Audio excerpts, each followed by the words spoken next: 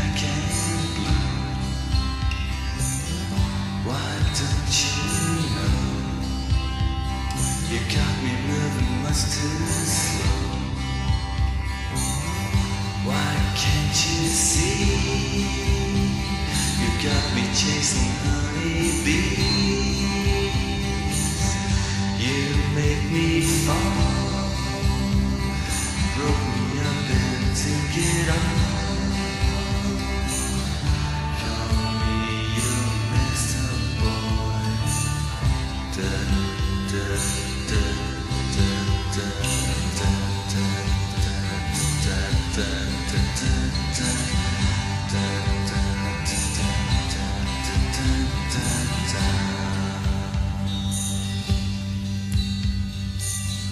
just what I thought. You knock my body to the ground. Just what I said. You're tearing up my weary head. Do I still shine after such a lonely time? You cut me dead. Me down and kick my head. 'Cause that your master boy. Da, da, da, da, da, da, da,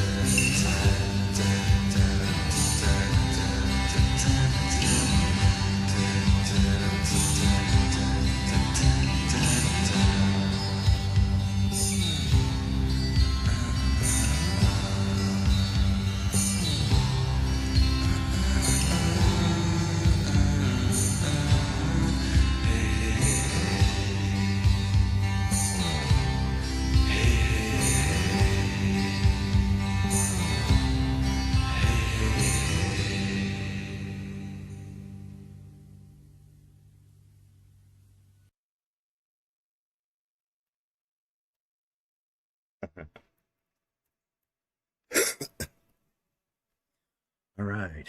What's going on, everybody? You know who that was? That was the Jesus and Mary chain. It's like my favorite band.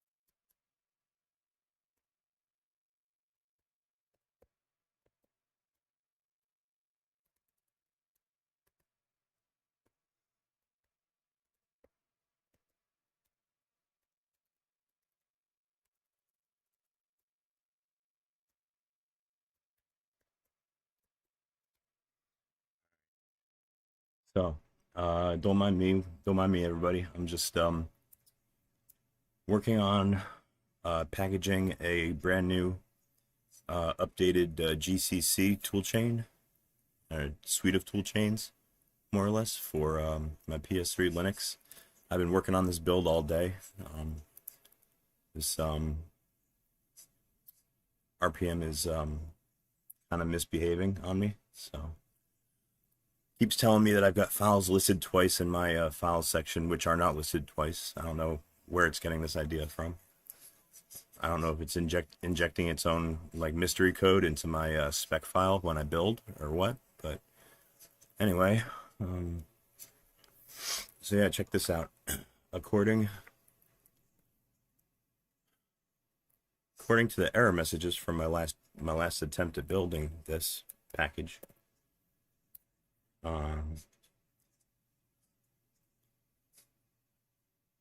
okay, so the errors here were I've got files that are installed but not packaged. So, and these are the files. So, and none of these are duplicates. They're all unique.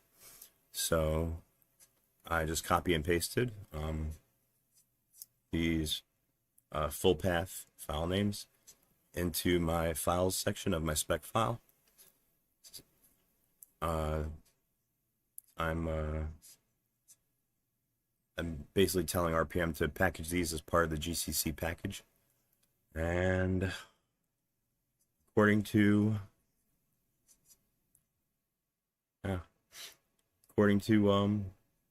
this output here of my last attempt at a build, those were my only errors, my only warnings, the only hiccups. So I just copy and pasted these lines into my spec file, and that means the rest of my spec file should be fine, and none of these are duplicates. So let's have a little bit of fun. Let's go ahead and rebuild the package and see what kind of bullshit errors RPM gives me this time. Hooray, here we go.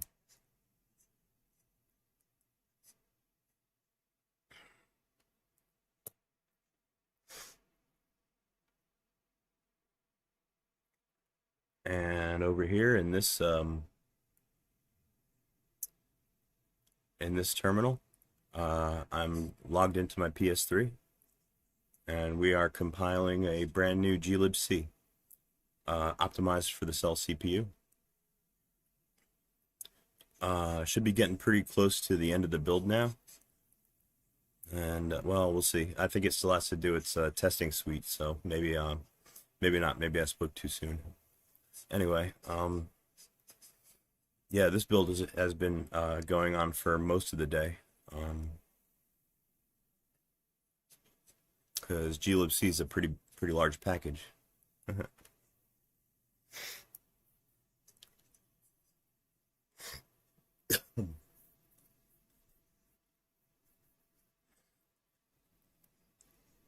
And then if we go over here to terminal 3, this one here, this is actually a local terminal. This is I'm not logged into any other machine. This is a local terminal.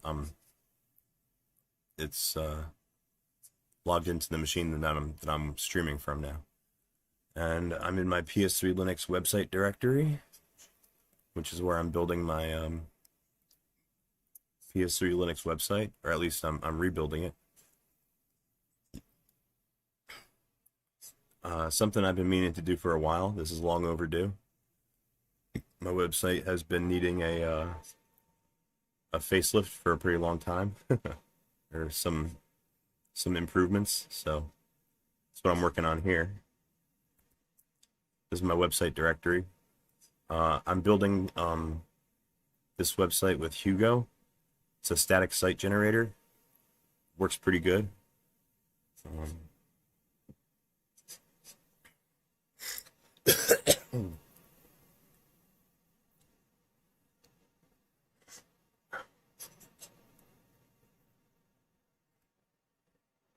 And if you guys want to follow along with my progress on my brand new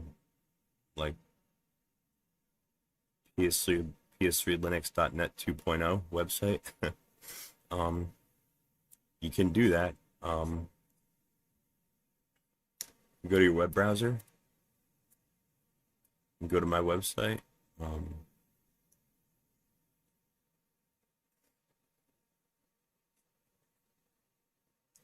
PS3Linux.net, then do /. I made a new directory. It's kind of, secret. It's kind of hidden, but you can follow along with my my progress there. If you go to PS3Linux.net/new site, there's the site that I'm working on now. I'm using the same theme as obviously my previous website build, but I'm gonna try and make it more. Well, I got more shit to add to it now, and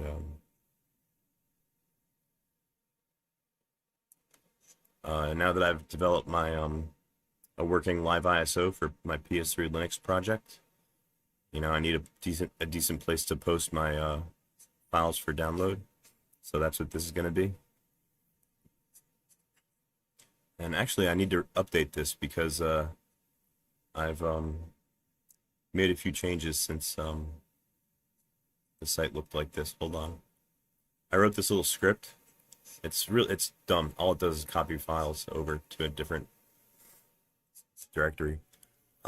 But yeah, if I run this as root,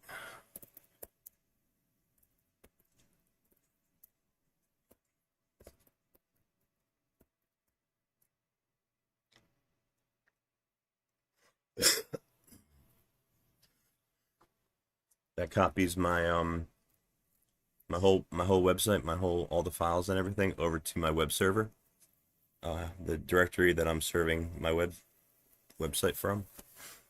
And now if I go back to Firefox and I hit refresh, there it is. That's the latest iteration of my PS3 Linux.net. I still have shit to add to this index page, but I also put a oh. I think I got a fucked up link. Hmm.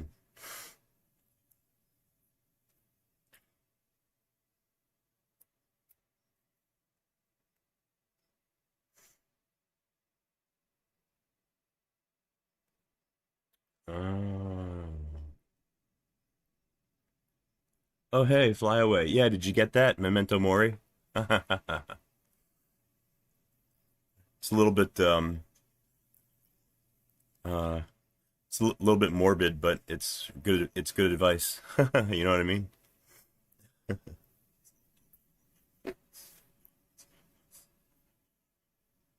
Always remember you're gonna die.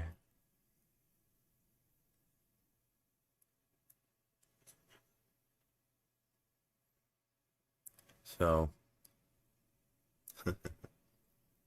yeah, this is gonna be my new PS3 Linux website here. Um I wonder if I can fix this extras link.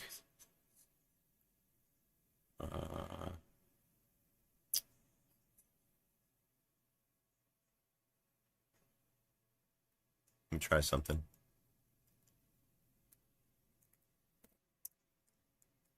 Oop. Oh, that's my Hugo web server. That's the server that comes with Hugo. It's running in the background. Um,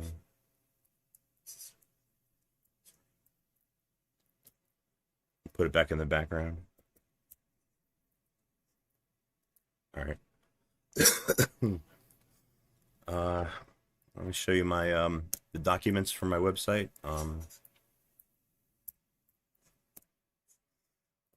The main configuration one is this one, hugo.toml, and that's this right here. I wonder if I could put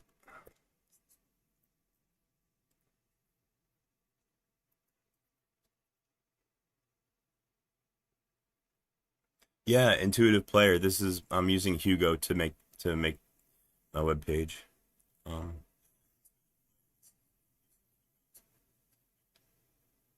wonder if I should hard code these URLs in here to make it work. Oh, let me try something out. Let me see if this does anything.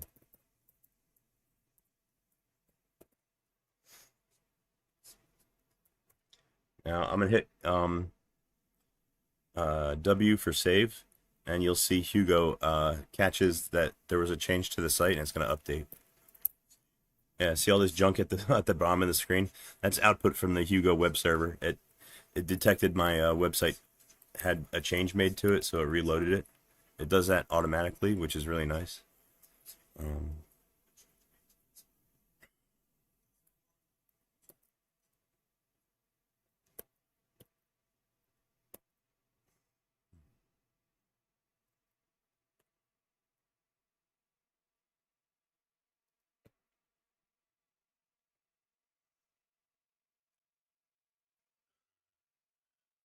okay, so all right, I broke my site on my local machine. Um, Let me push it to the web server, see if it works on the web server.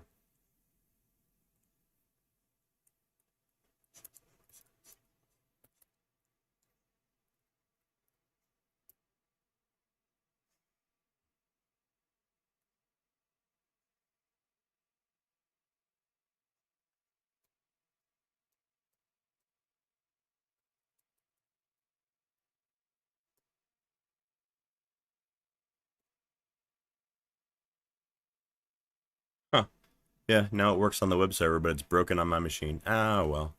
You can't win everything, right? There's always a catch. Alright, oh shit. My home button's broken too, I gotta fix that. God damn. I wonder if I should just hard code the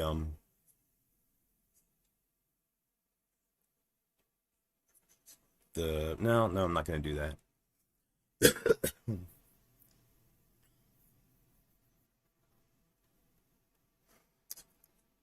Um, alright.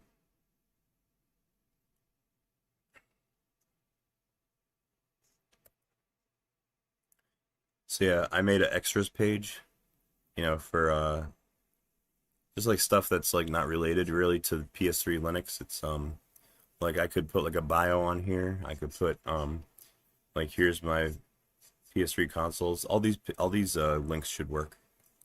Yep, there they go. That's the Gibson. That's my Zero Cool.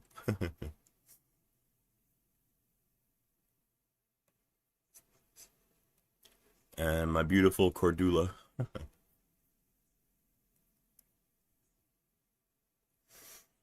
Let me fix my let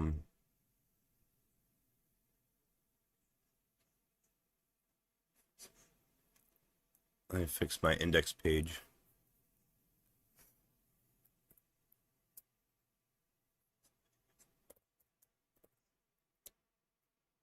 I bet you if I just add new site here. Hey, what's up, Picris? How you doing? How you doing, neighbor?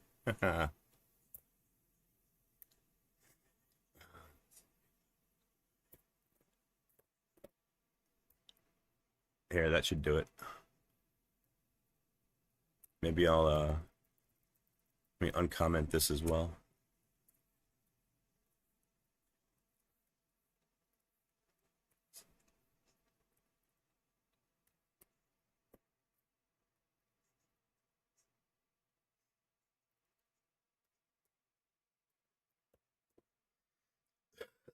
Hmm.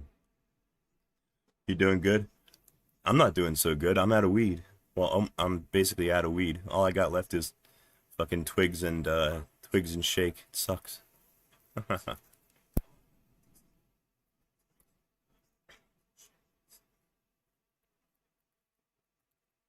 see, here's the link to my Discord right here. So you can always get to my Discord if you from my webpage. And of course my YouTube link and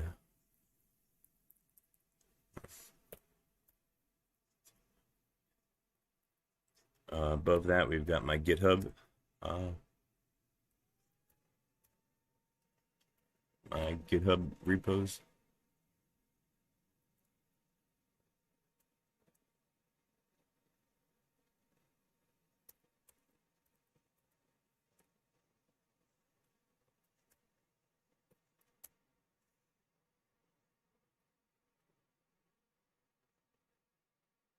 All right, I'm gonna go ahead and push this to my web server, and we'll see if it's working on the website now.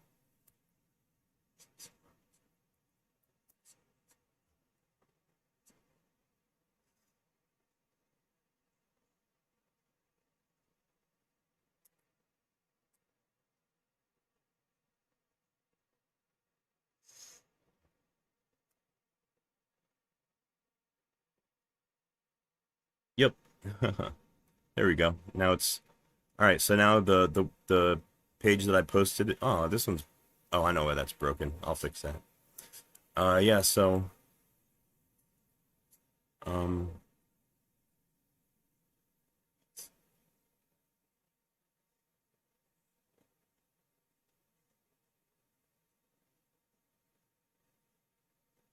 let me see. Now all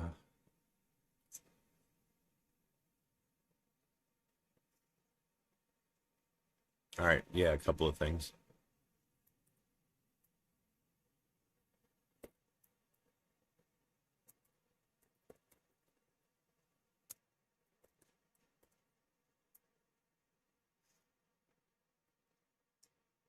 delete delete that separator for now.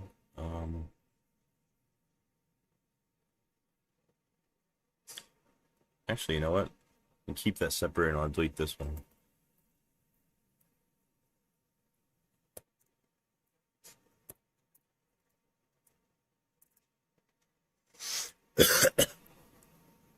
Let's see, next thing I gotta add is some instructions for how to use my live ISO. So I guess I'll put that next.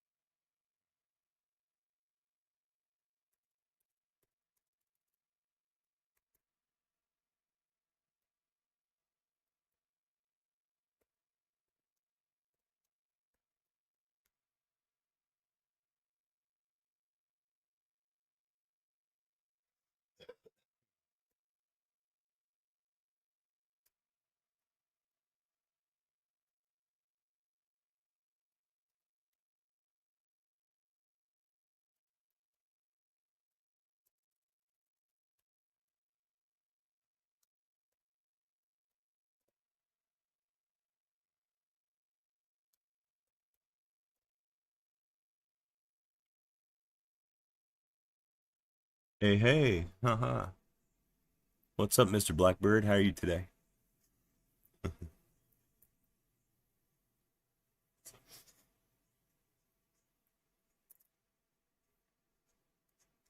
Let me think. I need to make some. I gotta put a little message here.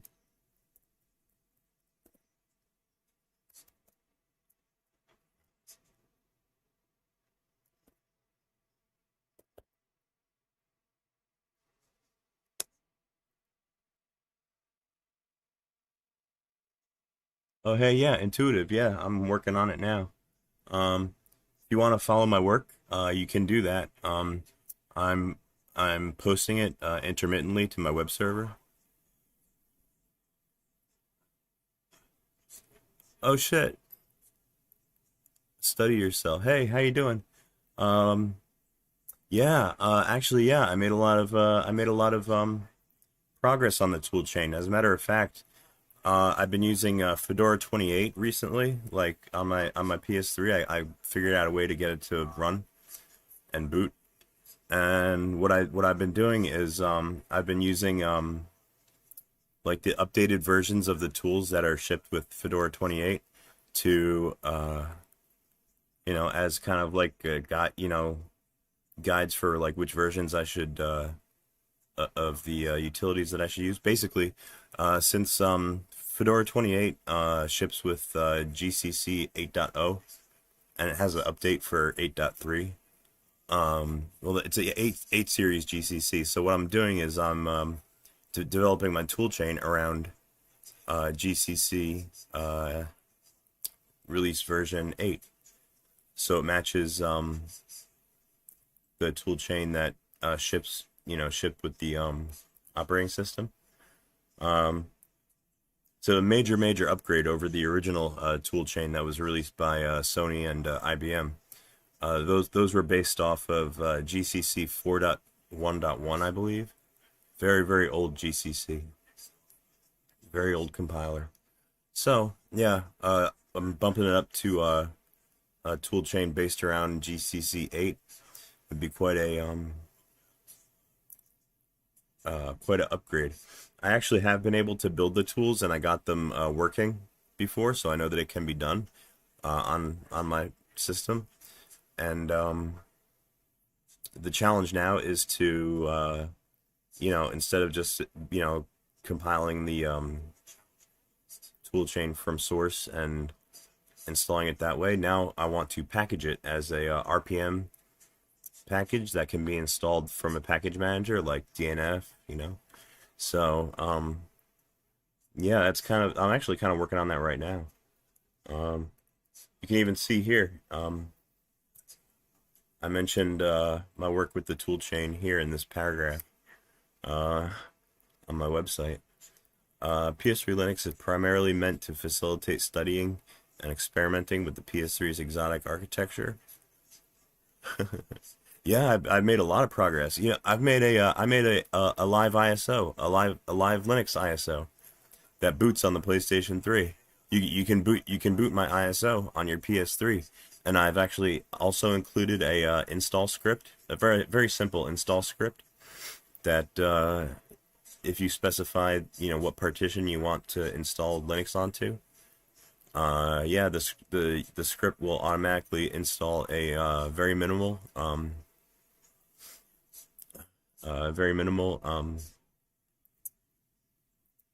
Fedora based operating system for you. So getting better and better every day.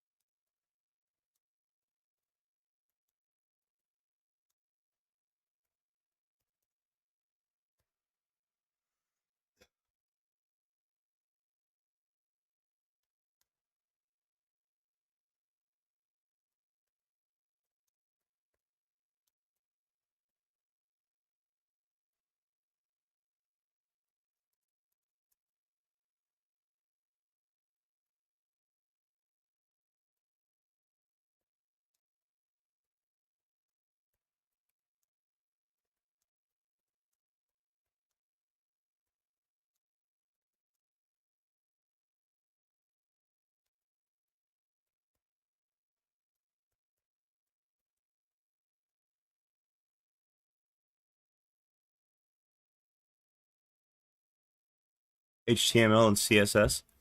Well, I don't really know HTML and CSS. Like, I'm familiar with them. I've used them before. Um, but nobody really builds websites with like straight up HTML and CSS anymore. And even if they did, I'm really not an expert in those I guess you can call them languages, like those like paradigms. Yeah, I'm really bad at web design. So I'm using a static site generator. It's called Hugo. Uh, Here.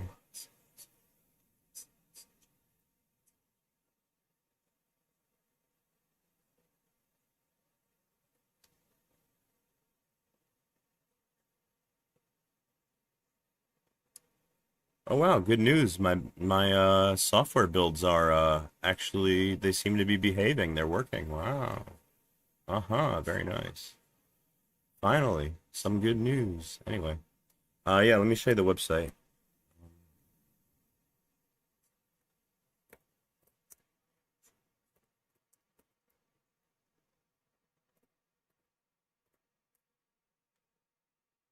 Yeah, this is oops, the hell? Anyway, this is the website for Hugo. Hugo is written in Go, you know, the Go language, and it's a static site generator. It's kind of like a content management system, a CMS, but more simple, you know.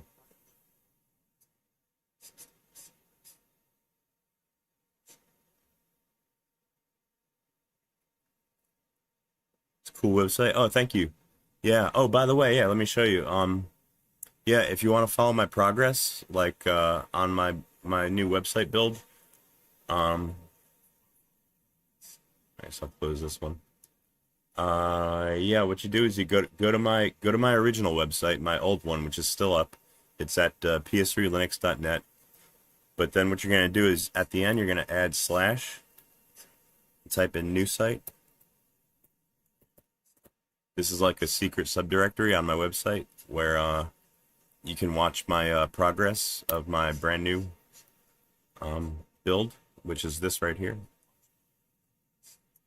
Oh shit, I gotta fix that.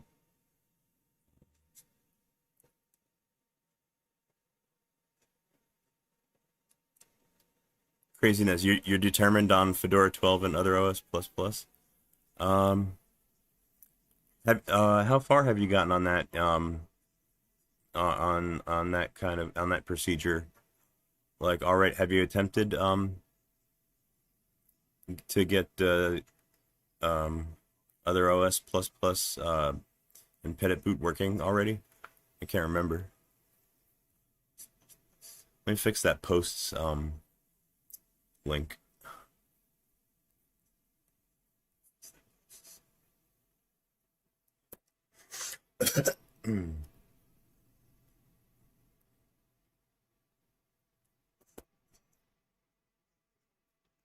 Let's see. Okay, I need a directory for that.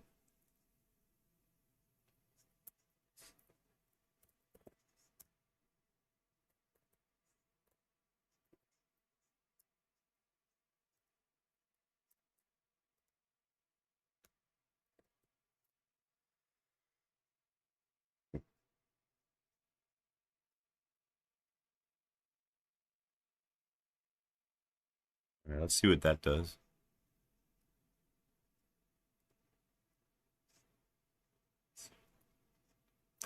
Oh yeah, that's right. Yeah, that's the biggest issue with doing doing Linux on a custom firmware setup. Um yeah, like did you try installing one of those like special quote unquote special custom firmwares that are basically their only purpose is to resize the game OS partition on the hard drive? I've got them uh I've got them in my archive. I can put them on my site for you to download if you want. Yeah, that's the way that I did it. Oh, yeah, see. Oh, you have them? Okay, yeah. Yeah, that's the thing. They are older than EvilNet, so you're gonna have to do a downgrade if you want to install them. So you're gonna have to toggle your QA toggle. Yeah, you either have to yeah either you turn it on or you turn it off. I can't remember, one of the two. Um, and that might work. That might let you install the lower firmware. That's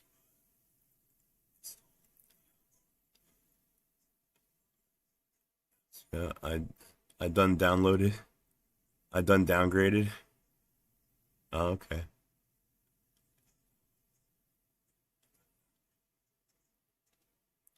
You're on 4.92 or? Oh, you've done that before. Okay. Okay. Yeah. So you know what I'm talking about. The QA button, the QA thing. You have to toggle that, and you should be able to downgrade to one of the Oh, are you typing on the phone? I hate trying to type on the phone. My big fat fingers.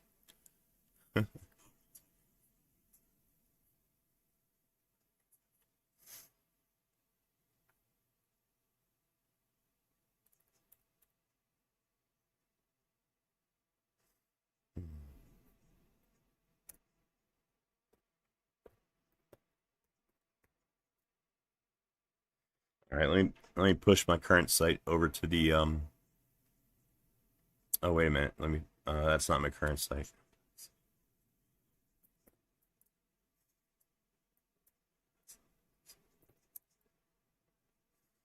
Let me save this really quick. I'm gonna shut down my Hugo server really quick because I'm using my web server as to display my pages. So let me kill that.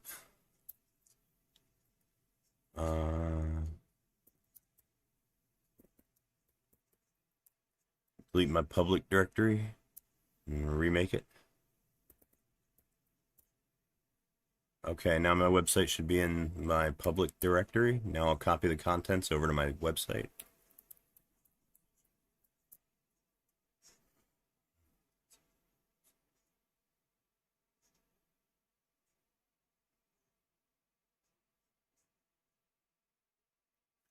Oh, okay.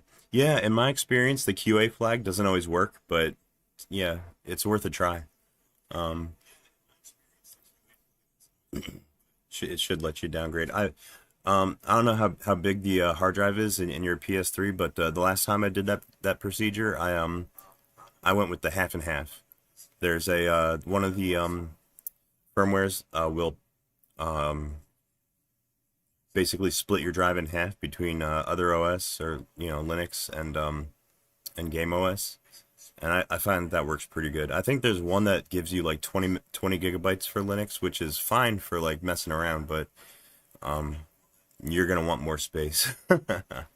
And then there's another one that will partition like 1/8 for 1/8 of the drive for Game OS and the rest for Linux.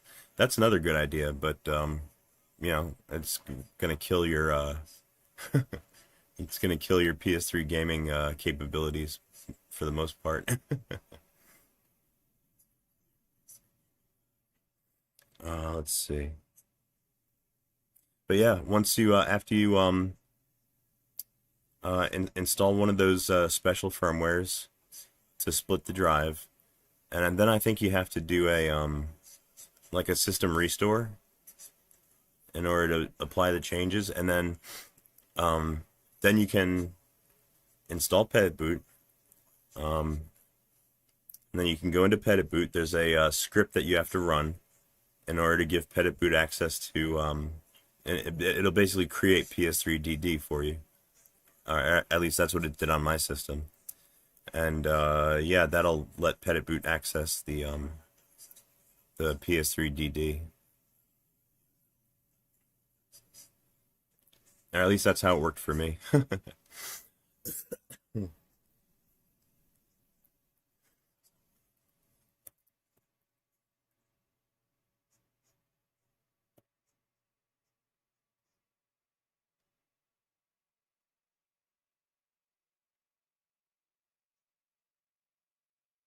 Oh, no, I guess I didn't fix my posts button or my post link. I'll come back to that.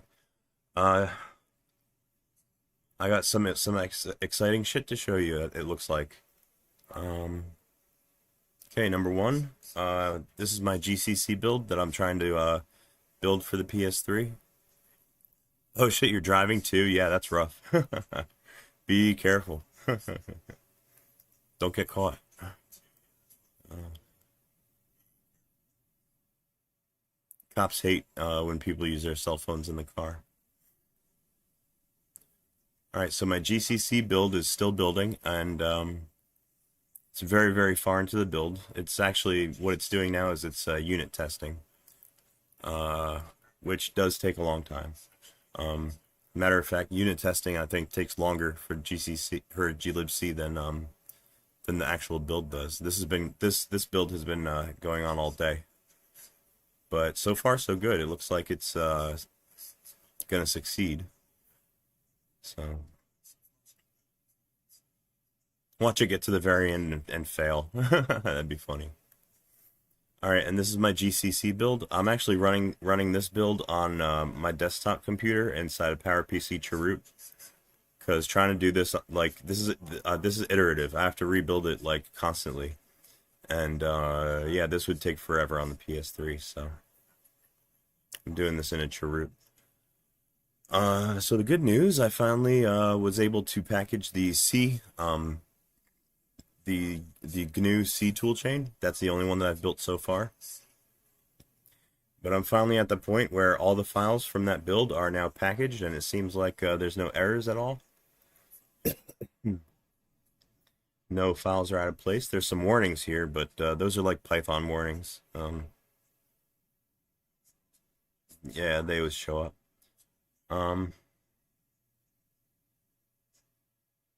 And we've created our package files, which is nice. You know what I'm gonna do? Do I want to try to give it a chance to install? I wonder if it. I wonder if it won't screw up my system.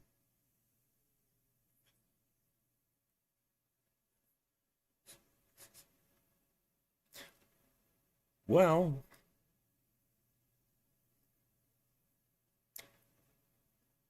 you only live once, right? Let's give it a shot. Um,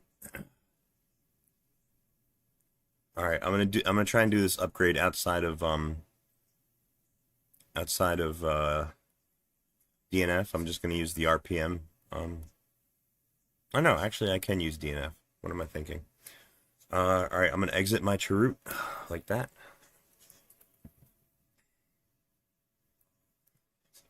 And let me switch over to my root account.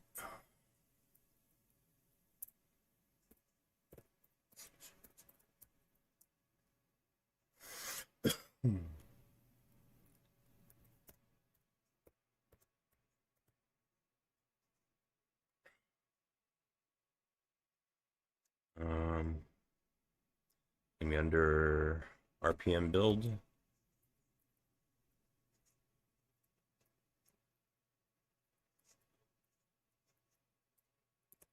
Oh no, PS3 Linux Relang. Let's see. I was inside of a Chroot called PS3 Linux PPC64 Chroot, and subdirectory is going to be root. RPM build, RPMs.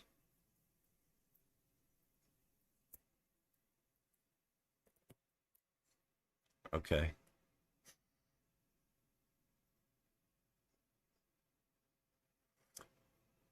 Wow, look at all my GCC packages. Nice. Yeah, these are all basically most of these are empty, by the way, at the moment, because the only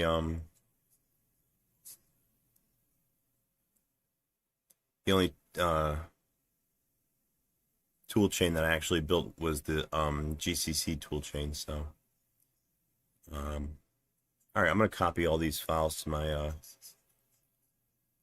my home directory and see if I can get one to install or upgrade.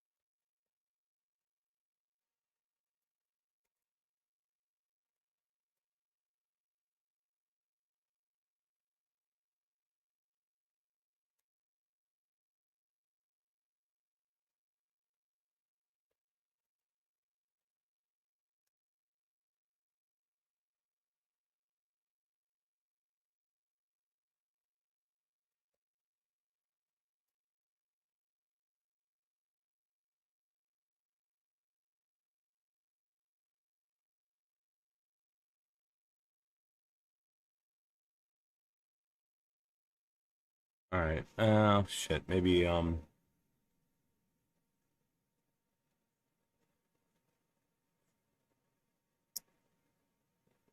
let's see. Maybe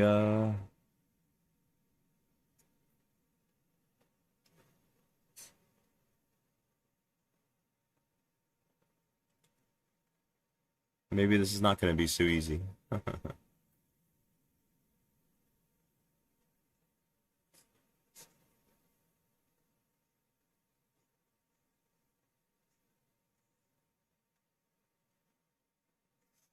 Hmm.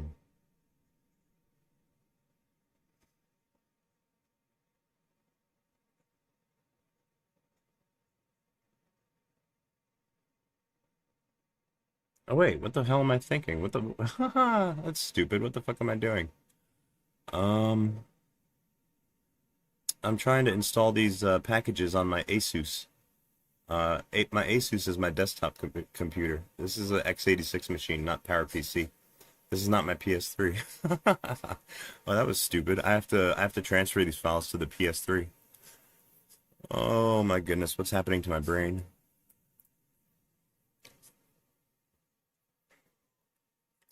Maybe I can SCP them.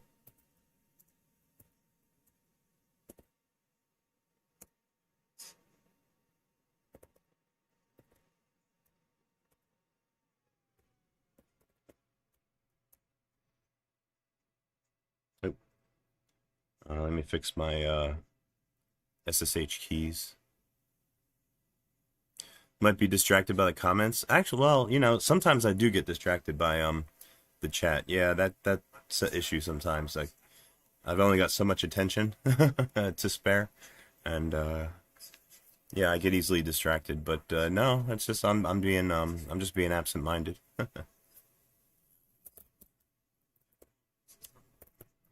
All right, let me delete my SSH keys here. All right, we'll try that again. Okay, import keys, yes. Super secret, super duper password.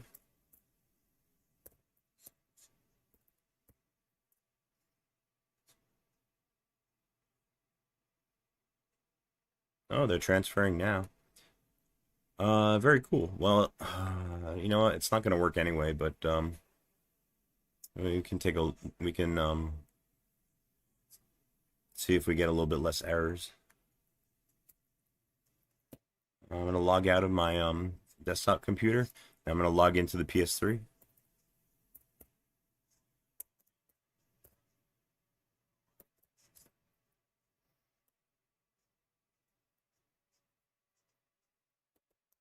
Switch users to root.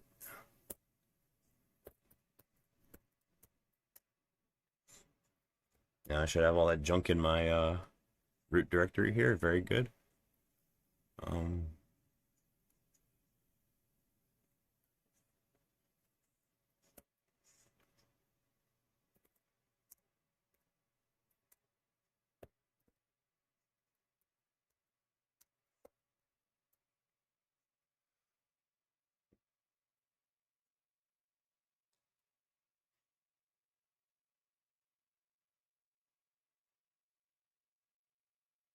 you gotta be patient with the the PS3 at the moment. It's working very hard. It's running its glibc testing suite.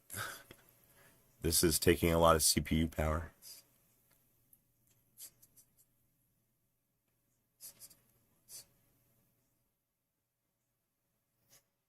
Oh wow, yeah, look at that. Most of my dependencies are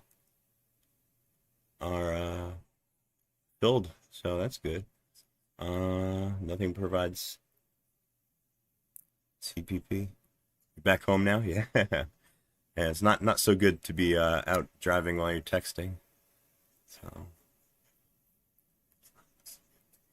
that could end badly.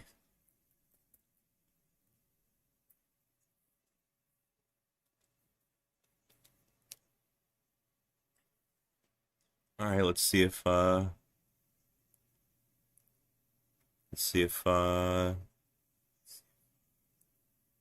these packages actually upgrade.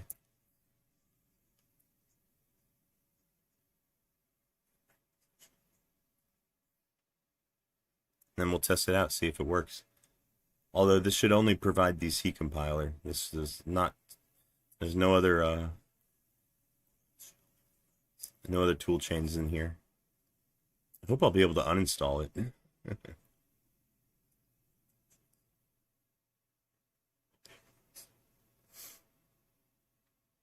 Ah, shit. Conflicting requests. Nothing provides libgcc. Oh, I need libgcc.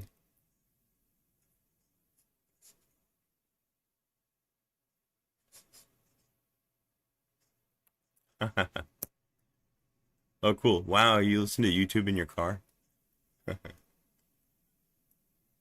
I actually listen to nothing in my car right now because I still haven't paired my new phone that I got for Christmas. I still haven't paired it with my my radio. I'll get around to it. Okay, libgcc. This is the one that we need apparently. So let's give that a try.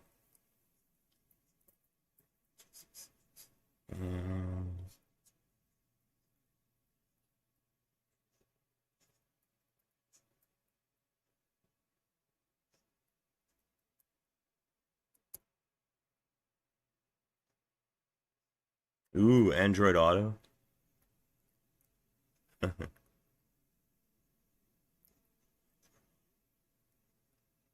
never tried that before, but it wouldn't work for me anyway. I got an iPhone.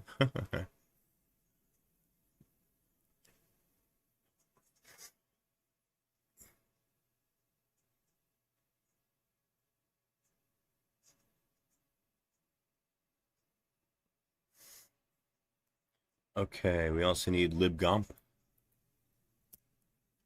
It's going to be right here.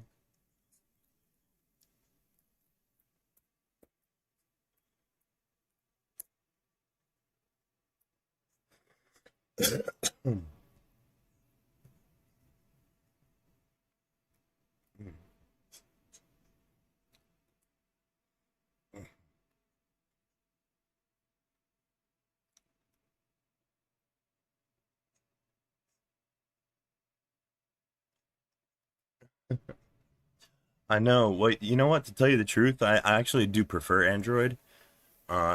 Traditionally, I prefer Android phone. Oh, motherfucker!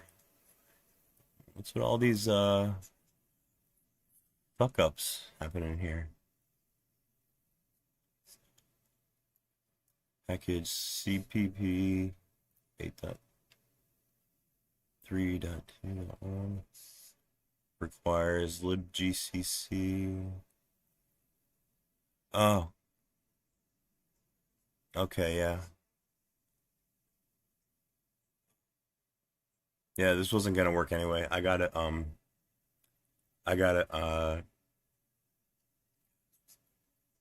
populate more of these packages with files. A lot of these packages are empty.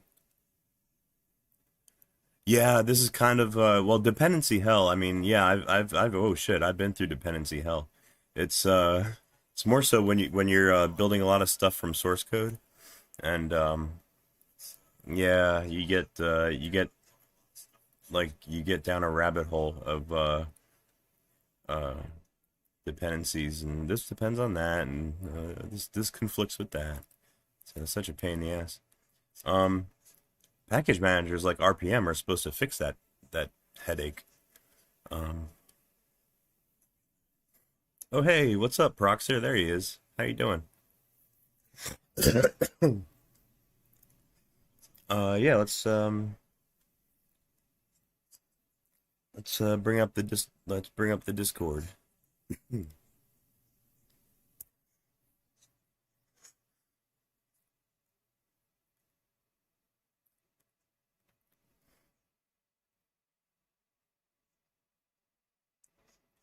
Did you guys see this? Somebody uh uploaded this footage from the Hackers movie. I love it. It's so funny. That's that guy Penn, I think, from Penn and Teller.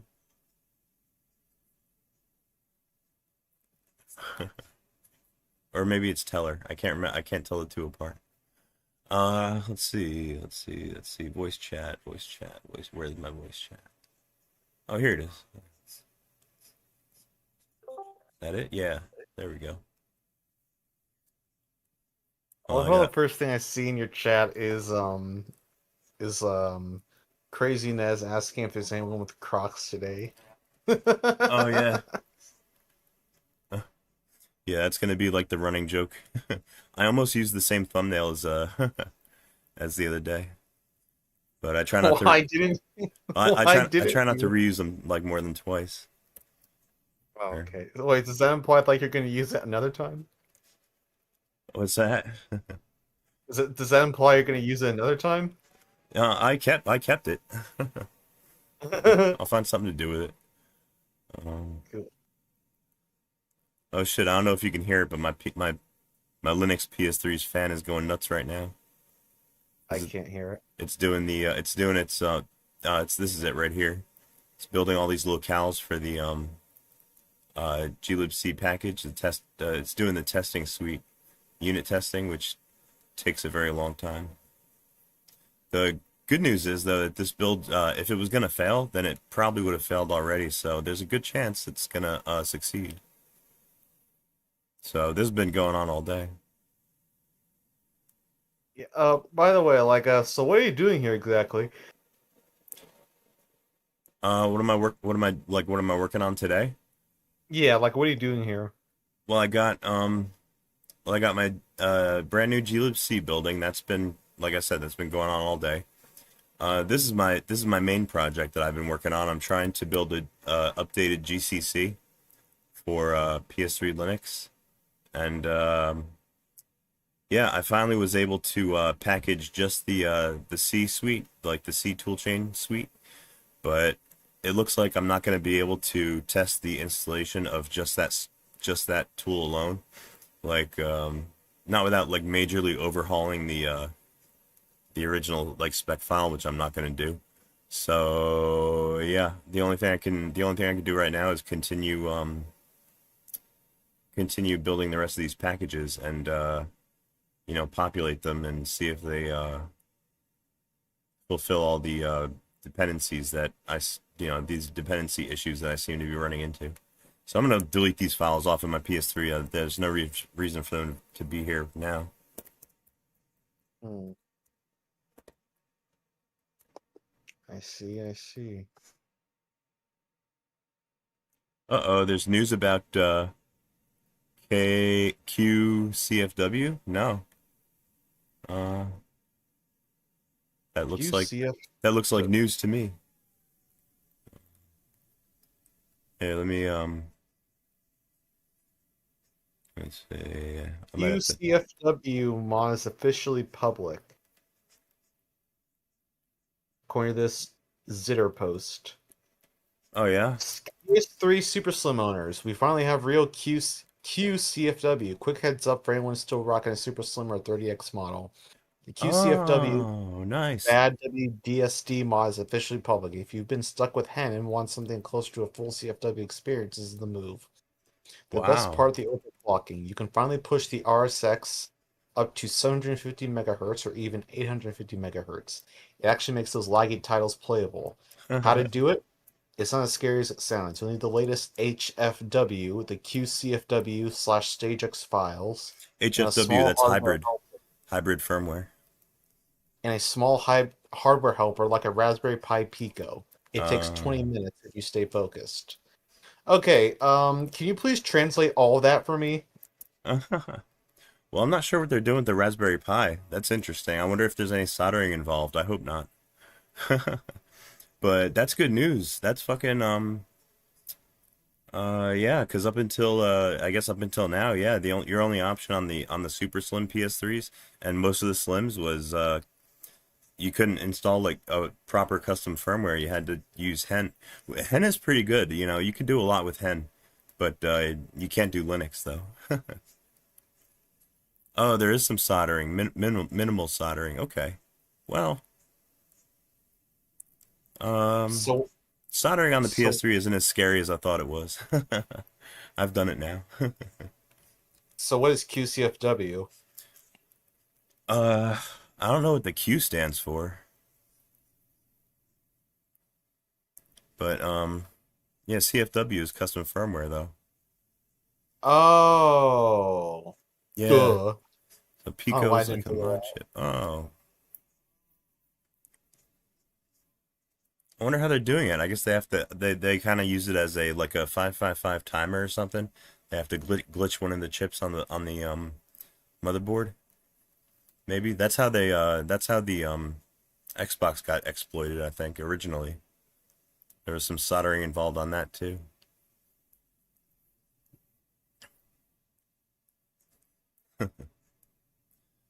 All right, I'm logged back into my Asus. Let me start a new GCC build, but this time we're gonna build GCC and GCC C++. We're gonna add another tool suite into the mix here. Should be fun.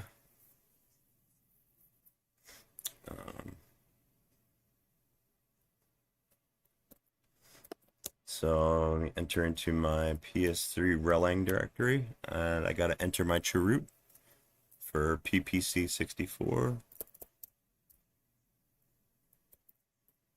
I guess I'll have to. I guess I have to notify the Discord about this since you guys are into. Well, yeah, that's actually really big news. That's pretty huge. Oh, You know what else? is the information on the PSX place? Maybe I'll look it up. See if I can. According to this post, yeah. In fact, Oh, here it is. QCFW. the Wow, latest interesting. HFW, whatever that means, is on PSX Place. Okay, well, yeah, HFW is hybrid firmware. I haven't used one of them in forever. That was the that was the old-fashioned method of jailbreaking your PS3. Like the first time that I jailbroke my PS3, it was a bit of an ordeal. It was kind of a hassle.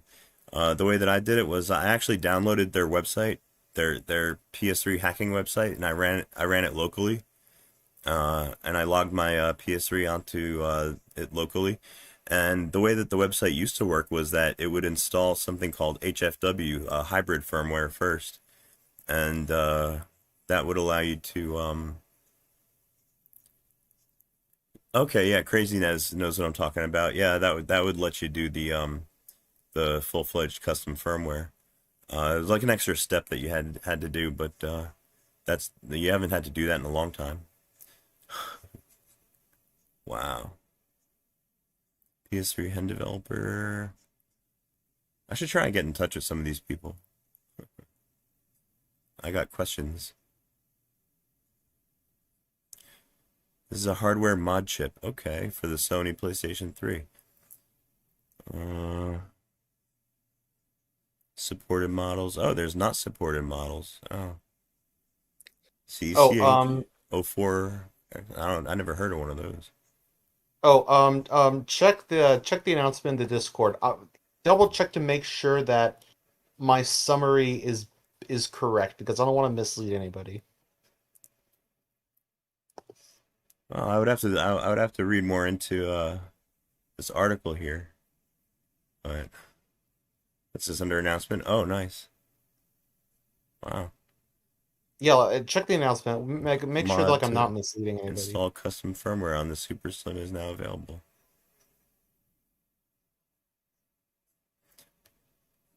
Well, yeah, that's my understanding. That's the buzz going around in the PS3 community, as far as I can tell. That plus the fact that they've been able to overclock the RSX by a pretty hefty amount. I wouldn't mess with that though. I don't care if my games run a little bit sluggish. It's okay. That's fair. Also, when I made that ping, the viewer count just jumped by like 10 people. Hello, 10 people. Oh shit, really? Damn, good job. Thank you. Yeah, well, you know what? I installed like a some kind of a bot or whatever onto the Discord, and it's supposed to announce whenever I go live. maybe it's fucking up. It does. It's just it doesn't ping Oh, it doesn't. Well, no. That's a lie. Actually, it does ping everyone. It's just hmm weird.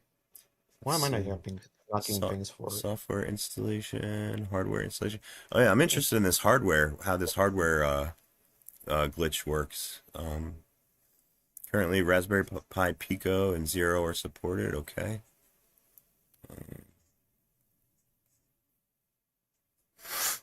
Oh hey, Sloppy Puppy saw your message. Wow, it works. Um, let's see. Only install mod chip after stage X is installed to console flash from above section. Otherwise, it won't boot. Okay. Um, those are some pictures. Flash. Oh, you're using the Raspberry Pi too. Oh, okay. Simply connect mod chip USB port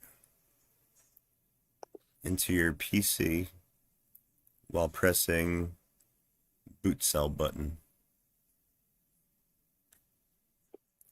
A new drive will appear. Simply drag .uf2 file into it. Yeah, well, this looks it looks kind. Oh wow, pin description. Here we go. There's your soldering. Oh shit, are we that's Syscon. Yeah, right here, Syscon, UART signal. That's the same thing I was working on. Very interesting. Yeah. Disable the mod chip without needing to remove power or unsolder. Where's the project for this?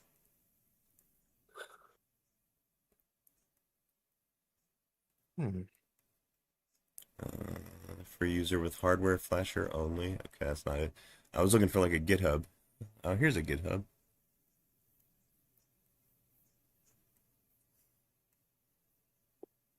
Bad WDSD. Supported models. All right. Here you go. What is QCFW? You still can't install custom firmware pups, so new variant of custom firmware must be made. Oh, it's a quasi custom firmware. Ha, funny.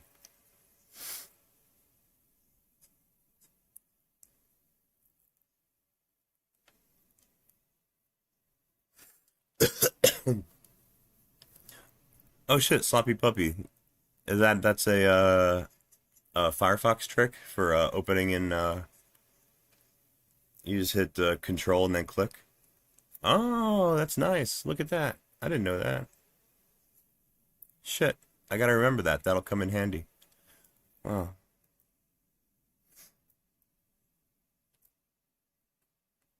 Remind me again. Why couldn't you install CFW in the first place on a Super Slim? Um, shit. Well, after after firmware 3.55, I think Sony made some kind of a like major alteration to the way that the way that their firmwares function. I think they changed the chain of trust. Um, and they altered their method or whatever, and I think they stopped using one of the components on the PS3 actually. Um, hardware patched on. Okay, yeah. Um, yeah. After GeoHot did his first exploit. Yeah, Sony made some kind of major change, and they were able to patch the vulnerability uh, uh, in the newer consoles going forward. I think it might even be at the hardware level that um, for however they did it. Sony just made it impossible uh, to use the like all the custom firmwares, even the newest ones are all still based on the 3.55, I believe.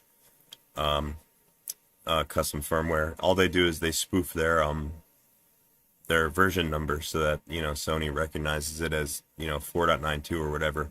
But yeah, I'm pretty sure even the newest custom firmwares are all based on like the 3.55 release. I see.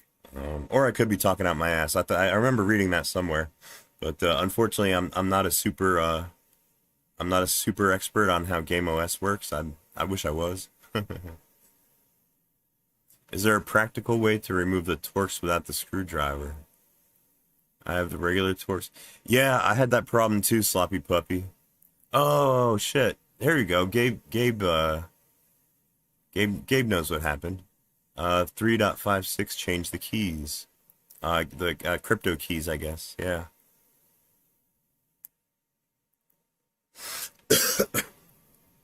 But yeah, Sloppy Puppy. I had the same problem when I was taking apart my white PS3. I was afraid I wasn't going to be able to do it.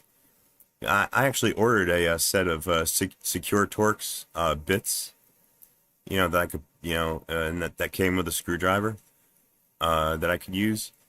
And unfortunately, when I finally took the plug off, you know, off of the cover for that secure Torx screw, fucking lo and behold, my screwdriver wouldn't fit in the hole. I couldn't get my my shiny new, you know, awesome secure Torx bit into the hole to get the screw out. So I panicked and I started looking. I went through my my automotive toolbox for like anything that had a Torx. Yeah, it was too short to, you know, it was, well, basically the collar was too fat to fit into the hole, and it was, yeah, too short to reach the screw. So believe it or not, I found a set of Torx like Allen keys. You know how Allen keys are? They're very, you know, they're just those bent little, you know, those bent little devices that you usually use on Allen wrenches, but they also make them for Torxes. And I found a set that I had bought from Harbor Freight, and it just so happens that yeah, the smallest one, it's a size T10. The Torx size is T10 for that screw. But yeah, I had the smallest one was a T10, and it just had the right shape. It had a divot in the bottom, so that it was able to grab the side, you know, grab the insides of the screw and get it out. Everyone's plugging Harbor Freight. Hey, I'm the OG of Harbor Freight. I've been a fan of Harbor Freight since since a long time. It's the poor mechanics tool store. Best, yeah, I would agree, Gabe. Yeah, Rebug was really cool back in the day, but I guess they stopped working on that project. The new big boy on the block is EvilNat, and yeah, EvilNat's they did a really good job on that CFW.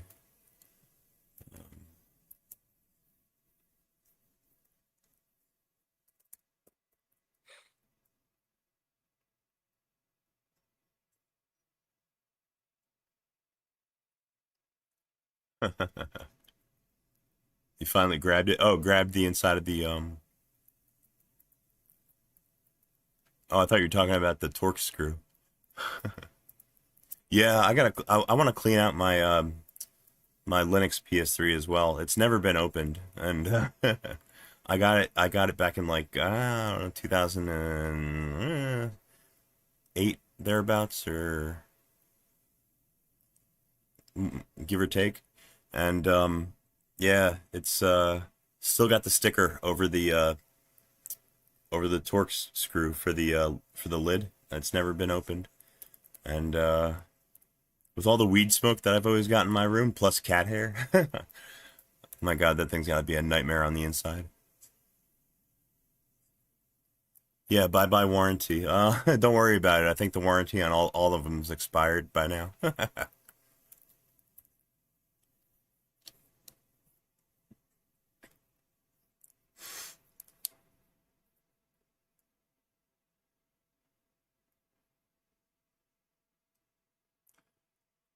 Eric, Well, it depends on what you're interested in. It depends on what you want to use it for. I mean, you're not, the PS3 is only, it's only got 256 megabytes of RAM. So it's not going to be running any modern web browsers, or almost any web browser to be honest. I mean, the only web browser that I've got working on my Linux PS3 that's kind of well, that's totally modern, but not so capable is one called oh, hey, thanks for the sub. Very cool. Yeah, I built one from source called NetSurf, I think it's called. And yeah, that works good on the PS3, but and then the good thing is that it's modern, and it has modern crypto. It's compatible with modern SSL. But yeah, it can't display sites like GitHub or like YouTube or none of these bloated like ridiculously bloated sites. It can only render sensible sites like mine. Glad to find this geek channel. Yeah, this is a pretty geek channel, all right. We're into some geeky stuff here, let me tell you. Mm-hmm.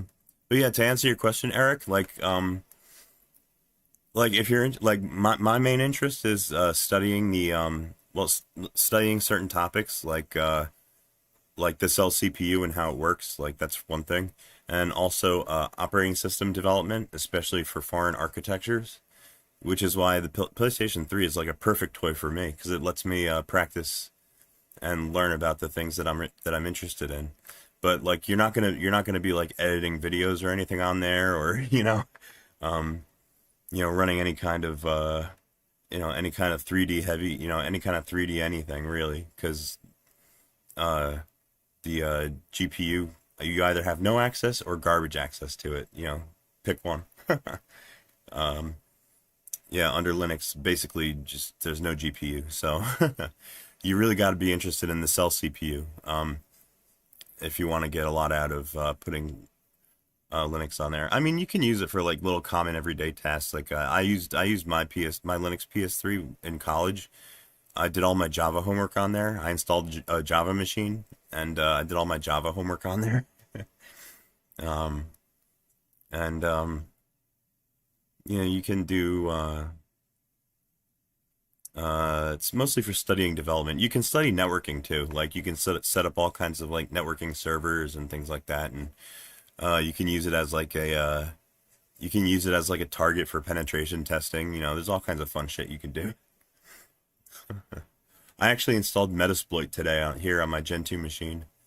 I haven't really used it at all yet. Metasploit's a very complicated piece of software.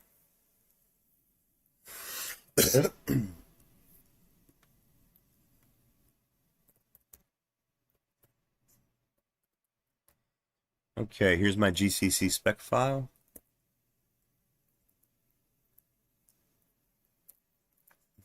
Metasploit on the PS3. I wonder if it probably would run on the PS3 if I installed it. That'd be fun to find out.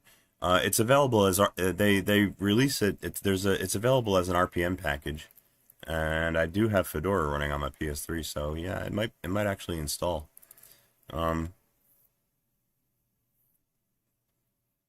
But there's only so much that I'd be able to do with it from the PS3 because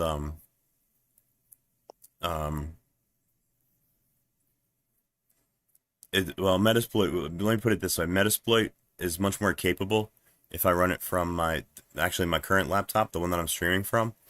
I've actually got two different internet connections on this laptop. I've got my Ethernet connection plugged into my router, but I've also got the Wi-Fi turned on, and I've got my Wi-Fi is connected to a different router. It's connected to the internet through my iPhone, which means I'm able to access my internet from the outside. You know what I mean? Yeah, Metasploit's almost all Ruby, from what I can tell. Yeah, they did a big rewrite in Ruby. But yeah, so the nice thing about running like something like Metasploit from this computer is I'll be able to I would be able to access my home network from the outside. Like if I was trying to run like networking security tests, that if this computer was only connected to my router, then I'd be testing the security on my other computers, but none of my tests would be able to tell me whether my router was actually protecting me from the outside world. If you want to do penetration testing on your home devices, you need an internet connection that doesn't use your home router, so you can attack it from the outside, basically. So that's what I use my iPhone for. So yeah, that's if you're gonna be using Metasploit, you want to try to install it on a machine that has access to the outside internet. You know. See, look at this. These are all my files sections here from my GCC build, and most of these files directives are empty. So yeah, most of the packages that I was able to build just before were empty. Only a couple of them have, like this one here has files in it. Like that's my CPP package. This one's got files. libgomp.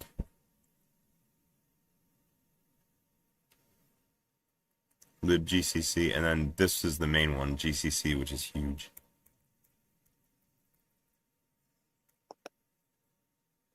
Mm-hmm. Let's see. I mean, does it matter where you source from? As long as you are targeting the router itself. Yeah, you want to target your router, but you don't want to target it from inside your home network because there's no security, like there's no firewall, like protecting your network from the inside. Unless you've got firewalls running on your individual computers, which most people do. But the firewall that you're really interested in, the one that you really want to test, is your router. And in order to access that from the outside, like from the public facing part of the world, then yeah. The ISP's fire? No, not the ISP. Your home router actually has a firewall built into it.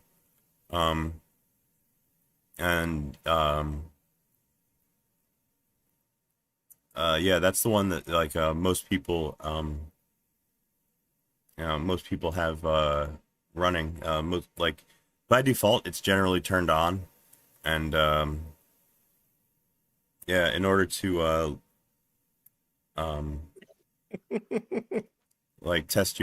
test the security of your home network, you want to run your tests from the basically like from the same environment where a malicious person would try to run their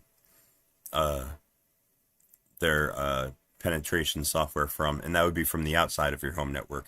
So you can still use Metasploit without having a connection to an outside network router, but it's not going to be as useful. You're not going to be able to do as much with it.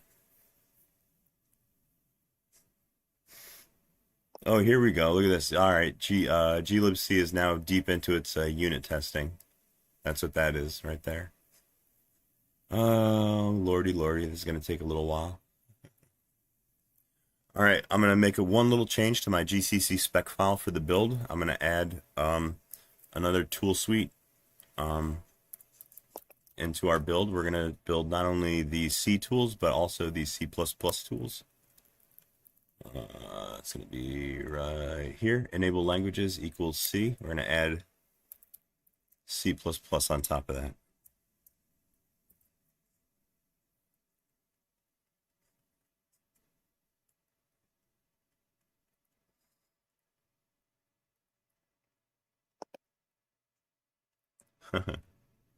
Oh yeah, well, oh shit, yeah, don't get me started on firewall rule sets. They're very complicated. So complicated.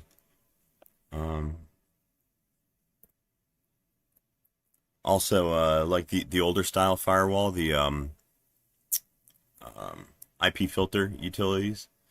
Firewall D is actually really pretty easy to the firewall D daemon. that's on modern machines like modern Fedora and shit. That's pretty easy to yeah, I mean compared to IP tables, it's pretty easy to configure.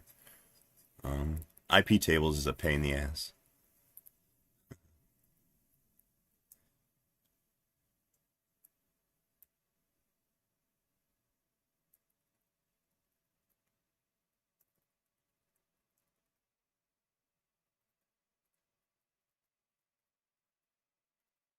Just cleaning things up a little bit here. I'm getting rid of my commented out file definitions because apparently I those files don't exist. I shouldn't need them.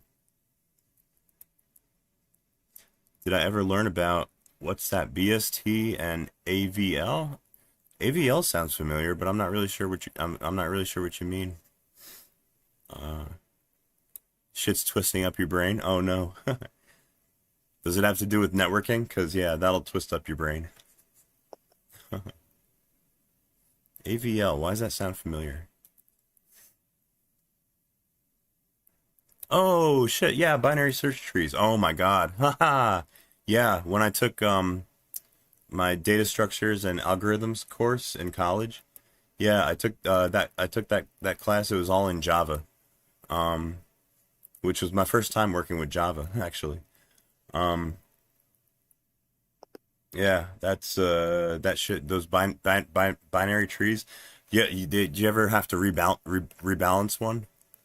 Like you can rebalance a binary search tree and shit. You can rearrange the configuration.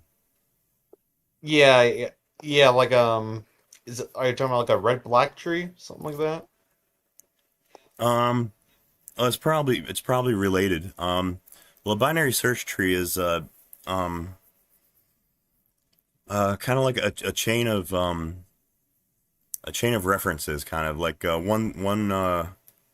one data block, like one data object will link to another data object, will link to another data object, and one parent can only have uh two children. I think they're called, or offspring or whatever. I think they're sometimes called, oh yeah, nodes and leaves. Yeah, yeah, nodes, pointers, and keys. Yeah, there's Yeah, oh yeah, I remember that. Yeah, actually, I built a binary search tree back in my other algorithms class. In fact, yeah, and you probably never used it ever since. um, It's good knowledge to have, though. I mean, really. I think I used it a couple of times back in my operating systems class. There can be only one. Oh, there can be only one child or none. Yeah, there's well, there's a No, there can be two children. yeah, I think that there. Yeah, you can have a left and a right. Yeah, Yeah, a left and um, a right. It's I'm two not kids. mistaken. It's been a little while since I took the course, but I'm too stupid to be watching. No, you're not. Nobody's too stupid for my content.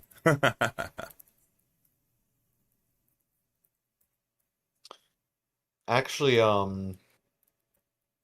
actually thought about implementing a binary search tree onto an FPGA, but I just never got around to it. I should do that. There's a project. Yeah. Yeah, see, yeah, listen to craziness. By means two. uh, binary, one or the other. All right. I'm gonna go ahead and start this GCC build, and now we're building two tool chains, C and C++, even though they're kind of like interrelated. So yeah, we're gonna be making our all of our libraries and everything again. I may not be able to use my C cache during this build because a lot of our object files are gonna have to be rebuilt. So yeah, this is gonna take a minute. And glibc is still unit testing. Okay, we're on test EG Math 2. I'm gonna cry if this fails. If this gets to the end and it can't, and it like there's one file out of place and it can't package it. Oh my god. I'm gonna throw my computer across the room. I'm just kidding. So you guys really don't use any of these data structures? Well, not for what I do. I mean, I do mostly software packaging. This past, like, you know, on these projects that I've been working on. So yeah, software packaging doesn't really require you to like get deep into the weeds of, like, you know, algorithms and things like that usually.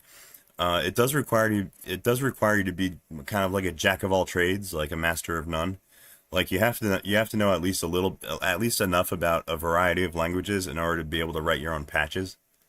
Because if you can't make patches, then you're gonna have a hard time as a software packager.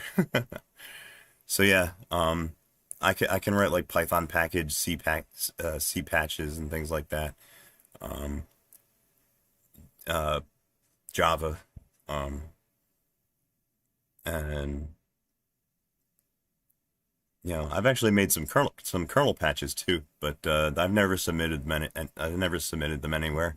I just they're for personal use. I know the base. Yeah, C, C++, Python. Yeah, well, that's the beautiful thing about computer languages. If you know the basics of like one language, the knowledge is you know, applicable. You can pick up other languages really quick. Small bit of Java.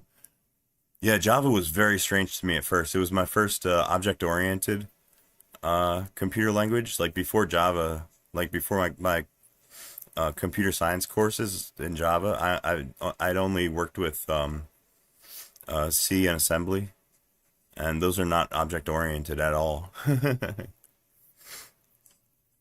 Yeah, Java was my first introduction to OOP, and you know what? I didn't like it at first, and I kind of still don't like it, but I can see where it's maybe a good way of structuring your programs if you're going to be doing something very large, a very large project.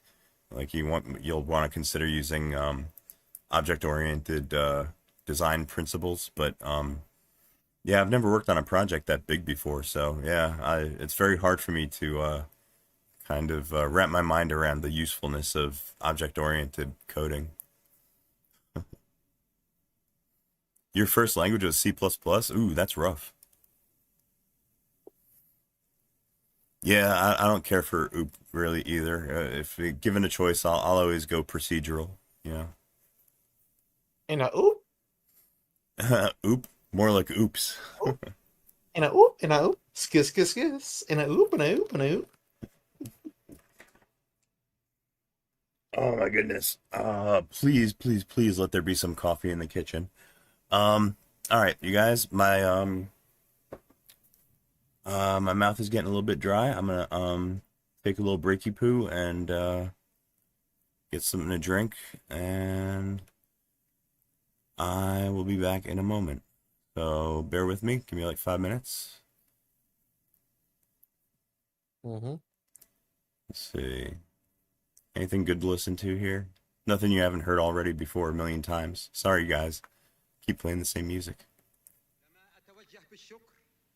إلى دولة روسيا الاتحادية وإلى الرئيس، وكذلك شكرنا للوزيرين وإلى حكومة النرويج ووزير خارجيتها لدورهم الإيجابي في التوصل إلى هذا الإنجاز الكبير. وأوجه التحية إلى كل إخواني القادة العرب وفي العالم الذين ساهموا في الوصول إلى هذا الإنجاز. إن معركة السلام أيتها السيدات والسادة هي أصعب معارك حياتنا. كل الجهود لأن أرض السلام تتوق للسلام العادل والشامل. يراقبني اليوم هذا الأمل التاريخي ويريد إعطاء فرصة حقيقية للسلام للسلام للسلام للسلام.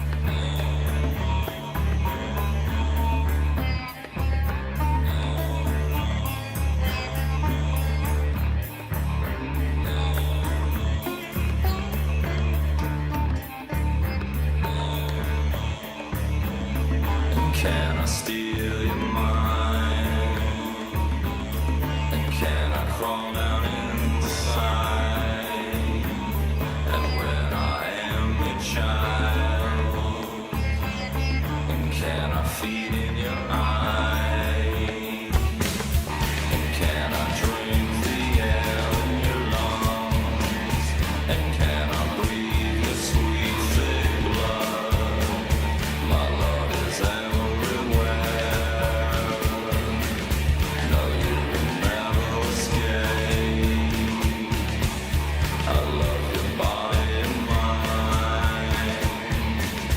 No, we will never escape. Our love is everywhere. No, we will never escape. Our love is everywhere. No, we will never escape.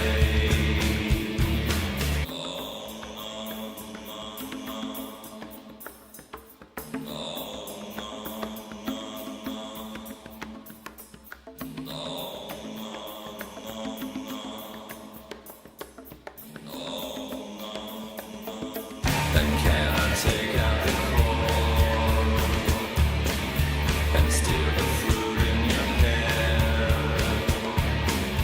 and curl my body inside down where it's dark and it's wet? I love you more than you like. I love your body and mind. I love you more than you like. No, we will never escape. Our love is everywhere. No, we will never escape. Our love is everywhere. No, we will never escape. Our love is everywhere. No, we will never escape.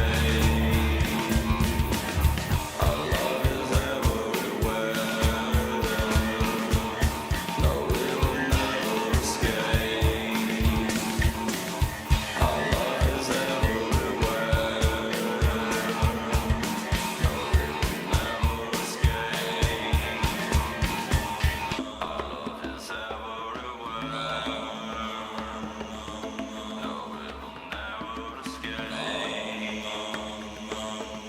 love is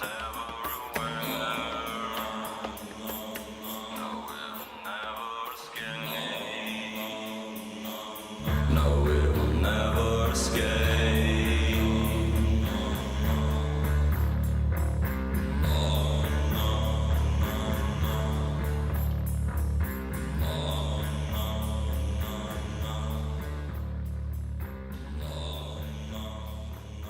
ويريد إعطاء فرصة حقيقية للسلام.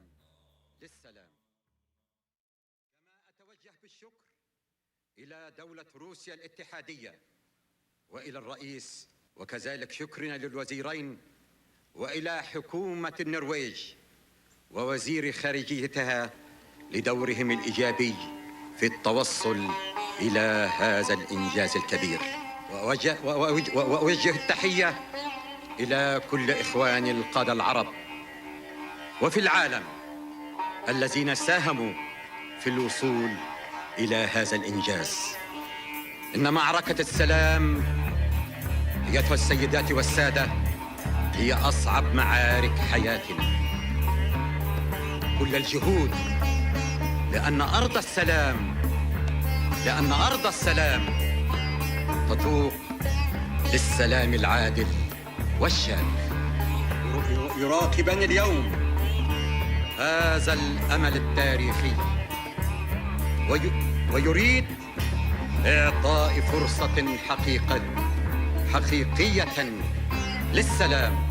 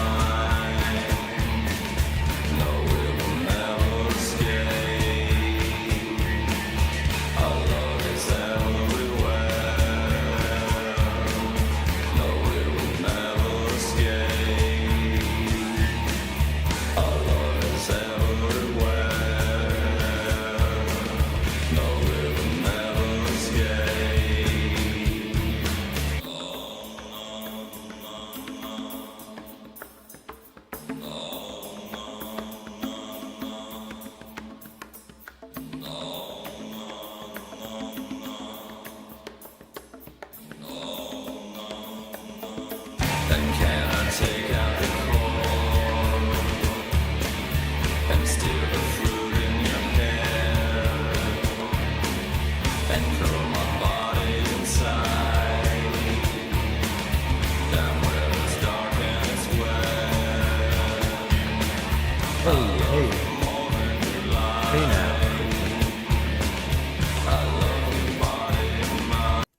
Hey, sorry you guys. Sorry for the little intermission there. I'm back now. Let me know if you find something you can use for zero-tier network. Probably be relayed.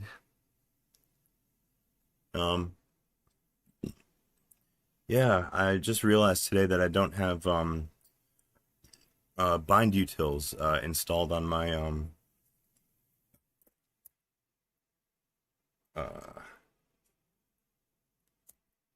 on my Gen 2 machine, the laptop that I'm streaming from. I need bind utils because I need the dig utility. So let's see if I can find that.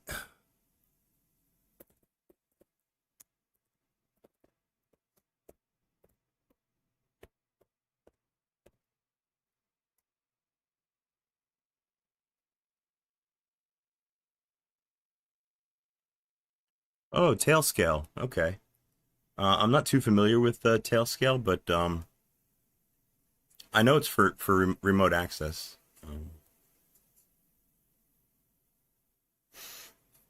See if there's a bind utils. There's a bin utils, DRDB. I don't know what that is. Bind utils, bridge utils. Well, there's a bind tools. I wonder if that's the Gen 2 equivalent of bind utils. Looks like it is. Global VPN. Oh. Yeah, I never messed with any VPNs or anything like that. I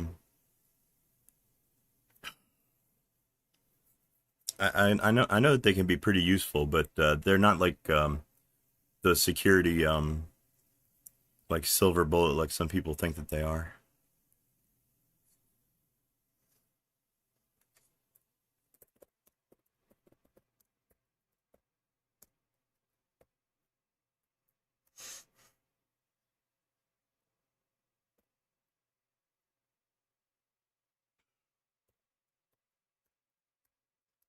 Commercial Okay, VPNs are so useless. Oh.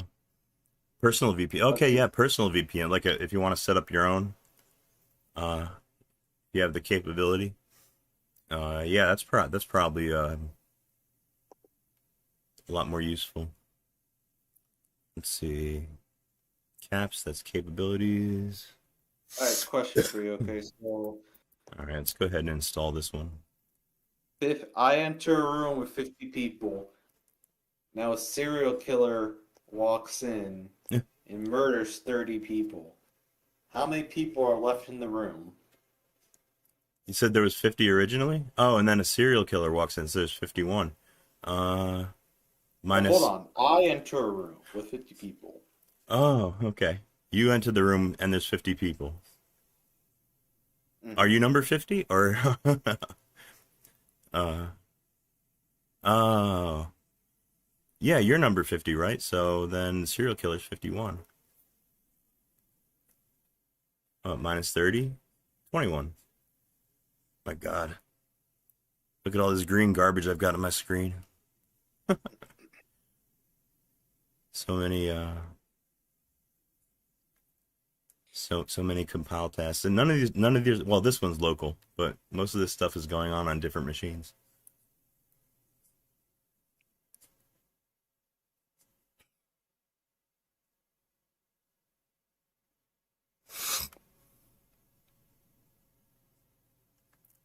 Oh no, Sloppy Puppy's trying to figure out your challenge. We don't know if you are the serial. Oh, you are the serial killer. Haha, is that it? I've never been good at riddles. I blame ADHD.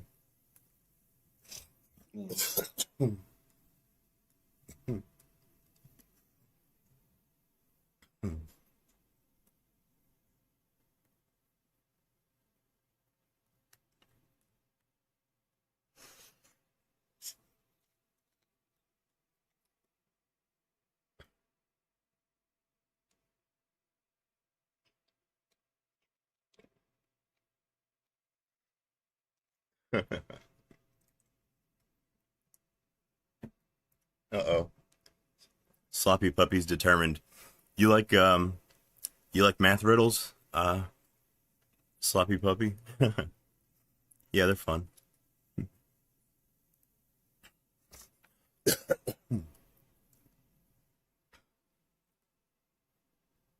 You know I used to be a math major, right? I made it to almost the end. I got technically I still have three classes left, but I can't afford to go back to that place. Why, you just didn't take out loans or something? Oh, I've took out plenty of loans. I will not be paying them before I die. That's they're gonna be someone else's problem. Let's see. That's the way things are. Yeah, every time I try to go back there, it's like $5,000 or more, and like the last two times I tried, like something went wrong. Like the last time I tried, COVID happened, and in the middle of the fucking semester, they had us try to finish the year remotely, and I think that was a scam. I think they should have just shut down and gave us our money back. Hmm. You know, it's hard enough trying to teach yourself math when you have a teacher in the room. That is presumably there to facilitate the endeavor. But yeah, with not inside a classroom, no, that's not worth it. It's not what I signed up for. Online learning works for you? Well, yeah, it does for some people. My niece became a nurse. She did all of her nursing classes like online, and she was great at it. Some people can do it. I'm old fashioned. I kind of have to have a desk and a chalkboard and all that shit. An Indian kid could teach me just as much. Yeah, Indian kids. I owe a lot to the Indian kids on YouTube. They helped me get through the classes that I did finish. Yeah.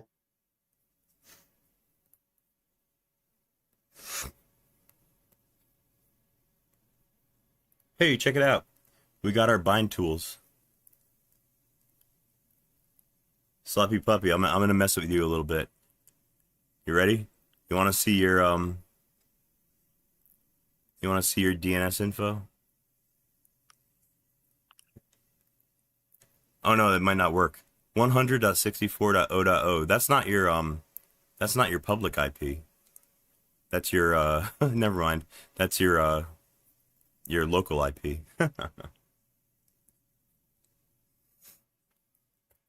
just stuck my fucking charging cable into like the HDMI port. Oh shit. Whoops. Oh no, I hope you didn't bend anything. I've done that. I think it's all good. We're all good.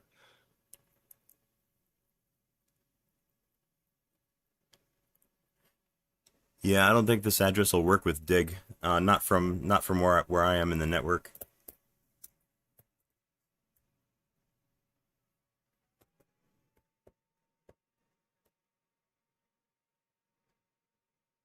Why did I write dig? Oh shit. Oh yeah, this IP address did work. Haha. Look at that. There's your DNS information, Mr. Sloppy Puppy. Yeah, don't worry, all of this is public. There's nothing dangerous here. But yeah, how cool is this? That's the dig command. The dick command? Dick, no, dig. Like dig is in like dig a grave. I wonder if I have drill.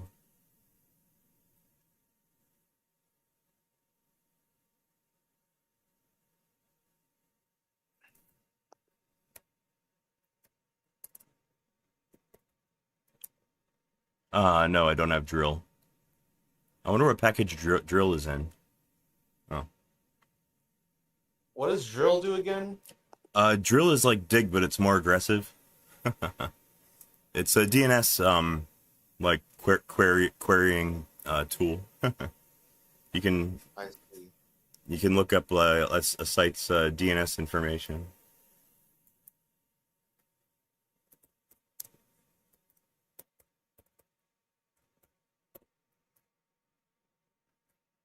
There's my dig information from my my website. And there's my IP. That's my public IP right there. I'm sorry, I'm not laughing at you. I'm laughing at this video I'm watching. Ah. I'd never laugh at you, my white king. Well, that's okay. I can take it. Yeah, you can laugh at me. I'm a bit of a joker.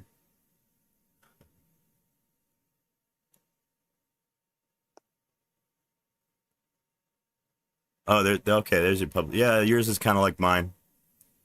Yeah, public IP. Oh wait, can you do it on me? Do you know your IP address? Yeah. Hold on, give me a second.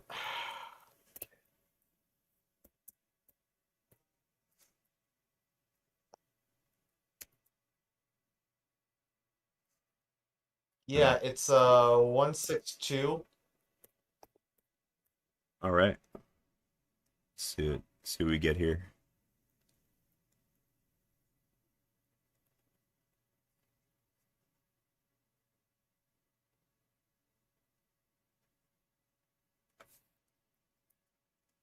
Wait, I wasn't finished. Wait, did you just do the dig on only 162? Okay, it's 162.120. Got it. 186. All right. .101. See what we got here. Let's see. Anything interesting? Dig 91842 162.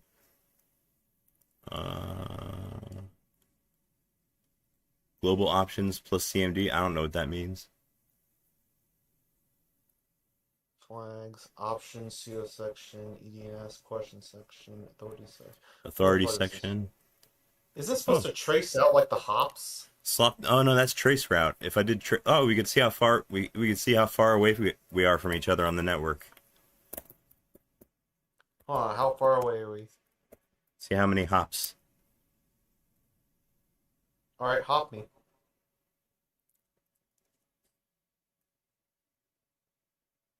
1, 2, 3, 26 hops.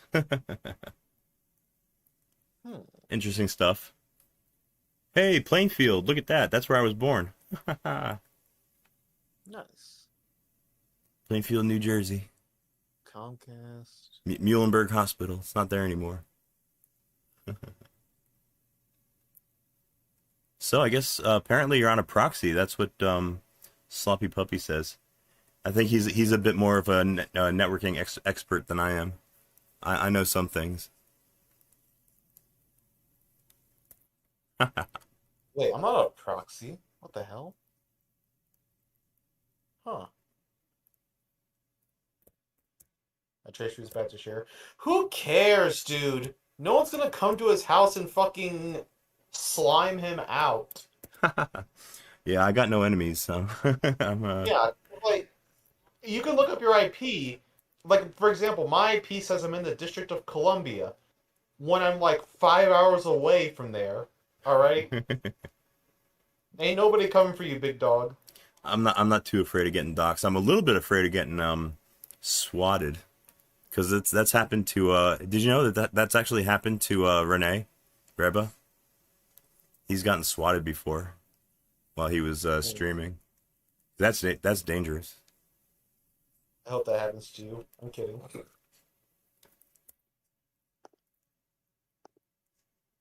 But yeah, like the fact that he says like he lives in New Jersey is like far more damaging, or like it's far more risky in my opinion.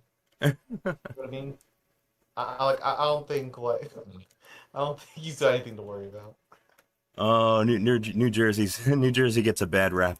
There's some places you don't want to go, but no, not around where I am. I'm by the beach. Jersey Beach. Yeah, like Jersey Shore. You remember that show? That's like my area. That's like I actually used to live right across the bridge from the Jersey Shore house back when I was renting my own house. Jersey. Yeah, the boardwalk in Seaside is fucking amazing. I love it. There's actually a better one though. If you go all the way down to the bottom tip of New Jersey, down to Wildwood, that's the nice beach. That's they got amazing boardwalk. Craziness. Yeah, I think we're all kind of well, no, we're not all like glommed in the same kind of area. Today we seem to be, but yeah, Virginia is not too far away. But yeah, a lot of my subscribers, a lot of my viewers are from like Southeast Asia and like Serbia and stuff. I got a lot of foreign people. I think it's because I stream at like odd hours. Like, you know, like I'll often be streaming when most of New Jersey is sleeping. Mm. Virginia's nice, but you got to be careful on the highways, especially if you're from out of state. Oh my God, they love to ticket you. Sloppy puppy. Oh, wow, 3 a.m. Holy crap, where are you from? Um, 3 a.m. 3 a.m. What's the time difference? Is that Europe?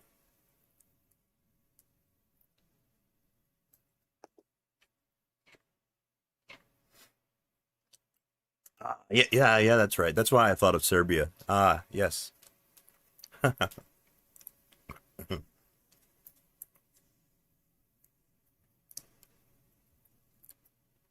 Serbia. I got another one. One of my friends here is from Ukraine.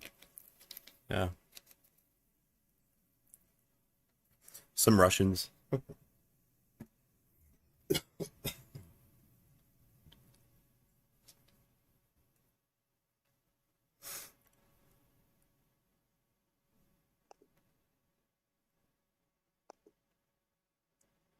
My goodness, how many unit tests are there in glibc?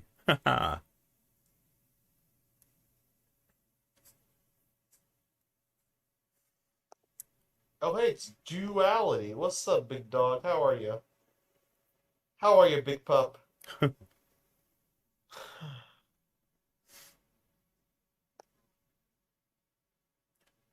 Oh, hey, good news. Our GCC build with the C++ tool chain is actually it's actually using a lot of the C cache files because I could tell because it's going faster than it would be otherwise. Mm, Yeah, sloppy nice. puppy. Oh yeah. Thank you for that. I was actually gonna get around to that eventually. I wanted to do a rescan of my I want to do a nmap. Yeah, it should only be ports 80 and 443 should be open. Um, those are for HTTP traffic. One is the 443 is for encrypted. Yeah, 80 and 443. There might be a you know what? Do you see a FTP port on there? Every so like last time I scanned my network from the outside, I noticed that there was a FTP port that seemed to be open, but I don't think it's on my router.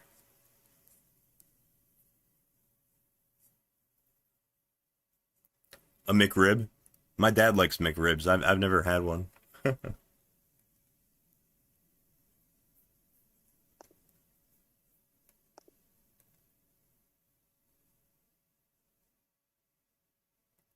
Yeah, 21. I think 21 is FTP, but I'm not running any FTP services. Yeah. Um so yeah, that kind of confused me. Um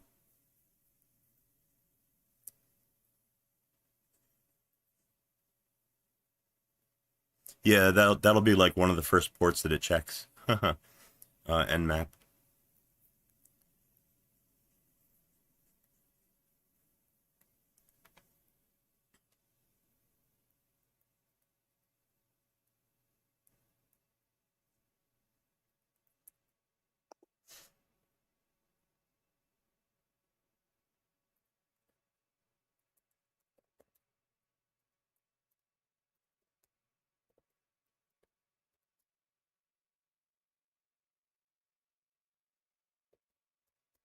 Wonder how much resources we're using right now. Oh, very low. We're only swapping 100 megabytes. I'm only using 80 megs of RAM. Wow. For all this testing.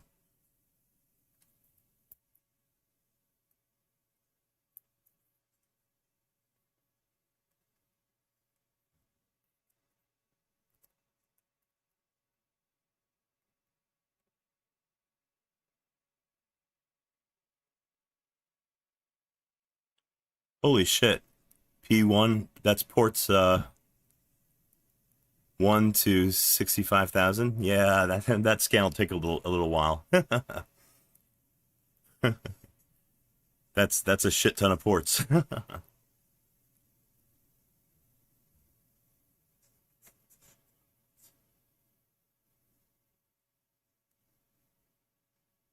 You know what I used to do when I used to forward a SSH port. Well, I used to forward SSH service so that I could connect to it from school. Right, so that I could connect to my PS3 from school and do PS3 work. Um, but yeah, when I started doing that, I noticed that my security logs would get all full of junk. Um, because as soon as you open port 22 on your router for SSH, like the whole world tries to break in. Like the whole world knows that you're listening on that port, and everybody tries to um, log in as root. um, and what it does is it pollutes your system security logs, and they get filled up with like nothing but crap of people trying. They call it noise. It's background noise, and it's on every machine that has a public facing SSH port. So what I did was I switched my port from 22 to 42069, and that helped a lot, actually. Um, it's not worth anything for security. It's not more secure than port 22, but so yeah, don't think that, but it does cut back on like how much like background noise and like how much like punters are trying to get into your system.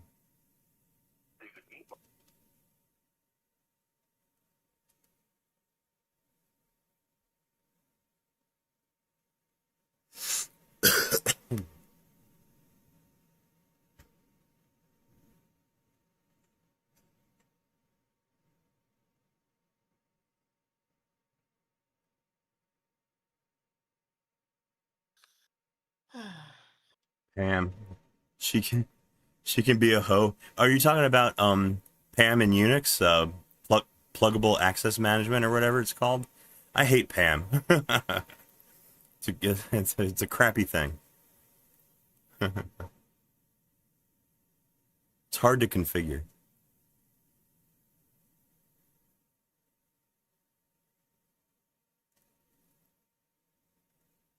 Oh no, yeah, sloppy puppy. I always use SSH keys. I never use um passwords. Yeah, it was all right.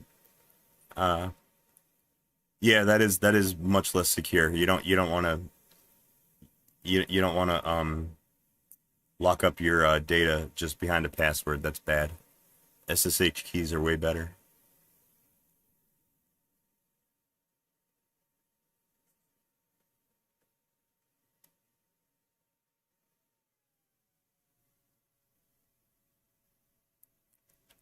Should have been filtered. Well, it was Fedora 12. So yeah, it was a very old Fedora that I had publicly facing the internet through SSH. Oh yeah, that's it. Pluggable authentication modules. Yeah, Pam is a pain in the ass.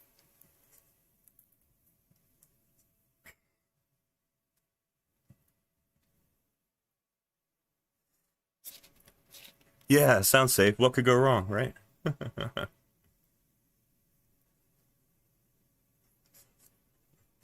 I had my entire like my entire home network, all my backups, all my uh you know fucking pictures from high school and everything, and shit that I've saved from my parents' computers and everything. Yeah, everything behind a machine running kernel 2.6 series. Yeah, that was the lock that I put on my door. Yeah, it was kind of stupid, but like I said, I don't know. I tend to be a little bit too trusting. Um, I tend to try to like I think people are more or less good on the inside, and you know that kind of bites me on the ass sometimes. That you make assumptions about other people's intentions. Your mouse starts moving. Yeah, well, that's happened to me before, Sloppy Puppy. Did you hear the story that about that happening? Um, I had a VNC server with auto login running on my yeah, you remember, auto login running on my PS3. And I just happened to wake up in the middle of the night for whatever reason, and I saw my mouse moving, and I was like, "What the fuck? Am I dreaming? Am I still asleep? What the fuck is happening? Is it haunted?" No, somebody was messing around with my VNC. And and then the dream turned into a nightmare because I looked at my screen and I realized that I had a terminal open that was logged in as root. I just left it there. Yeah, you never seen me move so fast when I jumped out of bed. I was like an Olympic sprinter trying to get to the machine. Luckily, they just pulled a prank on me. They uh issued some kind of init command that shut down all processes above process 1. So my computer kind of became useless. I couldn't even reboot it. I had to hard shut it down and turn it back on. No, my computer, I mean the PS3. I had to shut it down by, holding my finger on the button. So luckily that's all they did. They weren't like malicious. You had to finger your PC. Well, you know how if your PS3 like freezes or locks up, you have to hold your finger down on the button for a long time so it'll turn You off. gotta finger it? Yeah, that's how I had to turn it off. Yeah, PS3 is a computer.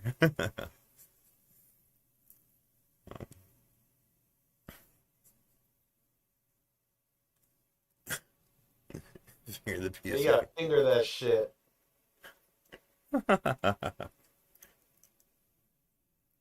Now I know it seems like I'm really really into the PS3, but I promise you I'm not into it. I'm not like that into it.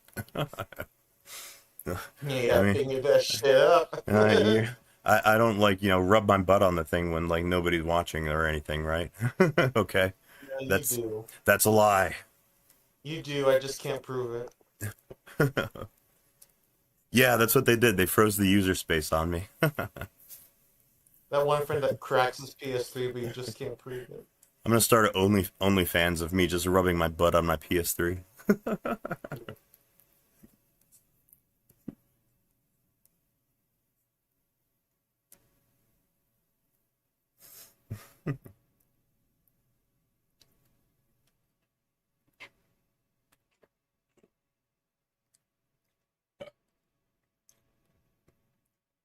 Whole story about the what's that Trox box?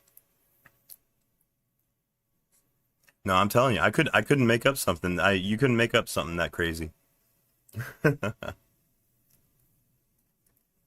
It's only real life is that weird. Oh, Torx. Yeah, okay. One size fits all Torx. No, no, no. Torx screwdrivers have specific sizes, and the one in the PS3 is a T10.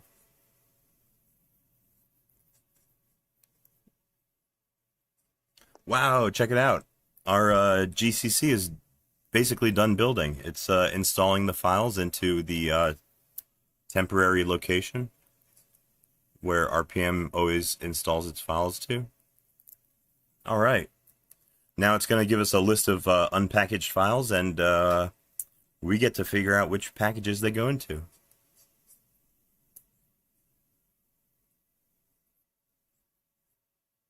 I meditated on the song. Yeah, it's a good song for meditation.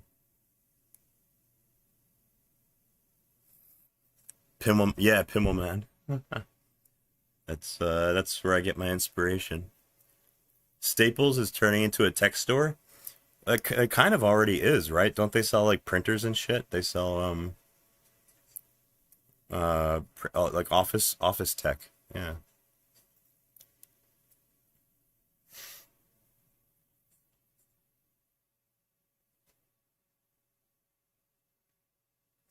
Okay. RPM is checking for hard-coded R paths in my binaries. That's what it's doing right now. They have an easy tech department. Oh, they got that easy button, don't they? That's stupid. I used to have one of those when I was 5. Oh yeah, Espresso. they had ones that you could take home. That's Yeah, literally, they had ones you could buy and take home. oh That shit. was easy. Oh my goodness. It found a relocation. That build failed. Okay. I have to relax its checking for the absolute R paths. Whoops-a-daisy. Oopsie doopsie. Well, the good news is the next build should go a little bit faster since we should have all the object files already cached. We won't have to rebuild them. Let's see. What do I have here? I got a 0020 error, 0020 error, and 0020 error. That is this one. RPath references ... Oh, that's this right here. See? ... All right. I have to set this environment variable and then rebuild.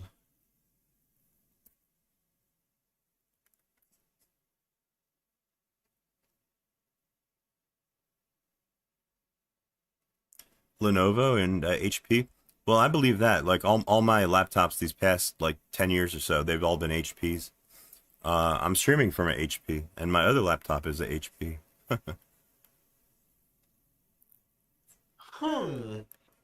I think this guy likes HP. Well, yeah, they're pretty sturdy actually. The one that I'm streaming from now is a metal laptop, and it's actually really rigid.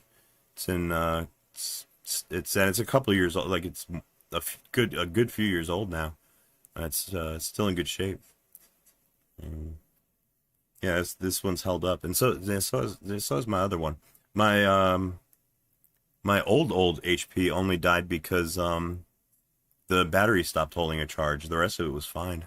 I could have gotten a new battery from like China or something, and still used it.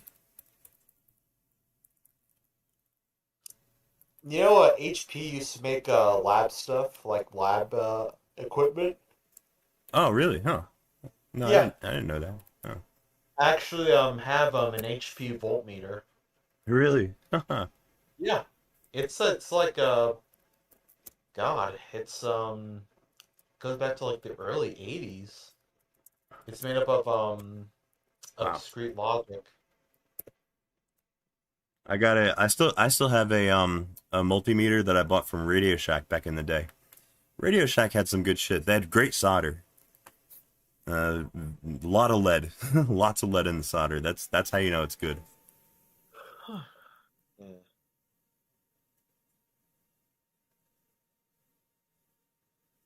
Yeah, trying to get a battery from the original company, I wouldn't even try. I'd just get a Chinese one.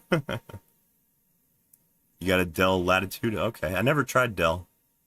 I think the next time I try to get a laptop is I might try to get a framework. I know they're a little bit expensive, but supposedly they're built really good.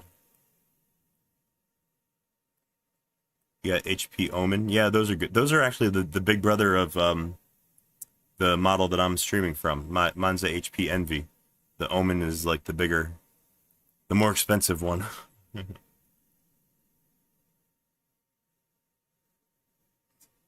Dell is the old reliable. Well, they used to be like back in like the late 90s, early 2000s. Dell was like the best computer company. They had the best machines. Them and I remember another company, Gateway 2000. They had really good computers.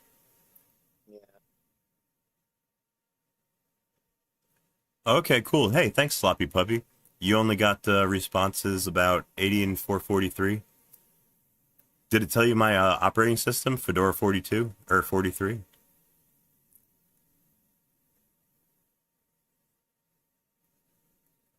Oh wow, we're only 16 hops apart. Ah, small world. All right, I had to put this environment variable QA rpaths equals blah blah blah into my command line. Now I'm gonna rerun RPM build and we'll see what happens. Never buy a laptop from Razer. Yeah, Razer stuff seems kind of I don't know if cheap is the word.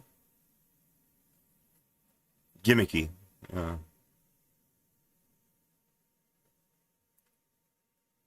between Linux 4.15 and 5.19. Well, close. I think I got kernel 6 dot 6 dot something on there, 6.18 maybe.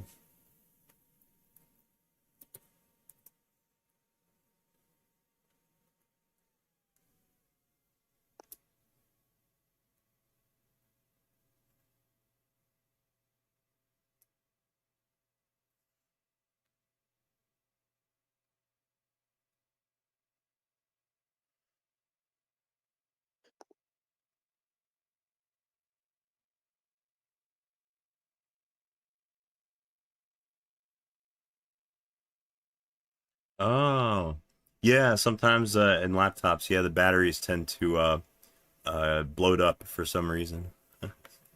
They do that right before they're getting ready to catch fire, actually.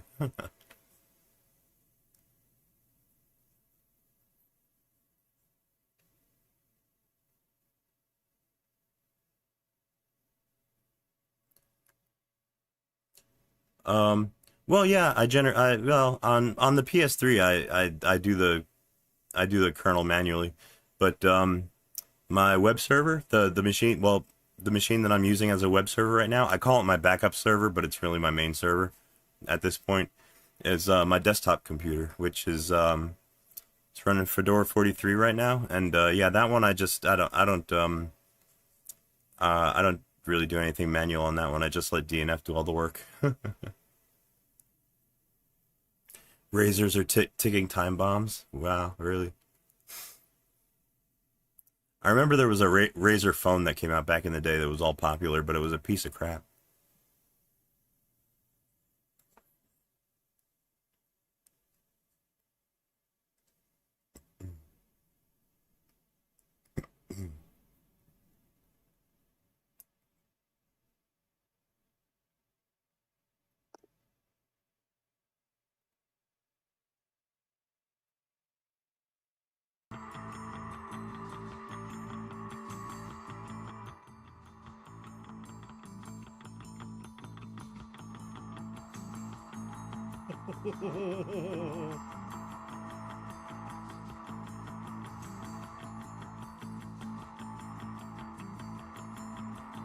Alright, bud, this has been fun, but I gotta go to sleep since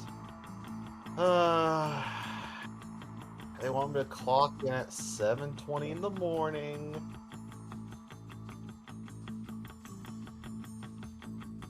Yeah. Eyes are green. Sir, hey, gotta make more money to give to you, am I right?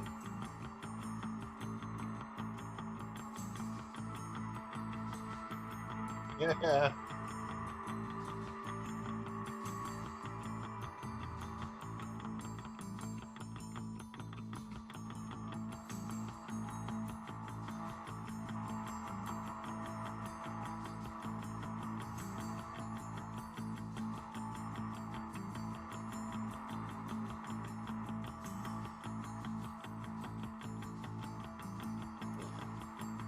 Well, keep doing the good streams.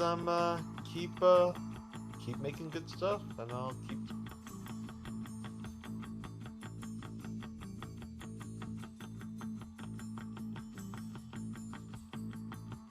I wake up at around 5 a.m., so yeah, there's a good chance.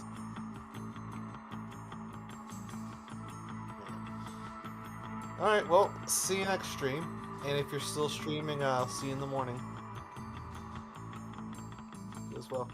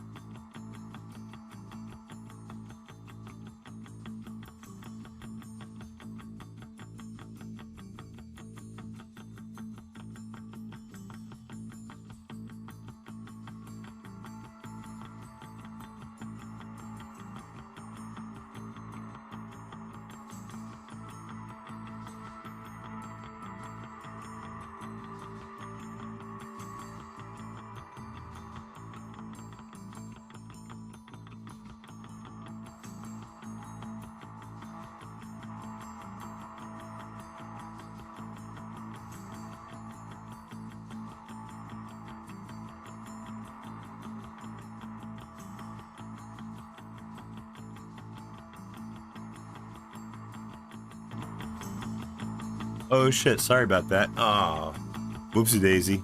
I muted the wrong audio stream.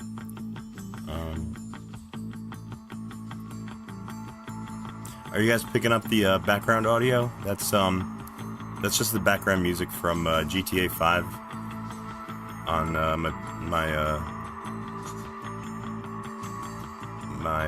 gaming PS3. It makes good stream music. I guess it's not copyrighted, which is good.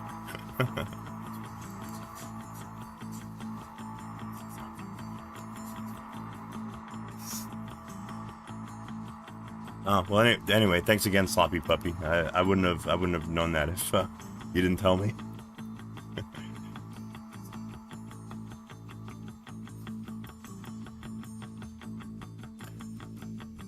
Why aren't some messages I couldn't tell you, Polygon. YouTube just drops some messages. And there's no like rhyme or reason to it either. I mean, it's not. I don't think it's like censorship or anything. I think they just.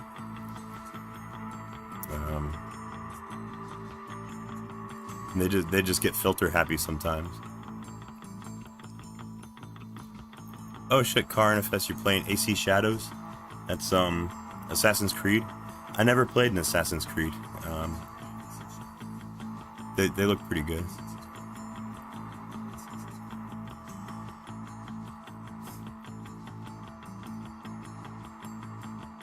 They regex some stuff. I think it's censorship. Oh, you were asking about game backups. I actually backed up my entire PS3 collection onto my EvilNet PS3. It didn't take too long since I only own like a handful of PS3 games.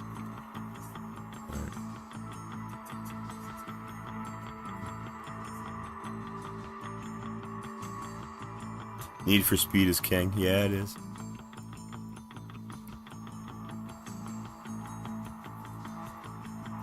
Good way to get backups?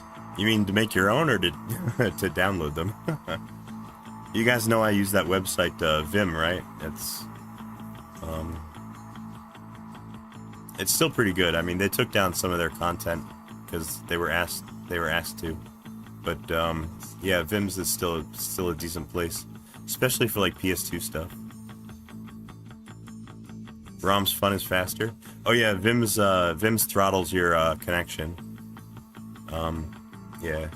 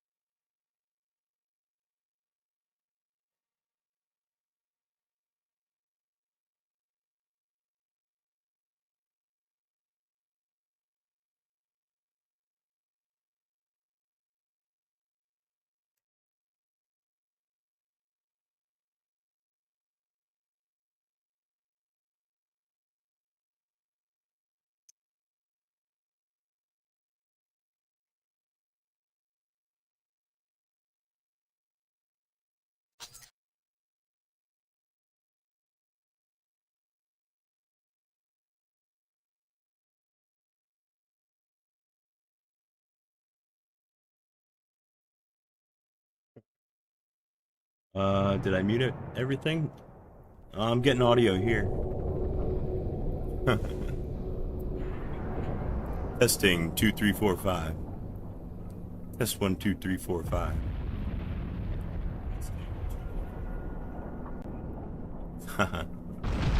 Check it out, you guys. This is Armored Core.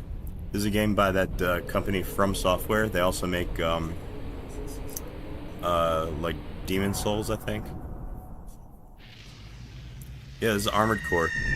The graphics are really good, and it actually runs really good on the emulator. It's amazing.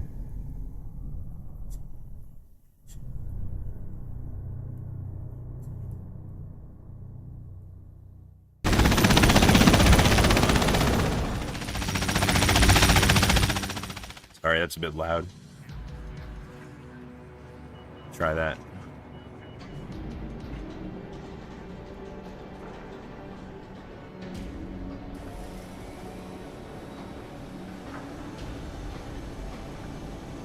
OpenTK or C# games work compiled to PS3. I never compiled anything C# on the PS3. Isn't C# is Microsoft language, isn't it? I don't know about OpenTK. I never tried. I never heard of it.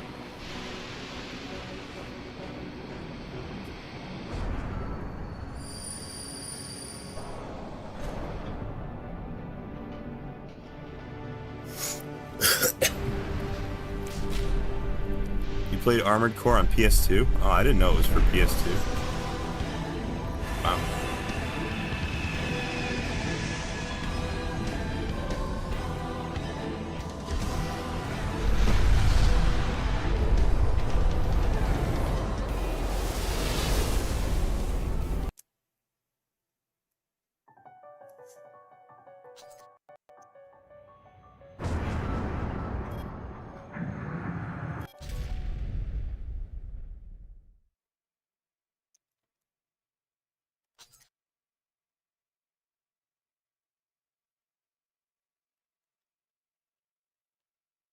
.3D acceleration. Yeah, 3D is a no-go on the PS3 and Linux, unfortunately.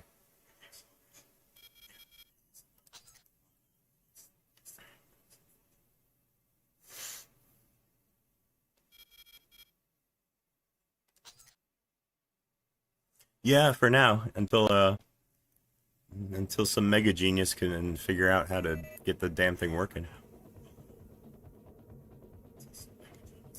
Move your AC to the target destination like this.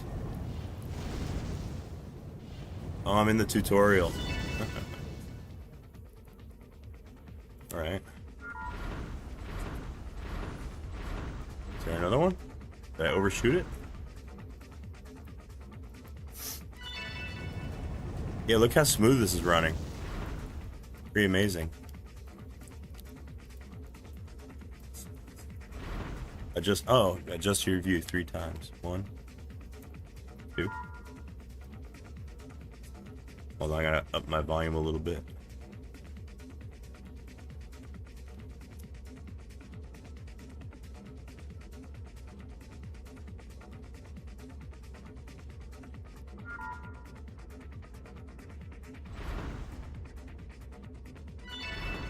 There we go. Reset view.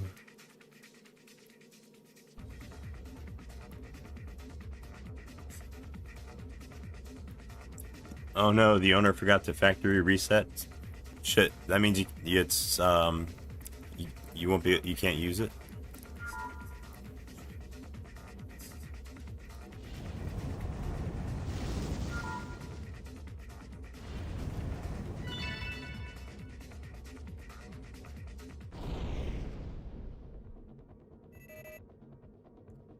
There's restrictions. You said it's managed? What's that mean?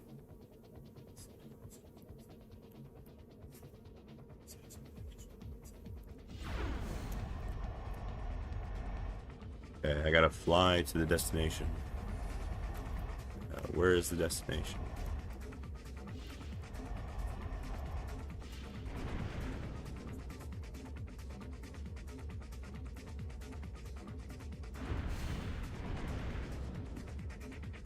Try shim booting. You run Debian XFCE on a company managed. Oh, there it is. There it is. There's the target. Oh, got it. I'm still getting used to driving these things. Instantly accelerate with quick boost. Oh.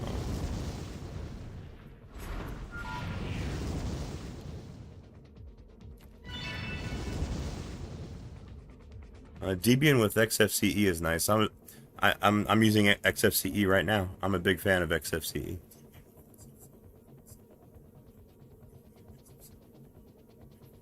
It makes the Chromebooks run faster. Well.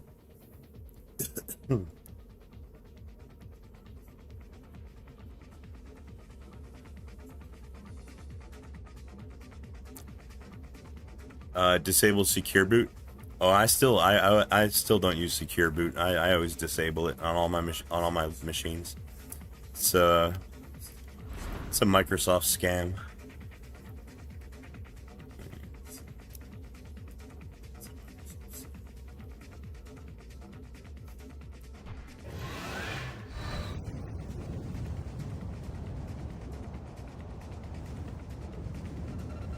Oh, that's what the shim is for. I see. Oh, it's for getting around secure boot.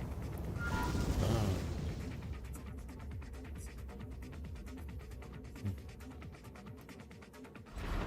No real BIOS. What you mean in the Chromebooks? Yeah, they're weird. They're weird machines. They're not like normal computers.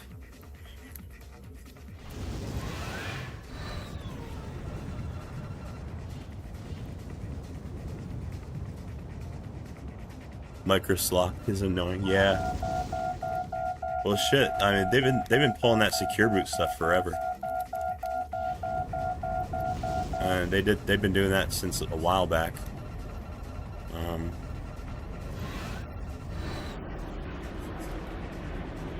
Yeah, it's always been just a scam to coerce people not to install other operating systems. That's all it is.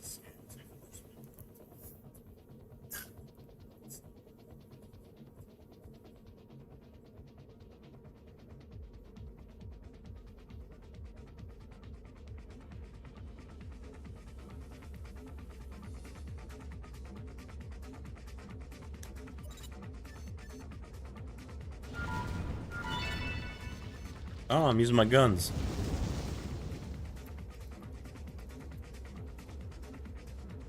Firing weapons. Oh, I see. You become physically ill, Barack Obama, when you use Windows? Haha. Yeah, I hear where you're coming from. I'm kind of the same way. Like, the modern, like, Windows UI, I swear to God, it hurts my eyes. Completely valid reaction, yeah.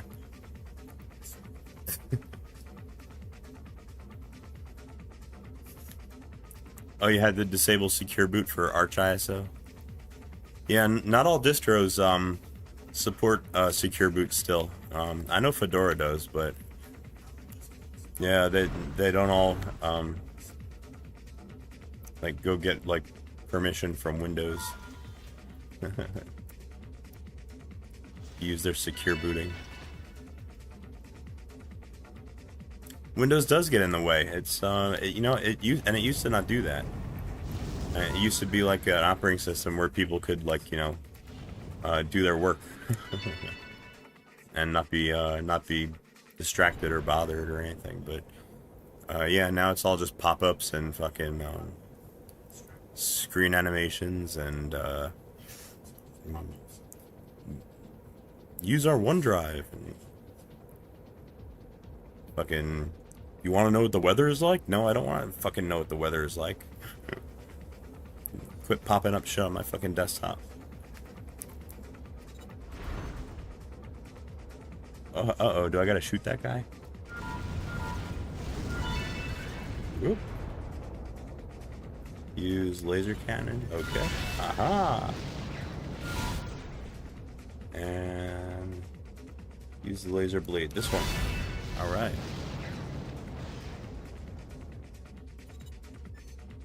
Windows 11 was actually usable? Was it really? Oh.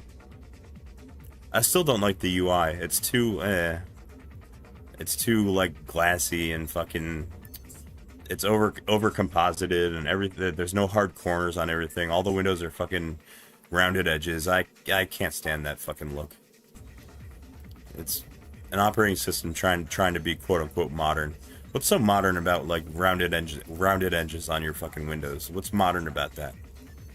It's I don't get it.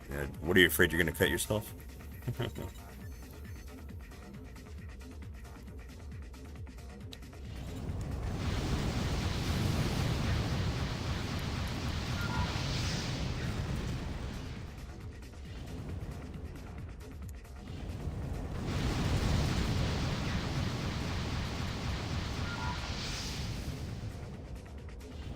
Need more missiles.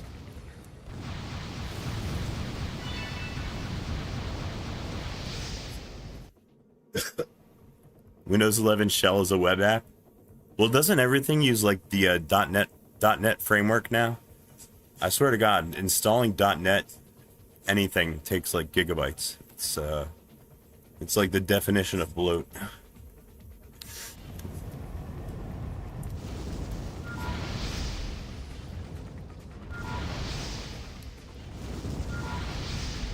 Got him.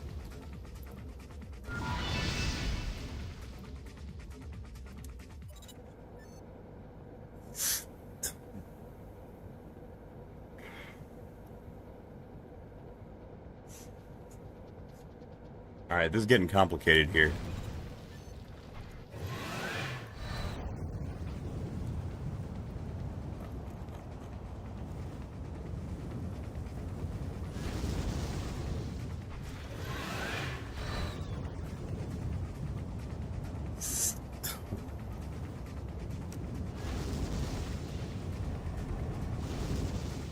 Crap, I'm lost. I don't know how. I don't know where the bad guys went.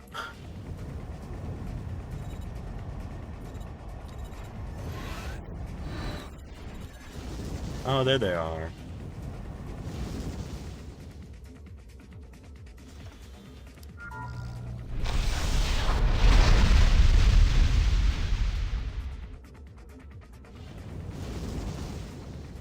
I don't get it.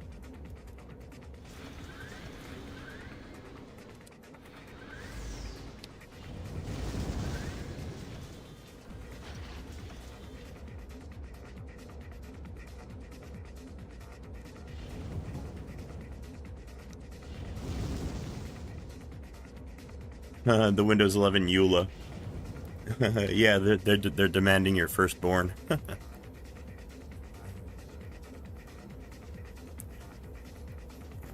Assault armors. Proving certain. Okay. So do it. I don't get it. Get closer. Where'd they go?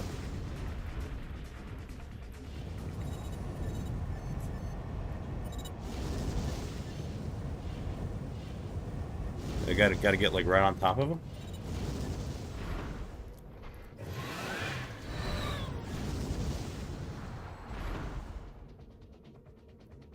Last good Windows was 10. Yeah, I didn't mind Windows 10. Windows 10 was okay. I got a lot of work done in Windows 10. But even in Windows 10, like the writing was on the wall.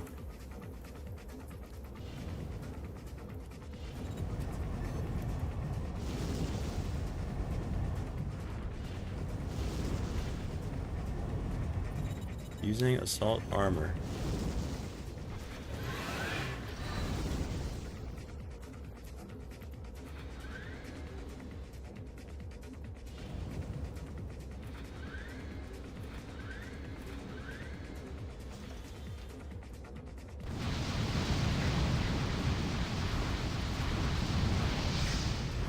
Oh, well, that worked.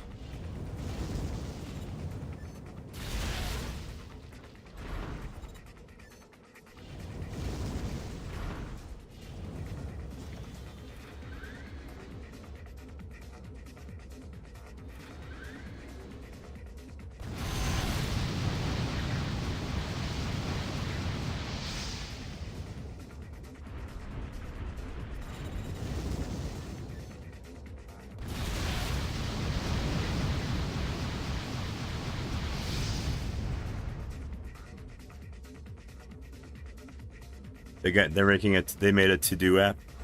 Did you hear they broke Notepad++ somehow? I don't know. I saw a Mudahar video talking about Notepad++. Said they fucked it up. Because they tried to put like AI in it or something.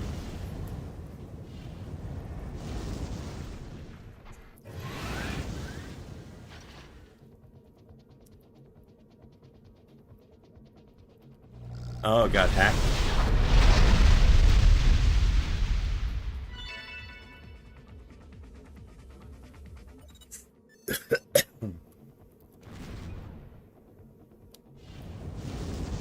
now I got radar. Check this out. All right.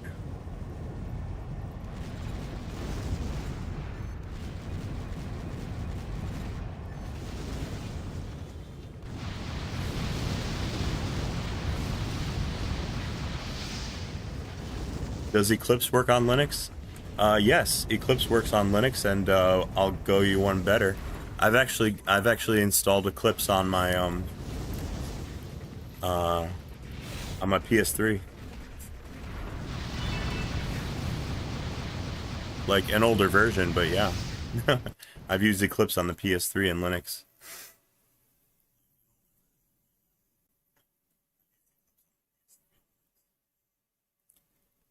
Yeah, works great on Linux.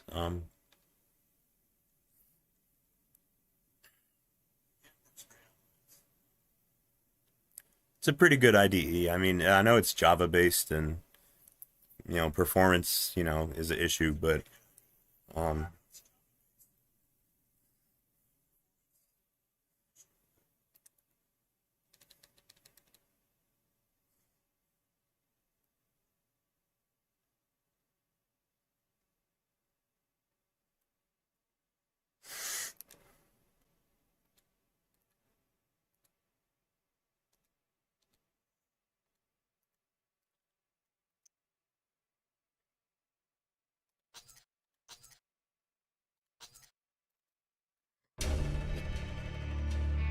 More than 10 years have passed since the National Dismantlement War. A league of corporations has taken control of the world. To escape the pollution that poisons the surface of the planet, they have built massive floating platforms called cradles. Only there, 7,000 meters above the ground, is the air clean and safe. Already half of mankind lives in the skies. The planet's C# surface has become a battlefield. I'm not aware of a Armies C# fight to control compiler resource plants that feed the cradles. that'll work As on the war came PS3. to a close, giant I always assumed humanoid C# weapons was like a called Windows armored core technology. nexts enabled the League to firmly establish their rule of the planet. GCC comes Their with a pilots are Objective-C called compiler links. though. That's another one that I've never Power used, and independence Objective-C. of these nexts, the League left them behind on the surface. The links now work as mercenaries for an organization called Collard. While the League armies derive their power from massive arms forts, the once mighty nexts are consigned to the poisoned earth, serving as foot soldiers in the never-ending economic war.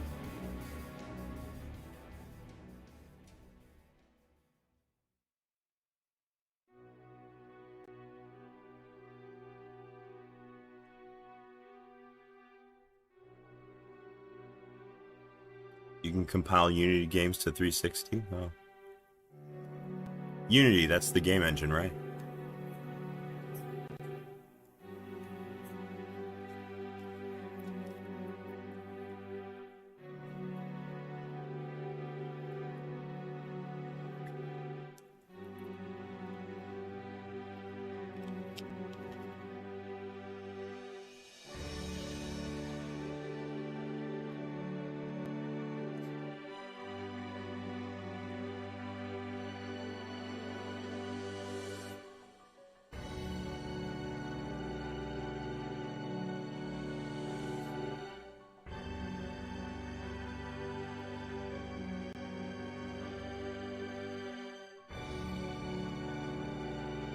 Yeah.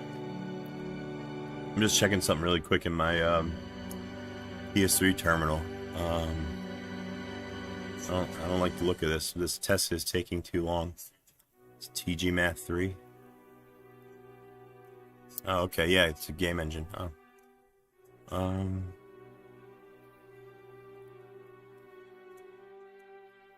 Oh, turn-based strategy. I like turn-based like JRPGs. Like turn-based battle like Final Fantasy, the old Final Fantasies. I love that. And Persona.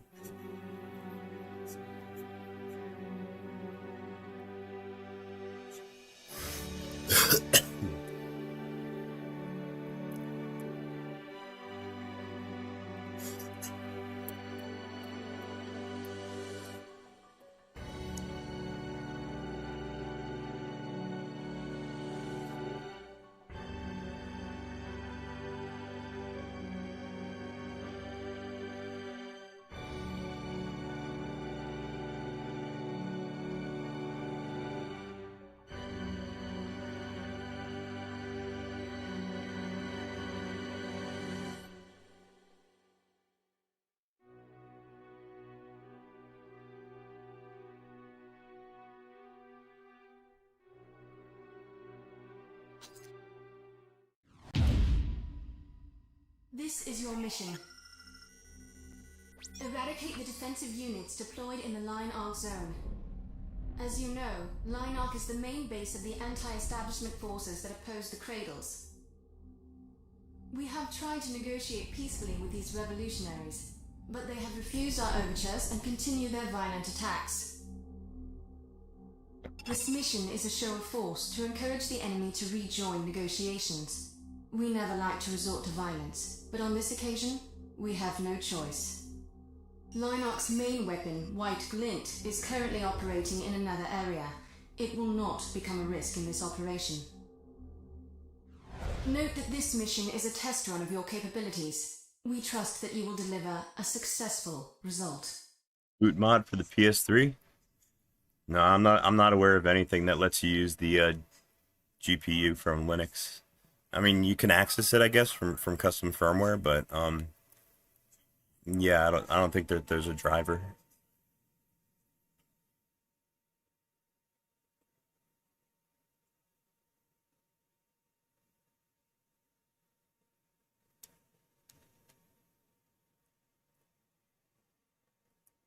Shit, did my RPCS3 just freeze? Shit. My RPCS3 is froze. It crashed. Motherfucker.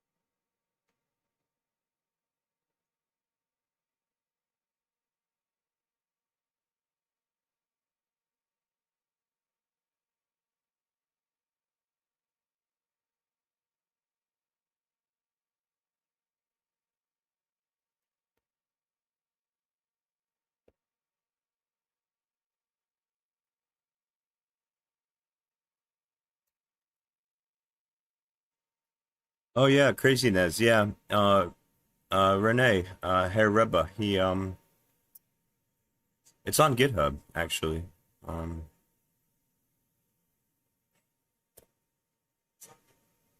let's see if I can find it.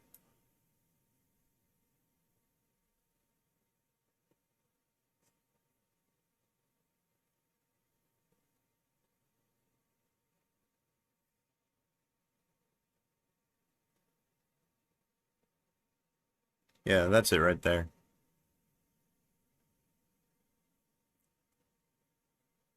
Yeah, I don't know how far he got. Like, I don't know how much work he did on this. And uh his README doesn't say anything at all about the project, so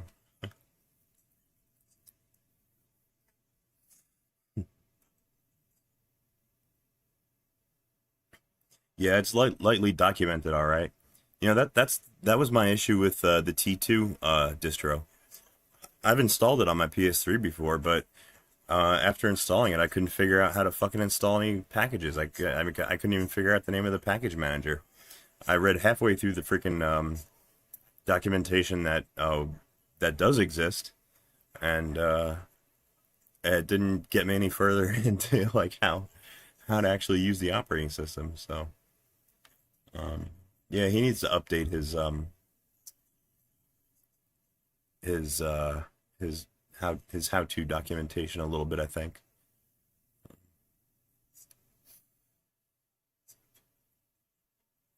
Yeah, T2 is the package manager. I finally figured that out.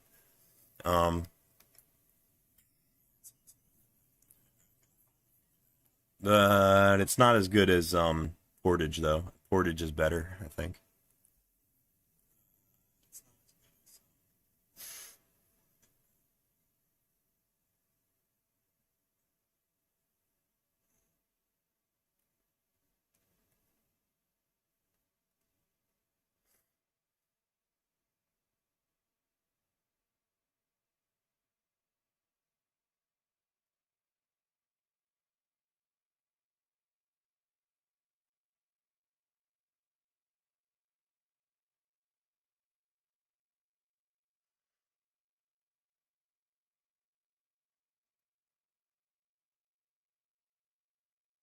You take turns commanding. Oh, is it? That's like a strategy game then, right? Is there one? Is there any for the PS3?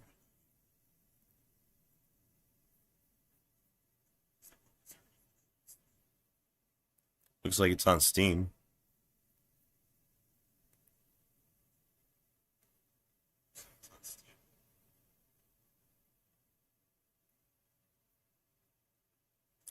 Oh shit, the original was PS3 exclusive. Huh.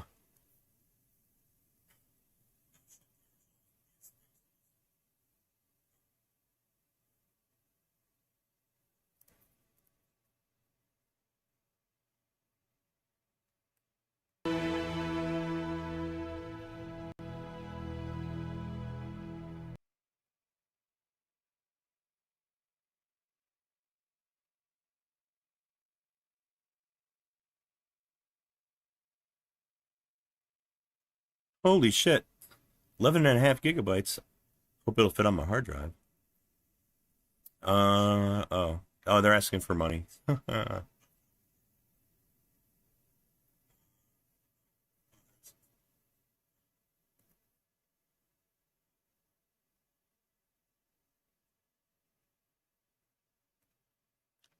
Yeah, unfortunately, Vim throttles your bandwidth, so this download may take a while.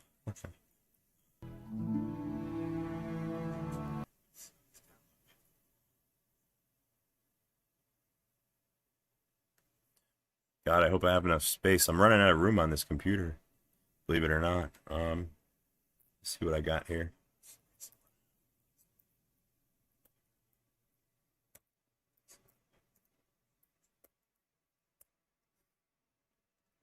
What do I got left? Here's root. I'm using 86% of my hard drive. My root hard drive, and I've got 31 gigabytes to spare.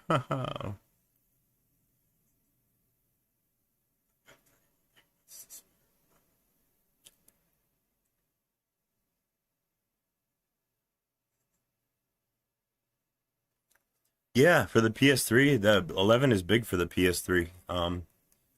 It's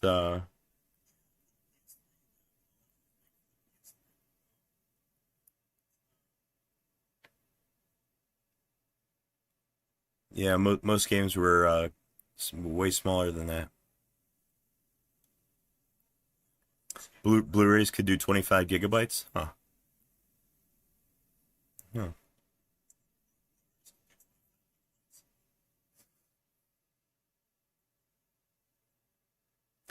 Oh shit.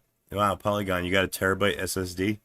Yeah, I got a small hard drive in this laptop, only 200 and something gigabytes.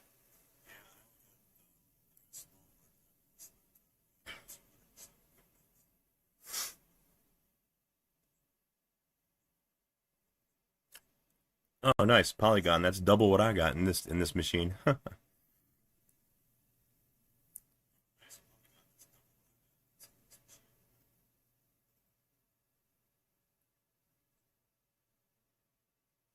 Hard drive prices are going to go up too. Oh, wonderful.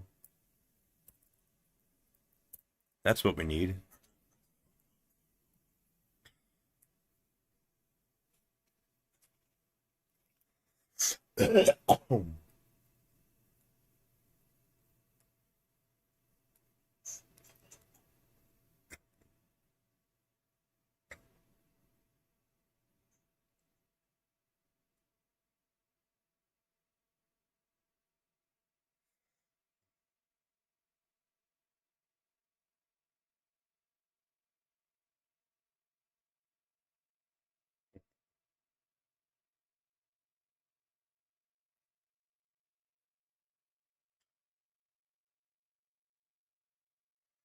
the the big do they though? I mean, do they really? The big companies, do they keep us happy? I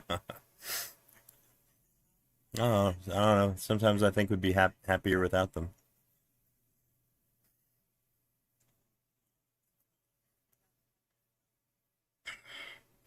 Holy shit, Blu-rays go up to 100? Yeah, it's good for archiving, but they don't they decay after a while? Yeah, they need their RAM and GPUs because we need more AI. We need more AI robots to messing with us.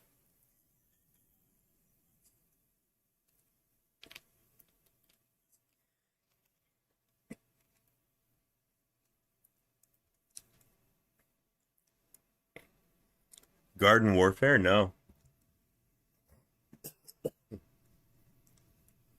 No, I never even heard of that game. Yeah. Okay, so here it is. This is our file list. These are our unpackaged files. Um,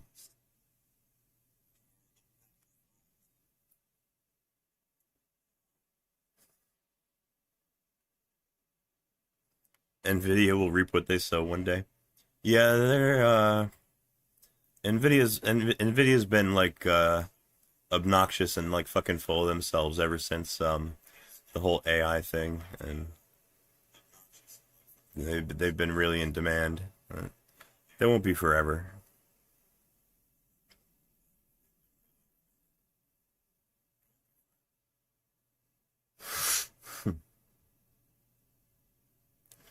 Oh, Blu-rays can last up to 50 years. Oh, that's pretty good. I mean, I was right though. They do have a shelf life, I guess, but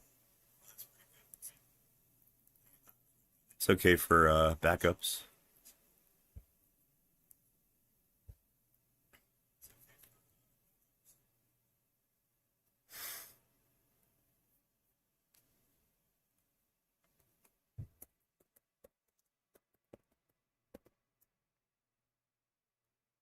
Oh wow, that's colorful. Hmm.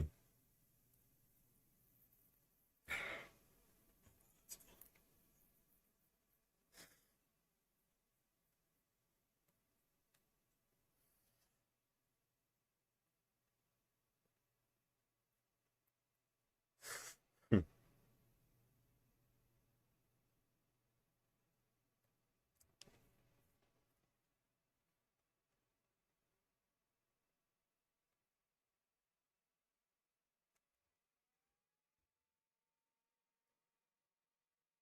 It looks pretty entertaining, let me tell you.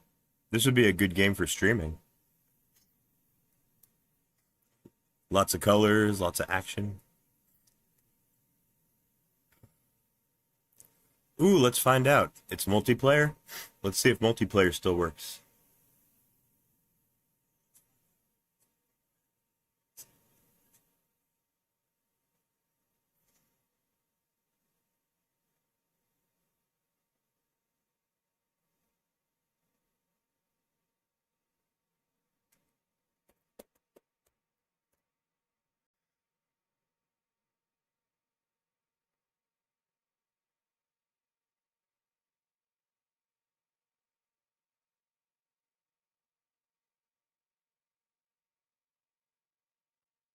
Well, it looks like it's not 100% playable on the emulator, unfortunately. Looks like intro works, but nothing else.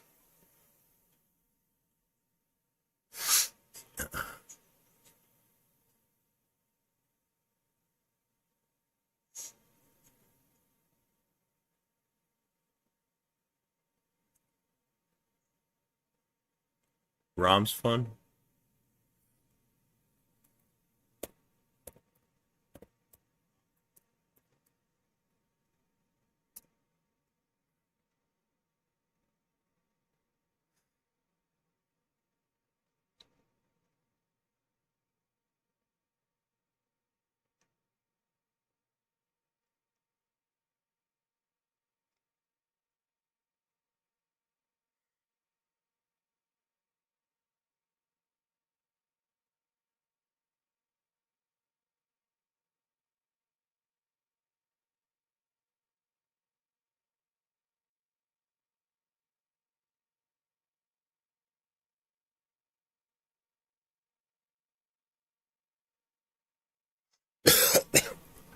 Ooh, I like this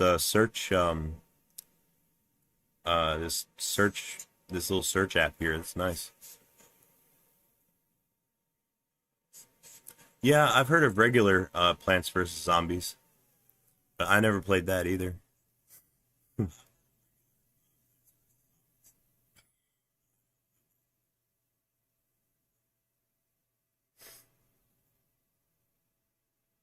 Sega Saturn, Sega Dreamcast.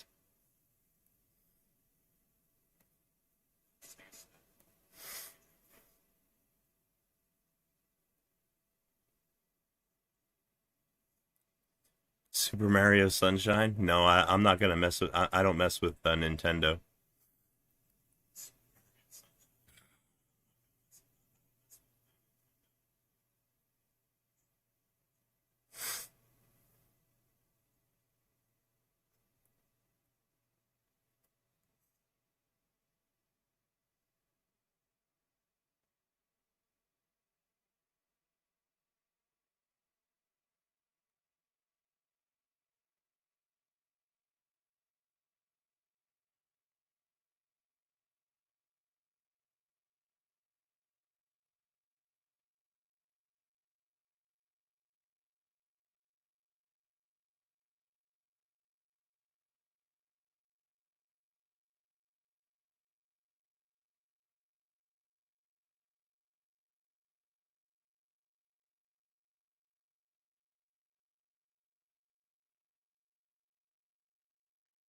Yeah, Nintendo's especially if you're live on stream. Yeah, I'm not gonna poke that grizzly bear. Uh, I am not too insignificant for them to come after. Or at least that's what I'm gonna assume.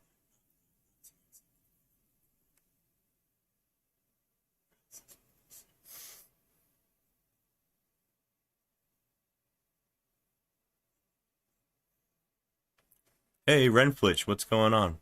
Good to see you.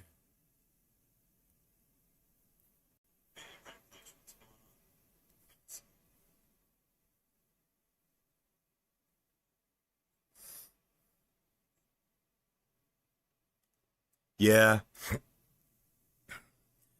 I gotta agree with you there. I got a lot of respect for Valve now.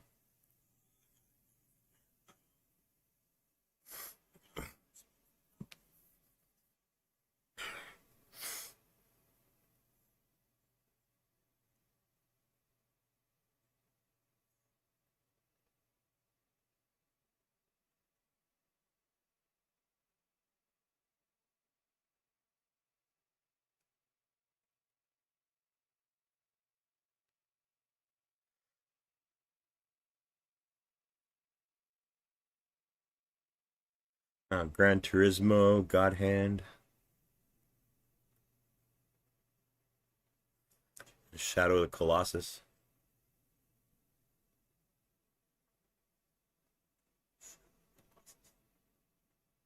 I still haven't beat Half-Life yet.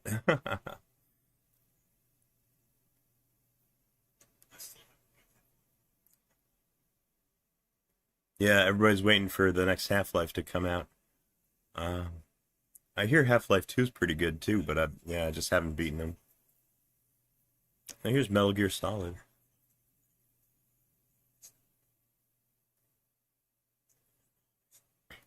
Final Fantasy X. This is one of my favorite games. I beat this game several times.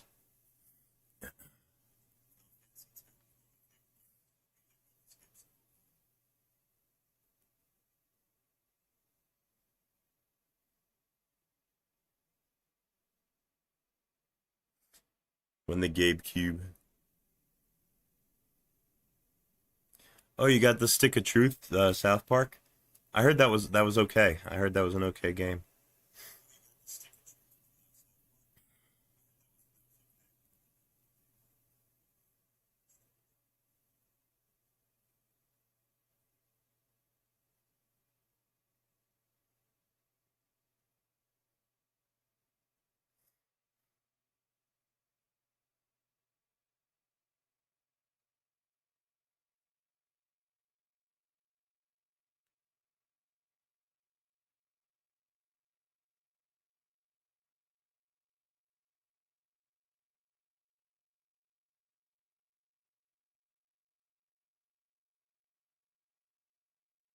Wonder if this Call of Duty is any good.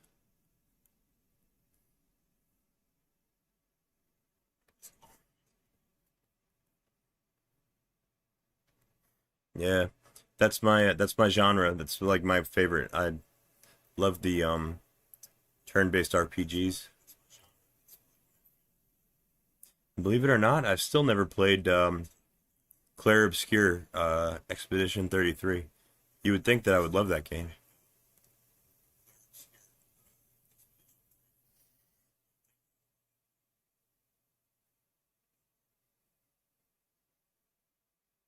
There's a Killzone for the PS2? Or is that PS3? No, it's PS2.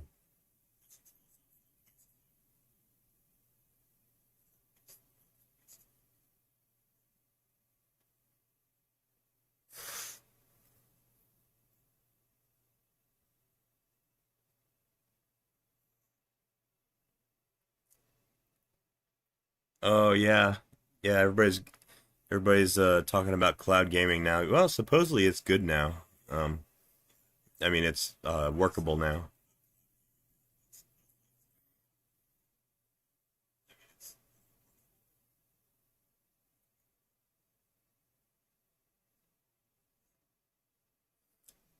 You want to get a GameCube? Yeah, those will probably be successful, I think. Kind of like the Steam Deck.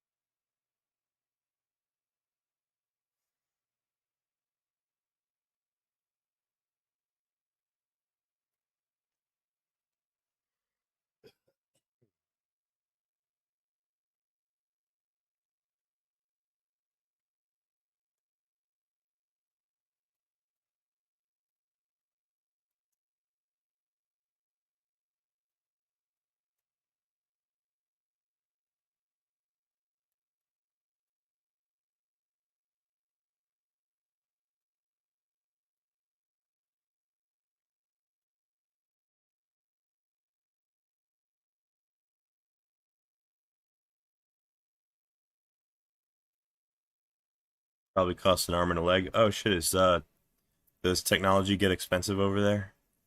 I know it's like that in some countries, like Brazil for some reason. I don't know if it's the taxes or what, but they charge a lot of money for game consoles.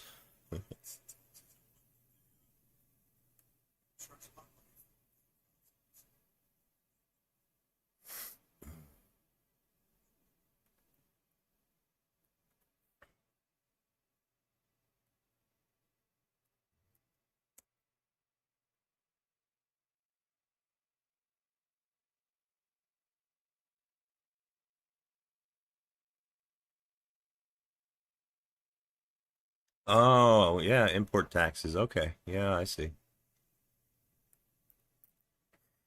Hmm.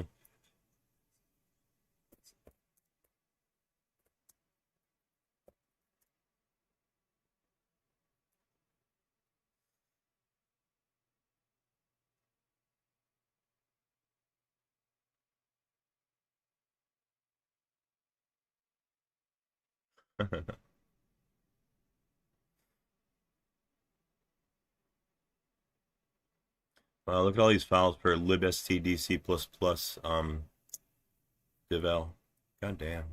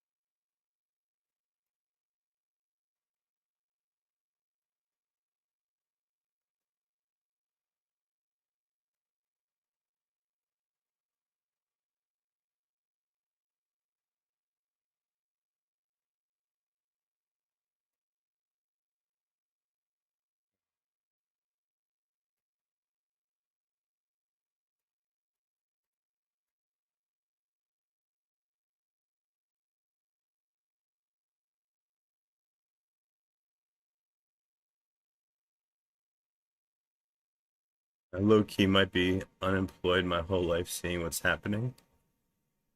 Uh-oh, what's happening?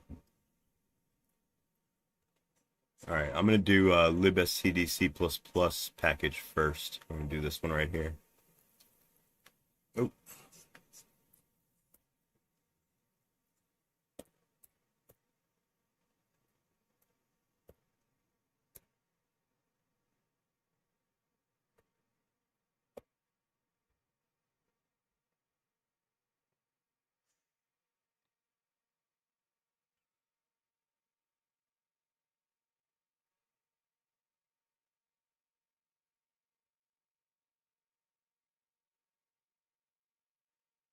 Oh yeah, Polygon. Well, yeah, same here.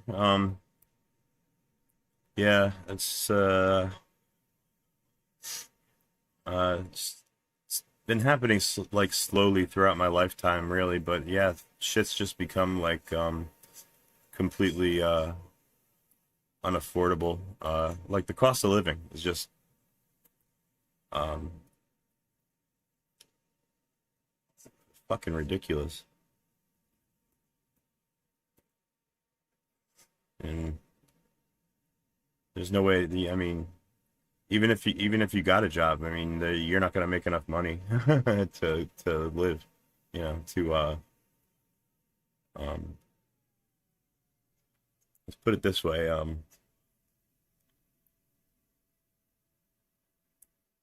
yeah, the offspring generation has been doing like worse than their parents, like for probably a good while now, and it's really just gonna get worse.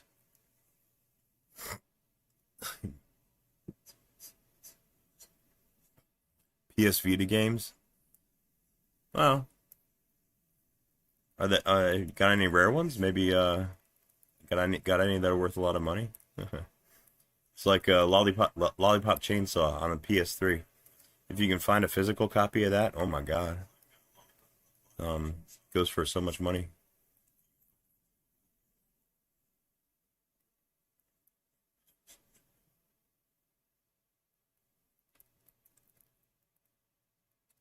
Ah, Terraria. That sounds familiar. Uh,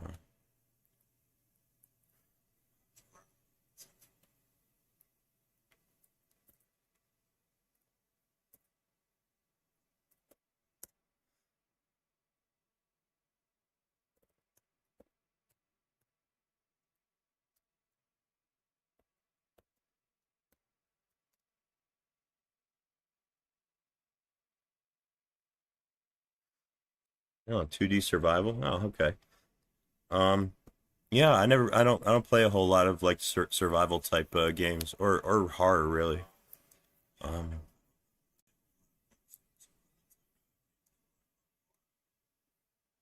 not big on the horror games. I downloaded Alien Isolation for the PS3. I started playing it, but then I got stuck. I couldn't figure out what the hell I was supposed to do next. But that happens in a lot of games for me. That's normal for me.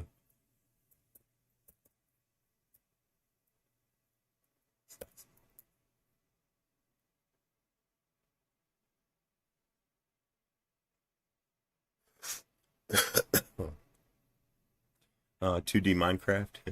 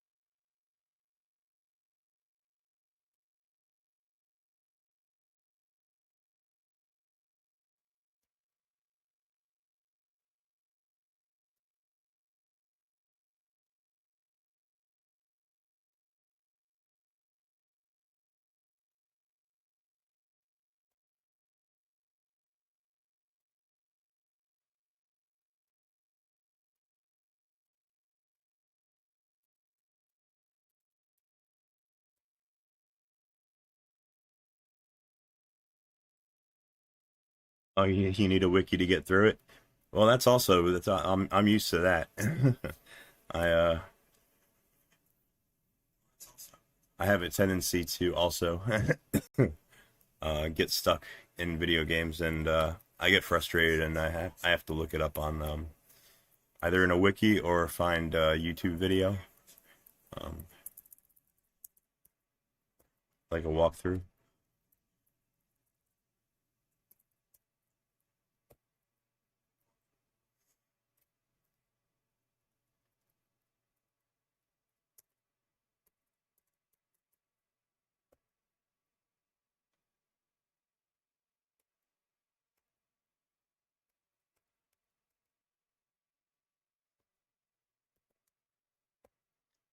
Well, Minecraft, like a difficulty spike, yeah, that's not like a difficult game, right? It's not like a, it's more like a cozy game, something you can relax and play.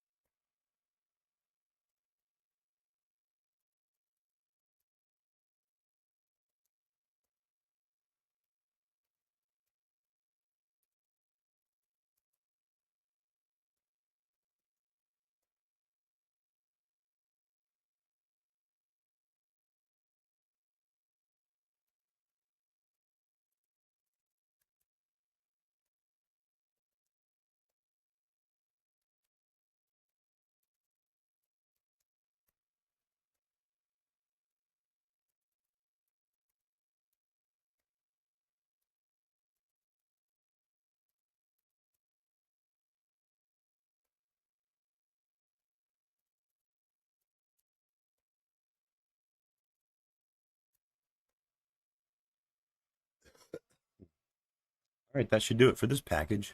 Um, hey, now I gotta rebuild and see uh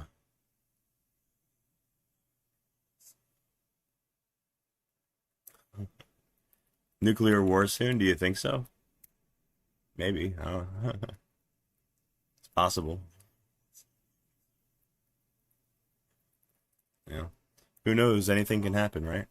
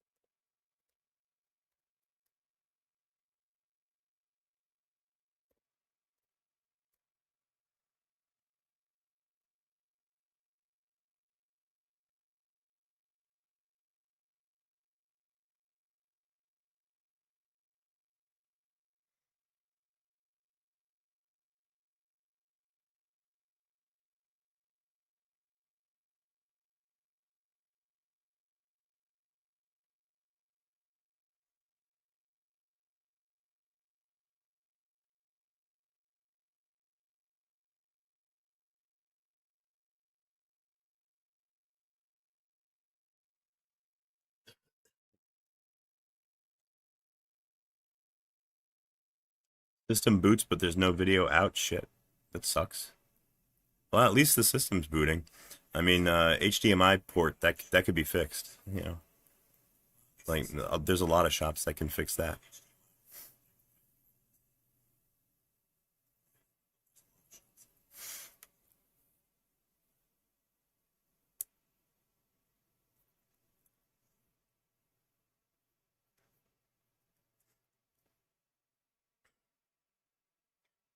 Oh, you are the shop. Oh, forgot about that.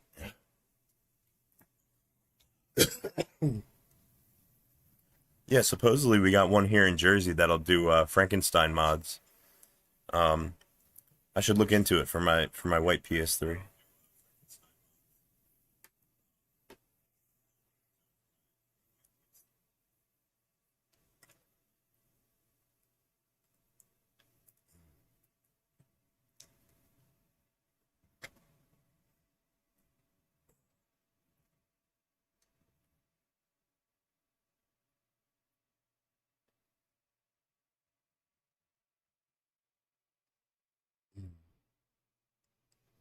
Mhm.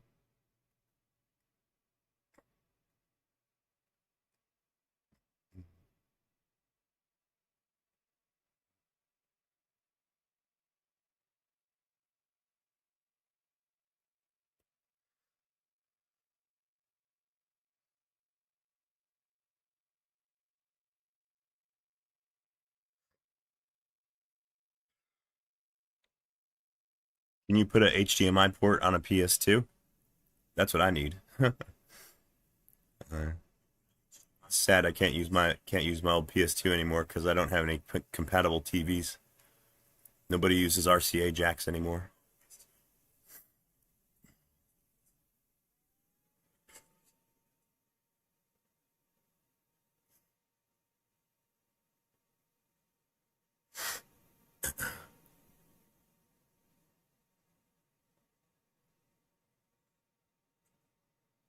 You mean composite?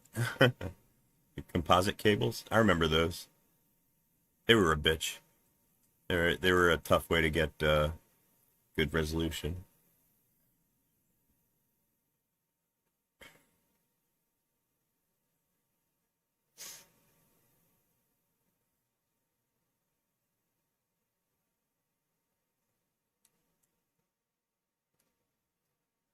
All right, you guys. I'm gonna let this build do its thing, and I'm gonna take a little 5 minutes. I'm gonna go stretch my legs.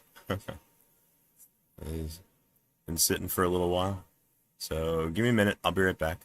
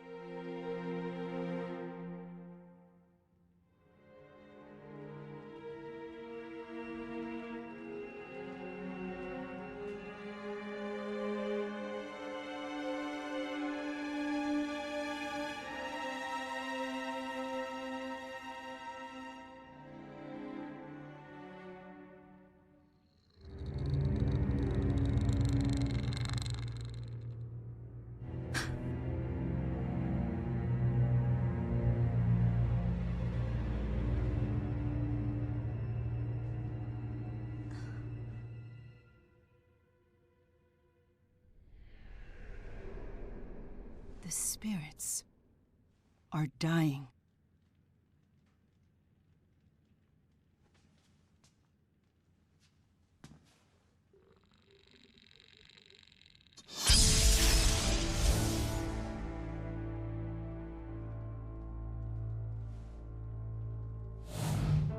I fear the power of Spyrix is behind this. We should investigate.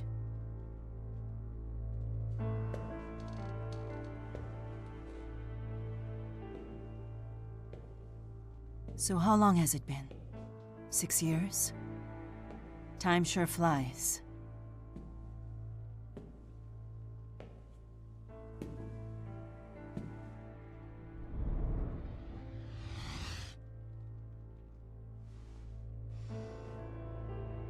Come.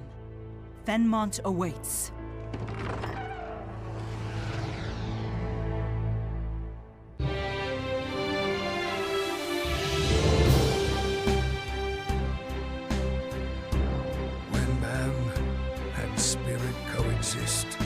Dreams and wishes are fulfilled. Such is the life of all who live in Riza and Maxia, where hope springs eternal. The spirits have the power to bring man's wishes to fruition. And in turn, those wishes preserve and protect the spirit's livelihood. Therefore, it could be said that Maxwell, the Lord of the Spirits, is in fact the guardian of all things. In this world, no known evil exists that could threaten this harmonious cycle. But if one did, perhaps it might lurk in the hearts of men.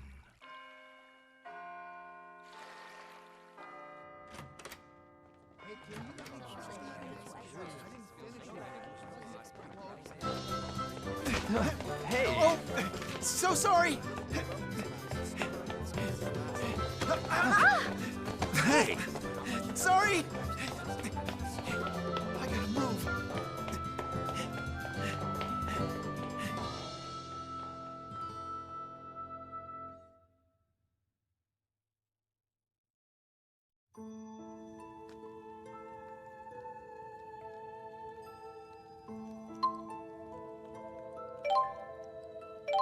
Onward!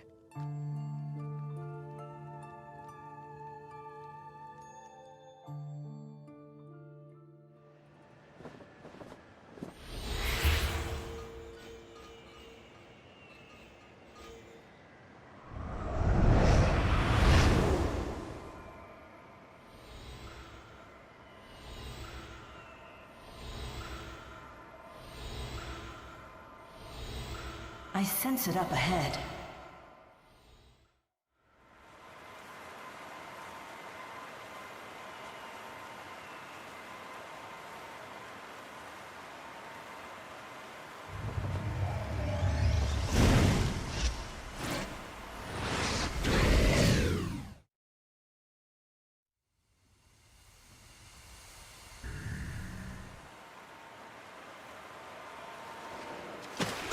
Whoa!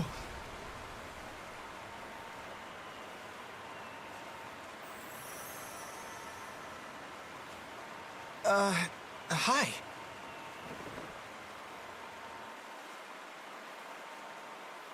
Just keep quiet, and I won't need to hurt you. Wait, why are you breaking into the lab? What are you...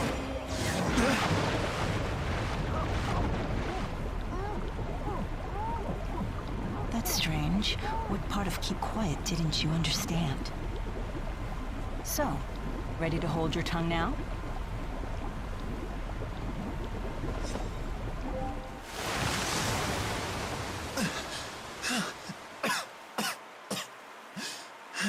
So much noise.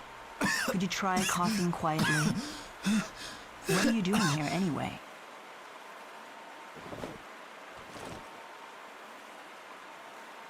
Can I talk? I dropped something.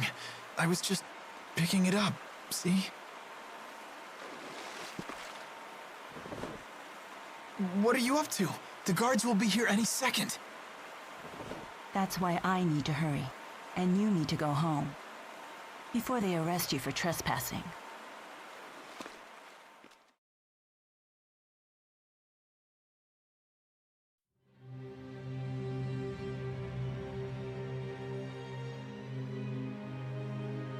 Yes, the lesser spirits in this area have gone silent as well. That power anomaly we felt when it happened, the one that absorbed the spirits, its source is here. Why do humans persist in seeking power that could destroy the world? They don't need Spyrex to survive.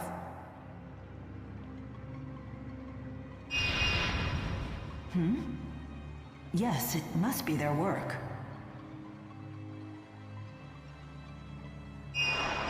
That's my gut reaction anyway. Mind you, it's not just any gut reaction. It's Maxwell's instinct. Isn't that enough?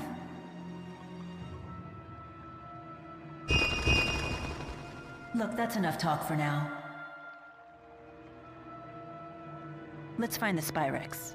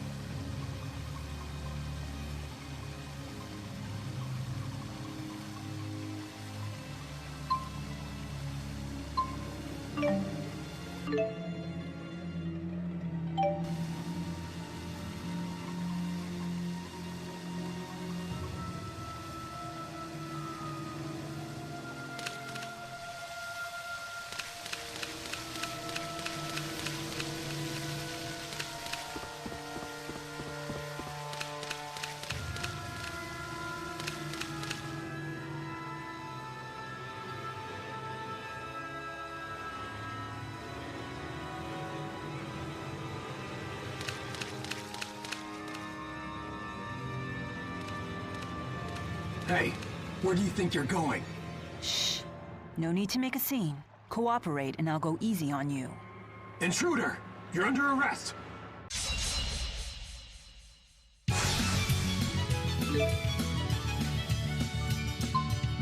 Next. Say!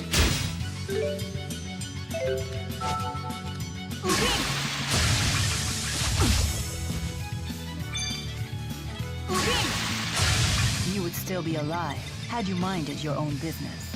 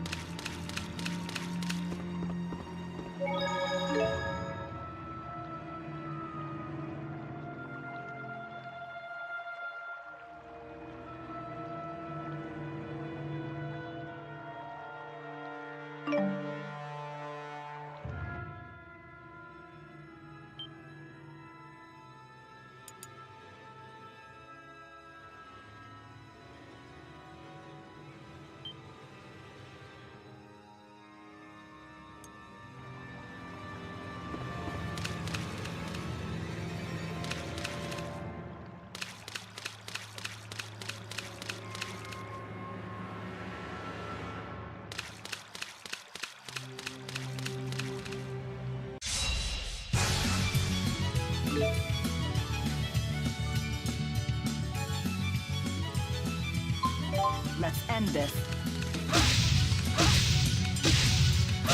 My sword rings true.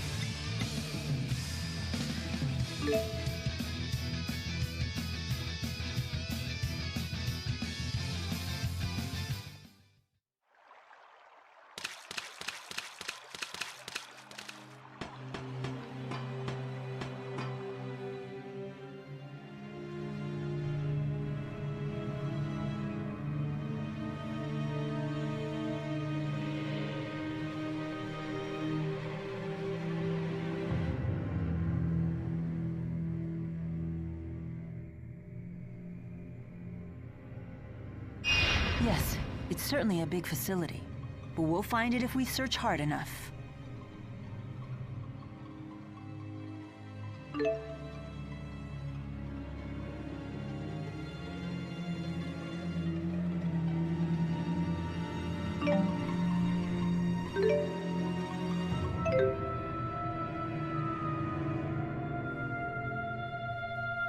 Look at the size of this place. They must be working on something big.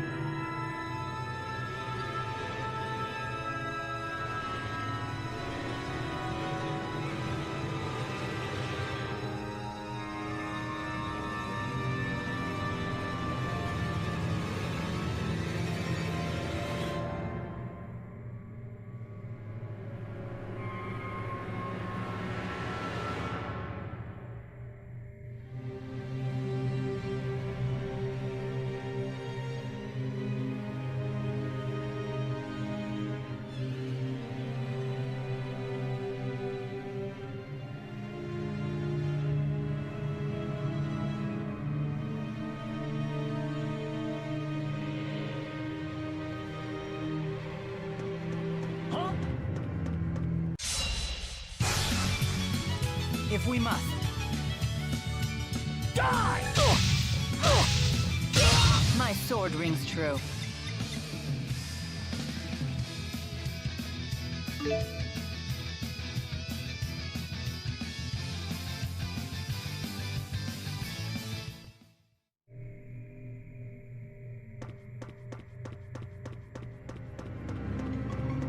That boy looked like he was scared half to death. I hope I wasn't too harsh with him. I certainly didn't mean him any harm.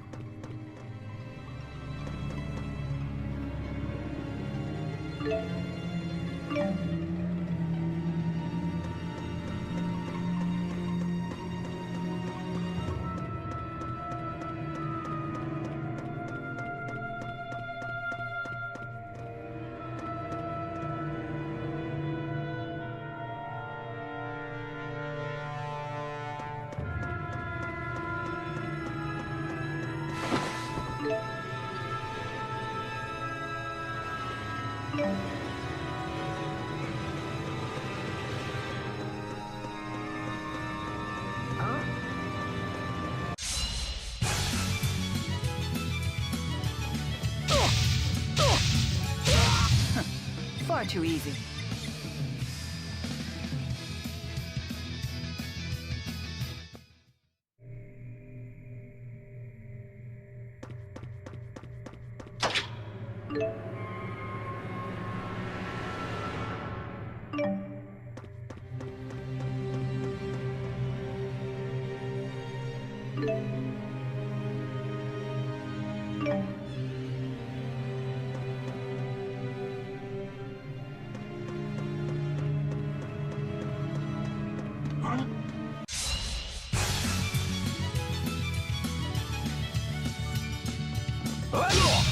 Who's next? My sword rings true.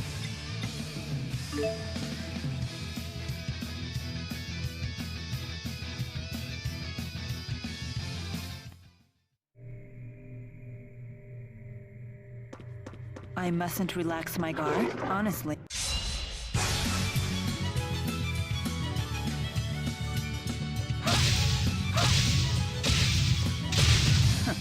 Far too easy.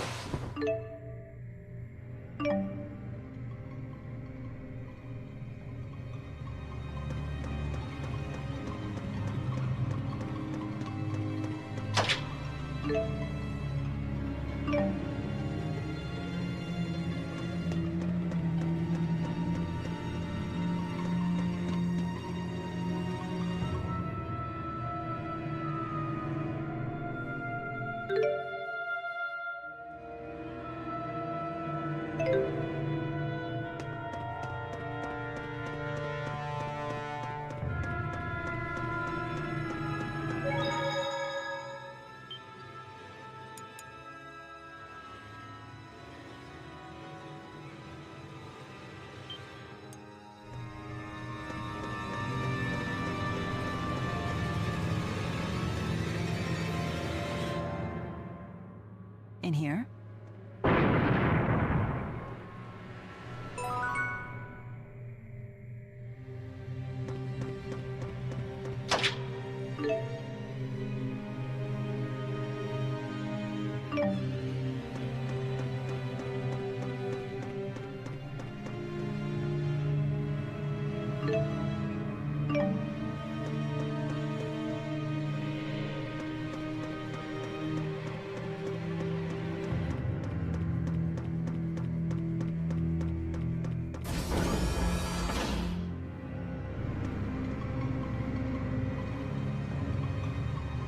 Oh, quit trying to act calm.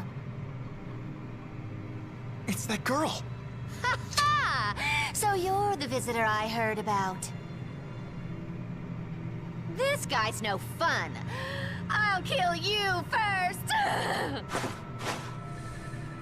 Run!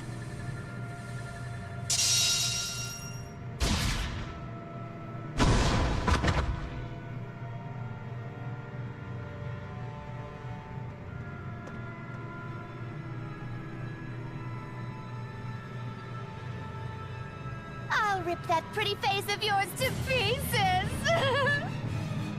I prefer you didn't.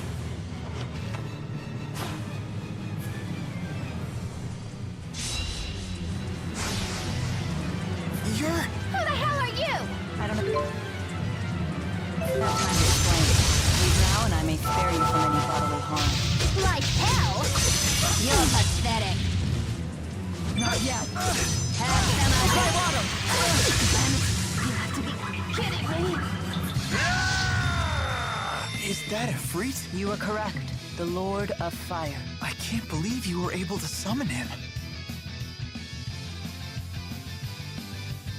Excellent.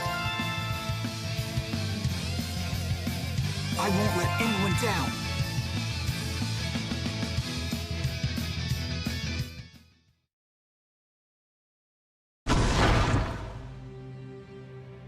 Whoa.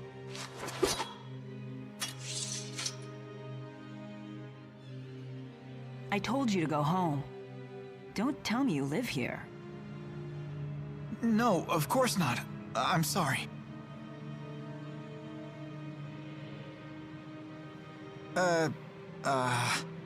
Is this the work of the Spyrex? The what-ix? Could it be connected to the disappearance of the lesser spirits? Huh? You're losing me. Disappearing spirits? You really need to go home. Someone might not swoop to your rescue next time you're in trouble.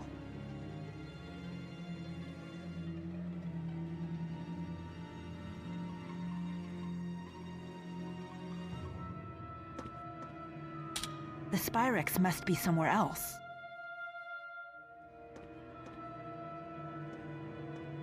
Hey, wait! I'm kinda trapped here. If the professor were with me, they might have let me leave, but... Can I come with you? I see. If you stick with the person who saved you, then you won't need any more saving. Clever boy. Boy?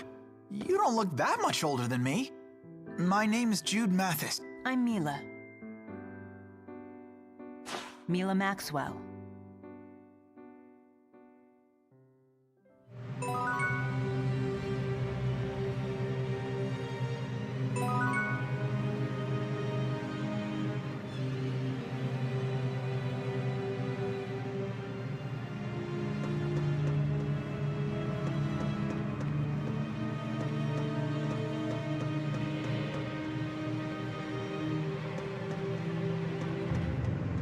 My body is nearing the point of exhaustion. I need to proceed in a more efficient fashion.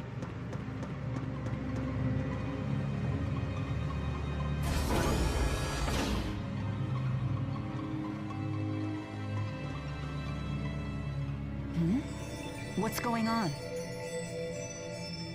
Our Lilium orbs are shining. I've been wondering what this thing is since I set off. My handmaid told me I had to carry it with me. Well, it comes in handy if you face monsters. It gives you the power to fight them. I got one myself when I left home, just in case.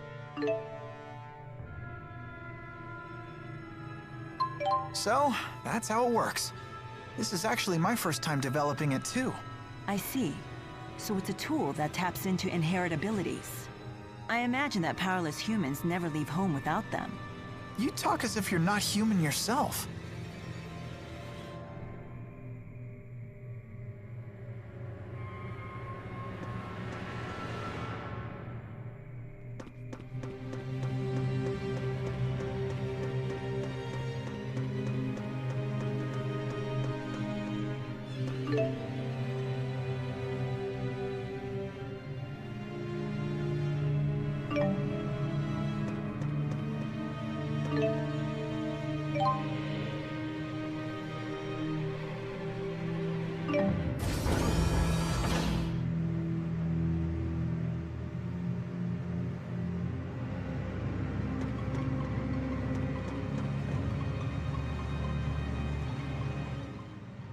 My hands are still shaking.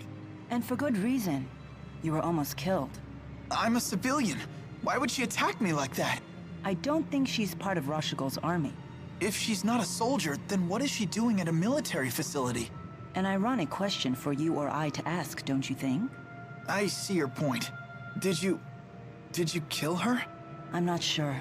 I tried to go easy on her, but humans are so fragile. I keep having to tell the Four not to overdo it. I'm not really following you.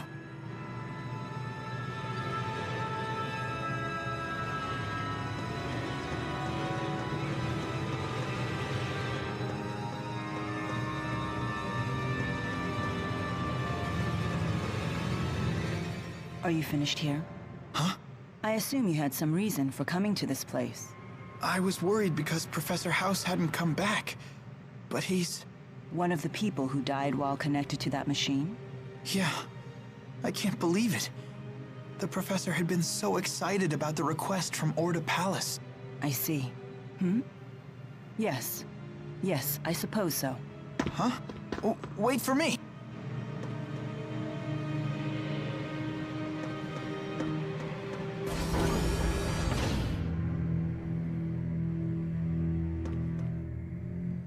Mila Maxwell. It must be pretty weird having the same name as the Lord of Spirits. Not at all. We are one and the same. I'm sorry? I am Maxwell, Lord of Spirits. What? Come on, you're totally human. You... look just like a normal woman.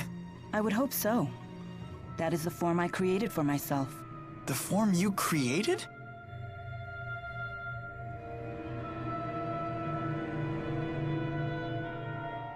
So you're that Maxwell. Lord of Spirits, ruler of elements. You don't believe me? A person claiming to be a spirit? It's a bit much to swallow. Then how do you humans prove your identities to each other? Well, by showing identification, I guess. I have a medical school ID card. Oh. Then I doubt that I'll be able to prove my identity to your satisfaction. I wouldn't even know where to apply for a spirit ID card. Is it really okay for me to be following this person?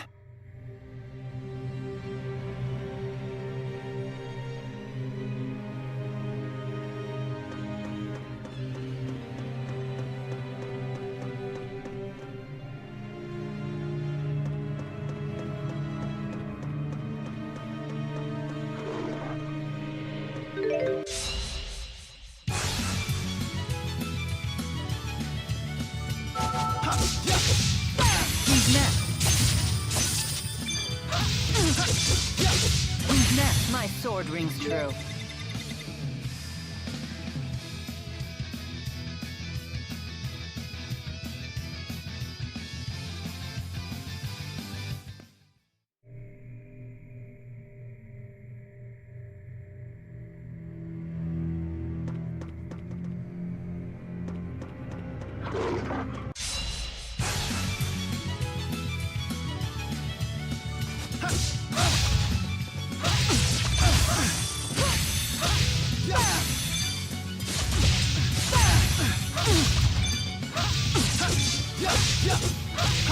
Who's next? Who's next? Onward.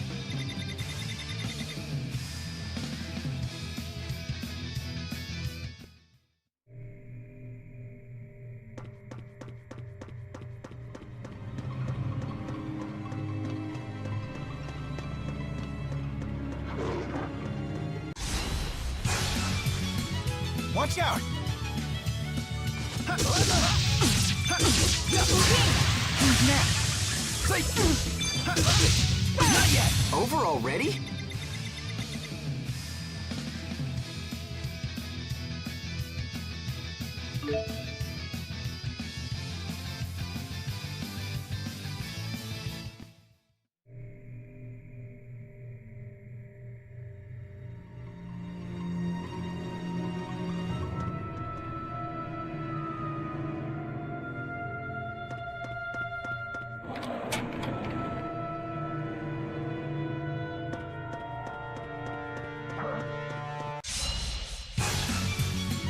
If we must.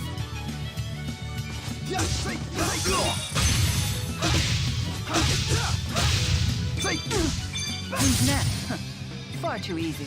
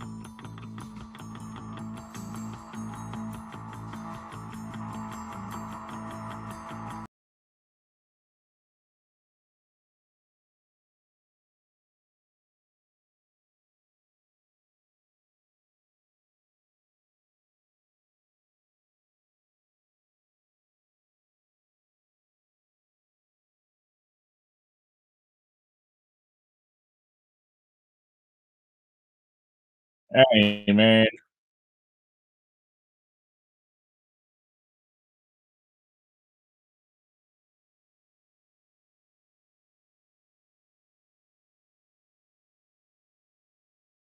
Hey, you back.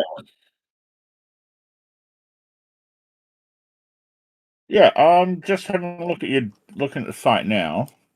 So you have a div called post content. That's the one you need to be looking at. So you need to go into your CSS. I'm not quite sure what your backend. What's your backend for this? Okay, you're running Hugo on the backend. Oh, okay.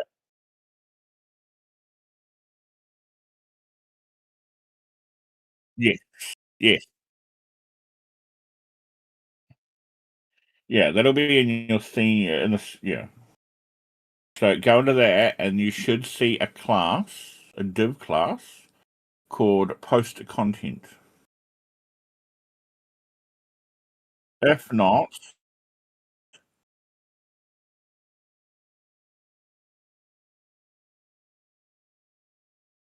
because I'm just looking at.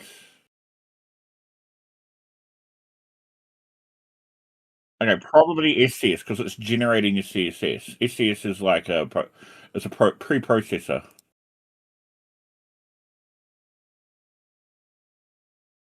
Okay, so you've got a header div and you've got a content div.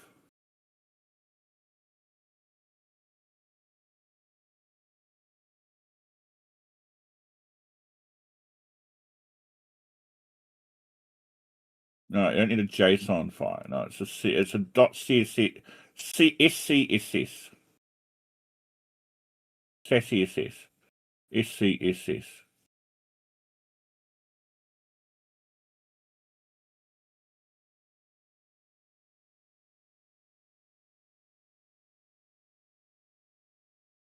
I was like, hang on, we just jump back to the.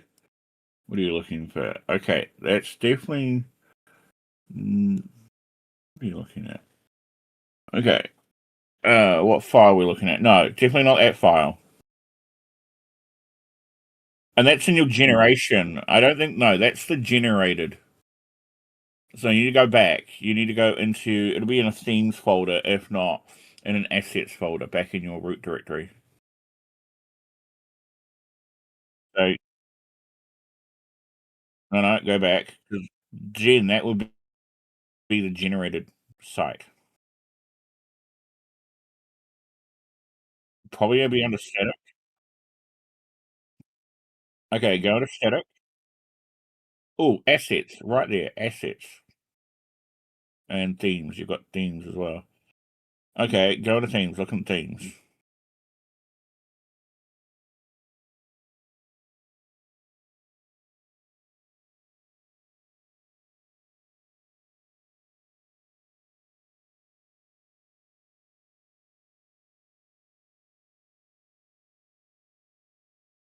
Yes, it'll be in your okay, it'll be in there somewhere. Yep. Okay, so you need to edit these. You need to edit that code in there. Look for those tags, like those classes. It'll be in main probably. Although if it could be in the post or the post list. Okay, so that's just the build.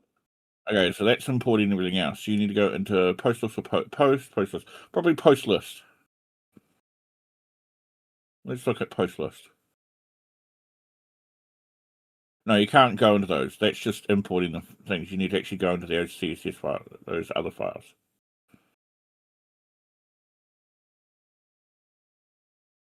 I'm looking at a delayed feed. Could you share your screen?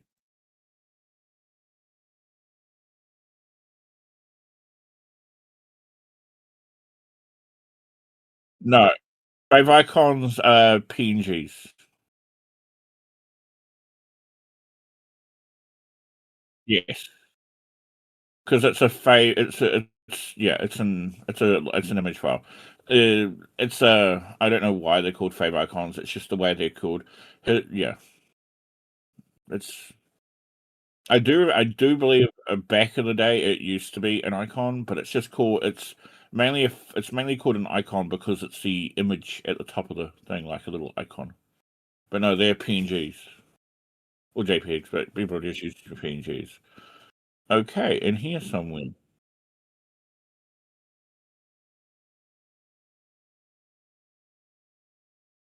Yeah, we haven't used ICO.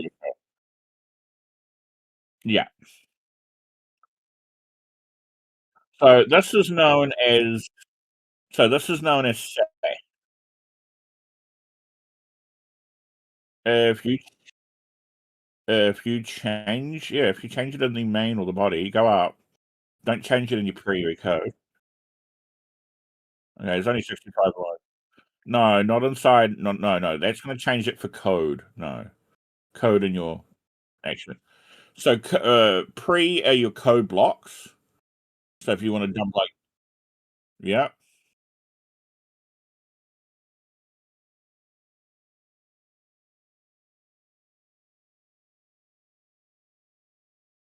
okay. So margin, da da da da.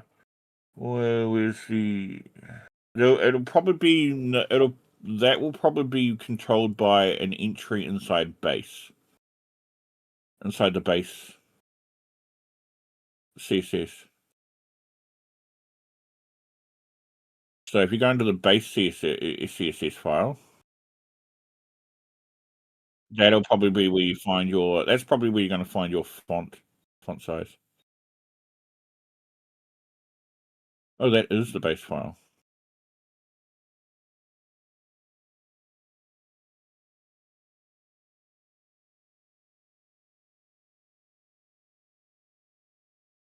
Yeah.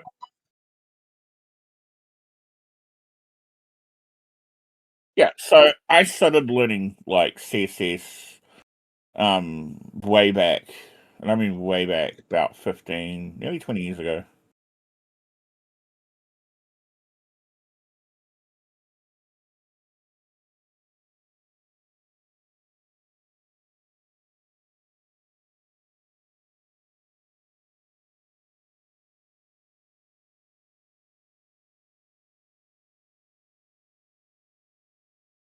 No, main just brings everything in. So it'll probably be in. Oh, you were just looking in base. Probably app in the components app.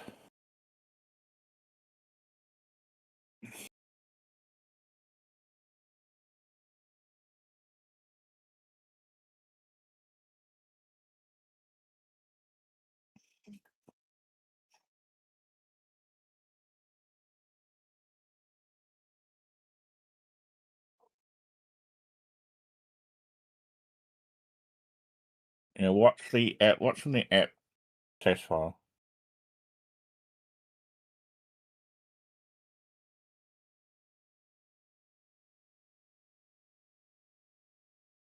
Man, this delay on YouTube is horrendous.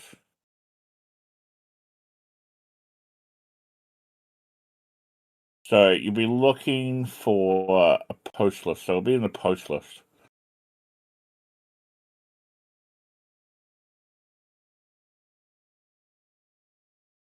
The tab.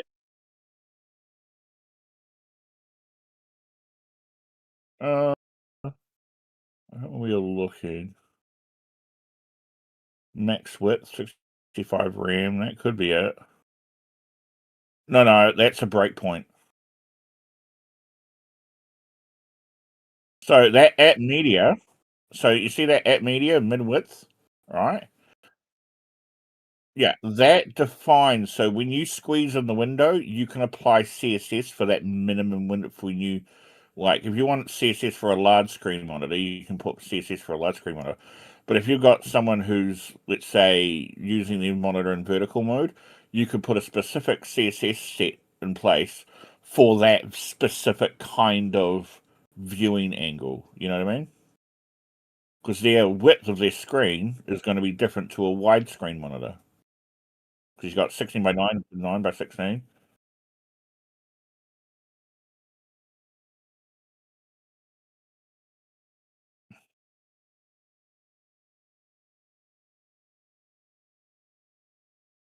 So see where that, yeah, see you, that's your max width, and you've got your pat, then you've got your padding. So as it breaks down, yeah, see how it breaks down?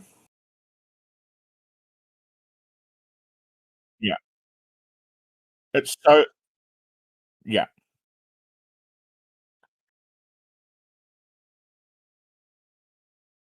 So what do you want to do? You want to maximize the viewing, like the text width of your right side column.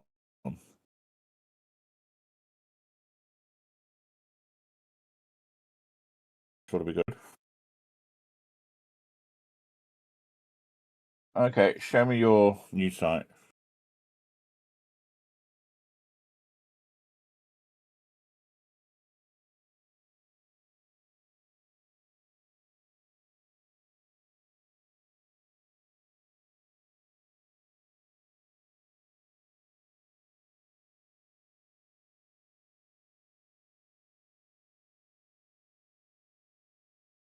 You don't need to do that. It will delete and regenerate the site automatically.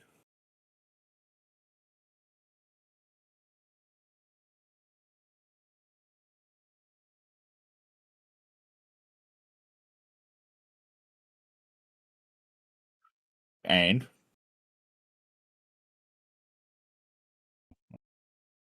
you can also screen it. You could also screen it as well. Yeah. Like, who needs to be the Linux guy here?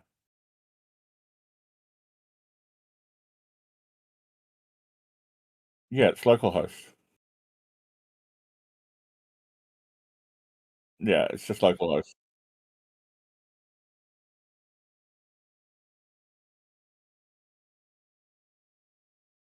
Let's have a look. What are you talking about?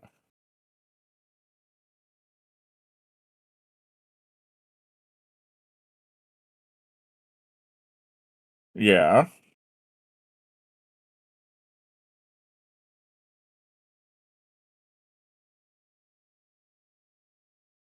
Yeah, you probably if you go in there, there should be you might have a toggle setting called publish false.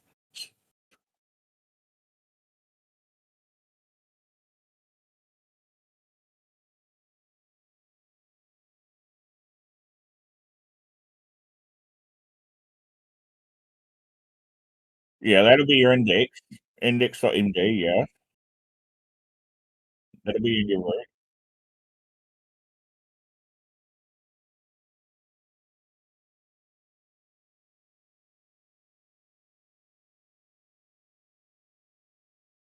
Yeah, because that will be in the post folder,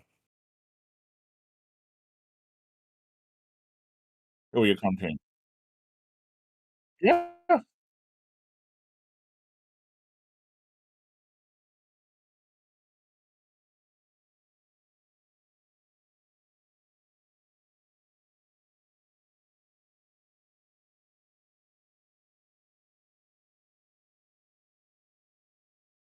That's on the channel account page. Showing what down where I can't. Okay, so you're talking about the numbers at the bottom?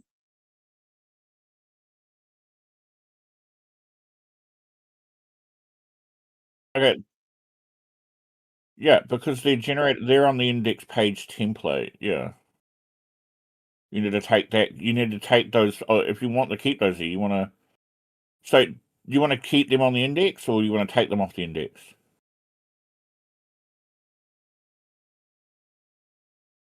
Okay, then go into the template index page and remove that code. No, not on your no, the index page, not no, the template index page. So your index will have a template. It'll be the index.md, right?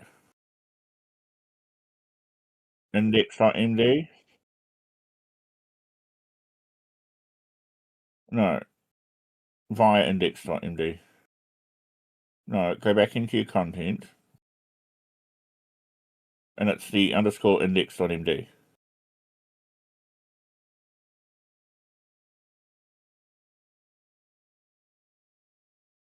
Oh, you have to do it by the hell.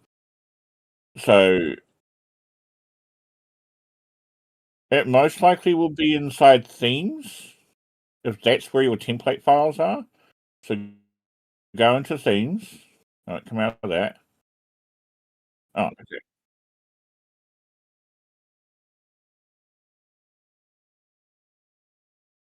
Okay, all right. Okay, so go where are all the themes pages?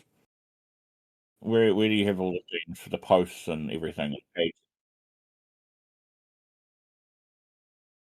Okay, where's all the themes? Where's all the themes? Where's the themes page? Where's all the themes? Where's all your template files? They've got to be somewhere in there. Where's all your template files?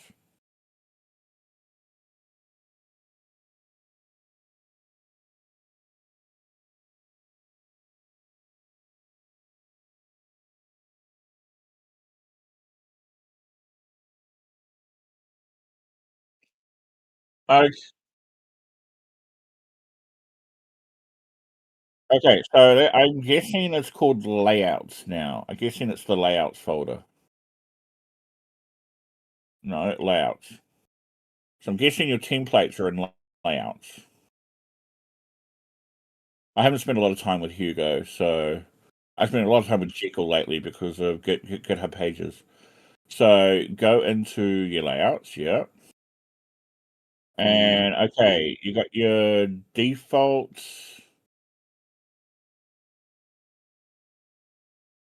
Okay, one will be list terms.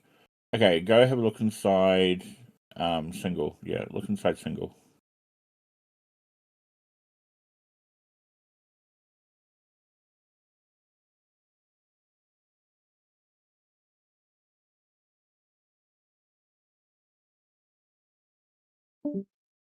Okay, so go down, go down.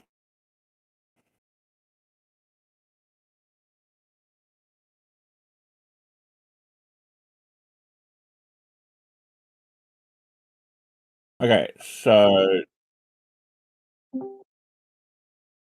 okay, so this is your post page. So come out of that. This will probably be something else. The index page will be something else. You're not referencing a page inside your index, MD. You're not referencing a page in there. So exit that. Probably go base of. Go base of. Okay, scroll down. This is your main generate. This is your main index.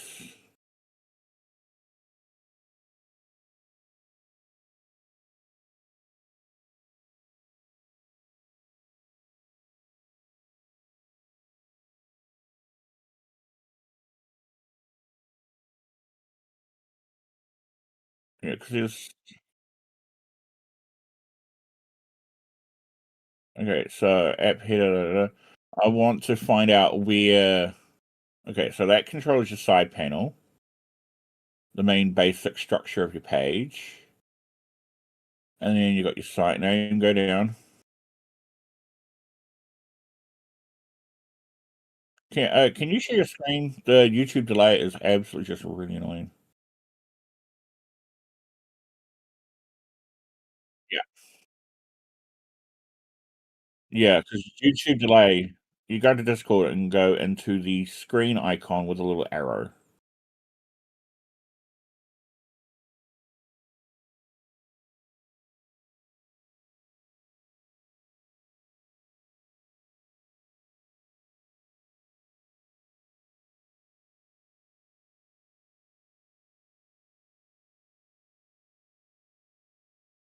You just go entire screen, yeah.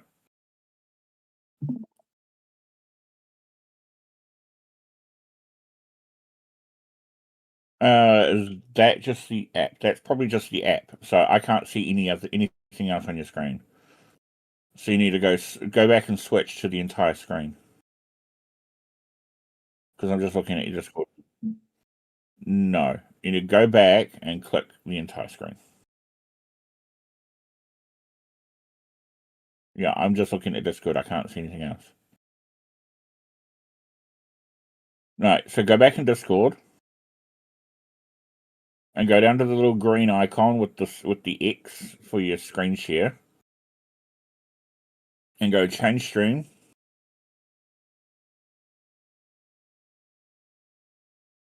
Connor, no, and it'll see how you clicked that, and it came up with a menu.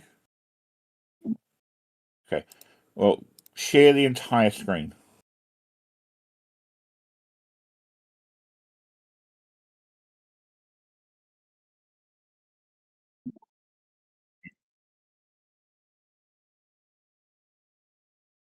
There we go. Now I can see everything you can see. No, you share an application if you don't want anyone else to see anything else on your screen. You're streaming your entire thing. So minimize Discord. We're all done.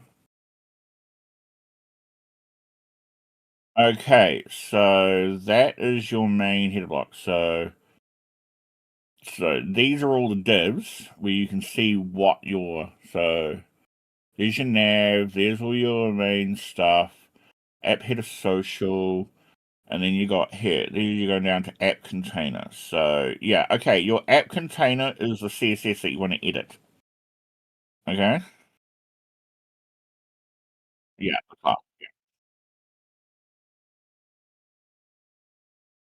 Yeah. Okay. So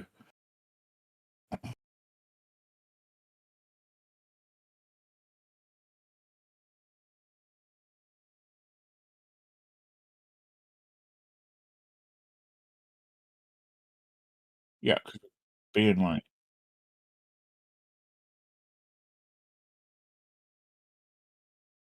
ignore public.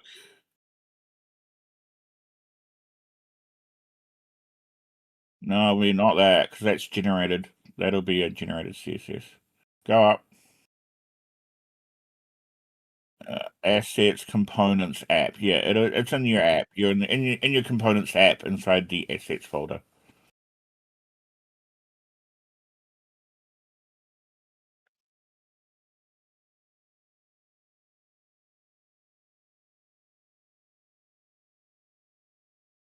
Yeah. So just to let you know, I wouldn't like if we go.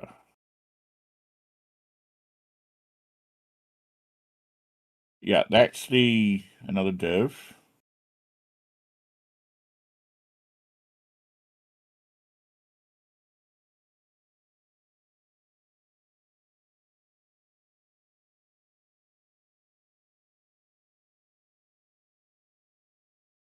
Yeah, that's the right one. You got your max width, 65 rem.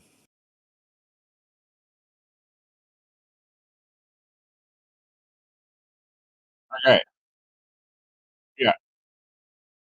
It's a format of measurement. Okay, so go to the left and go. Yeah, we don't want to change that. Okay, so go to the left of that line and go slash wildcard.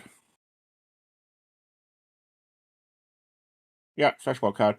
And go to the far right at the end, wildcard slash. So that comments that out. Okay? It's sort of like a hash inside a config file.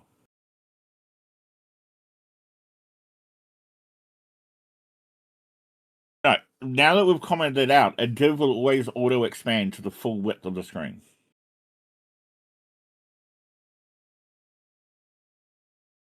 That is the default behavior of divs everywhere.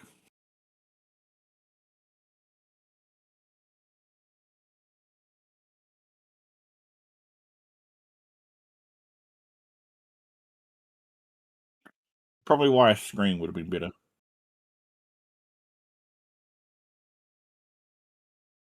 There you go.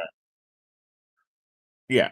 Just so you know, that is for a design aspect, for a blog, for the content, that is not recommended. That's why it was kept at a reduced rate. Yeah.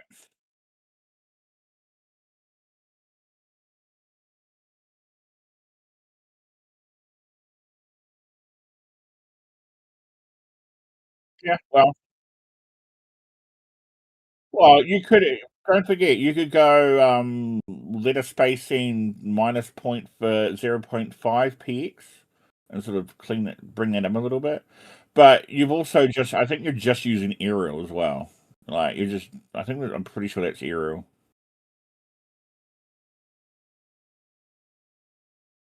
Yes, you can change your fonts. You can change your fonts. You could put Fura Sans in there and use Fura Mono for your code.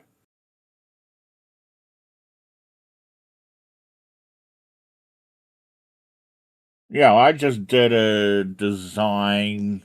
If you go to my GitHub page, so bring up Firefox.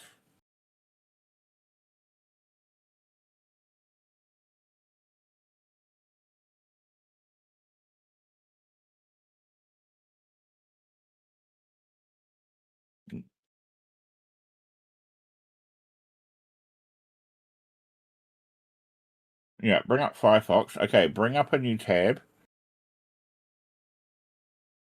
and go. Okay, wrong. Okay, go to T94XR. Yeah, okay, go to T94XR.github.io.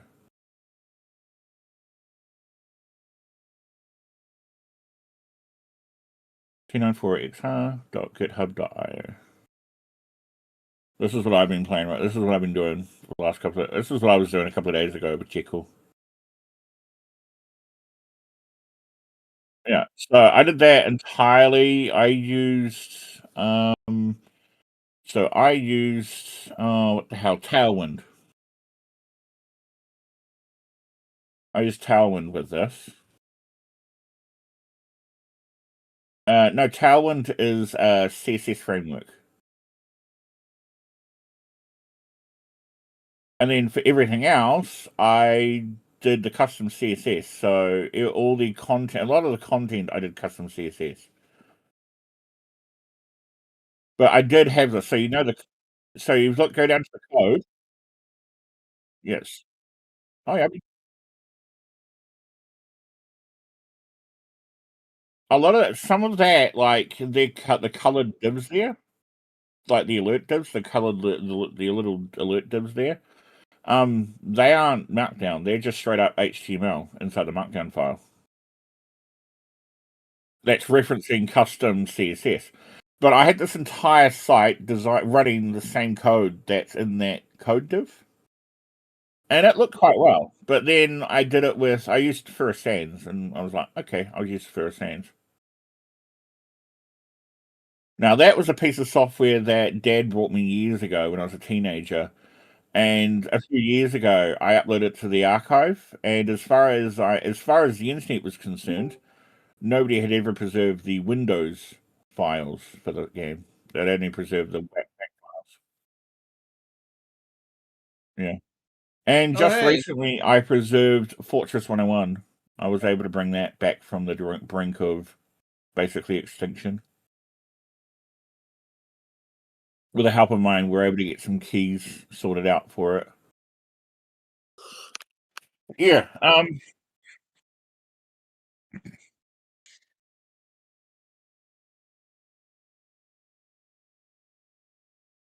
Yeah, we need to find your index page because you've got an index template file.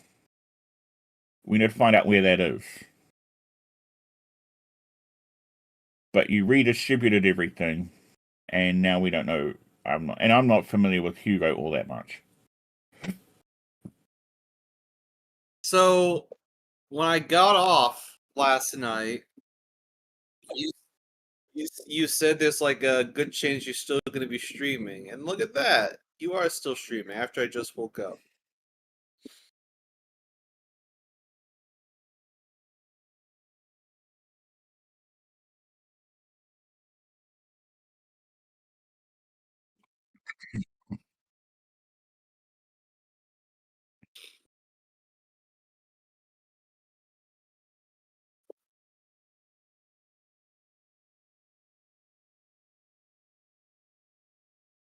Cool.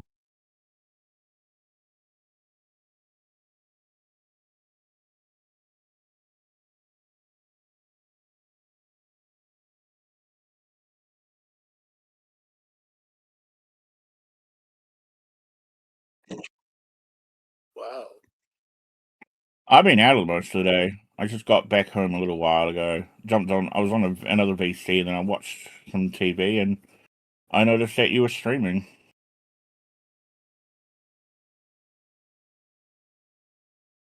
Yeah.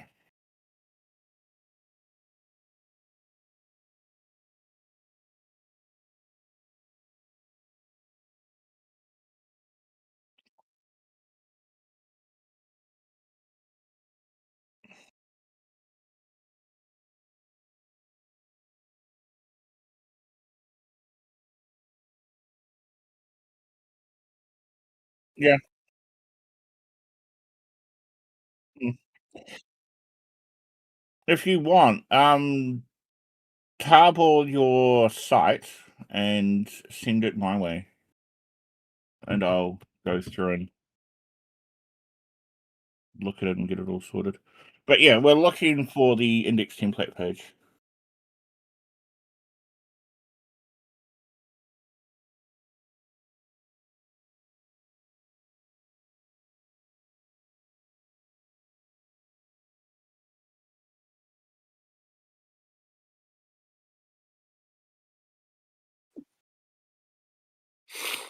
But bit odd if you didn't.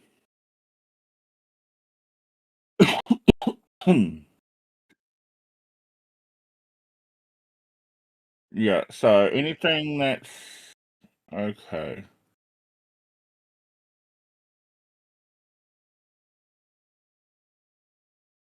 Not what we're looking for.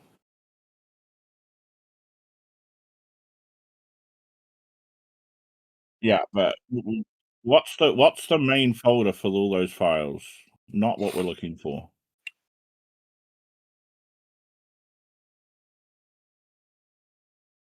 Can you guys believe that the PS3 was released 3 years ago?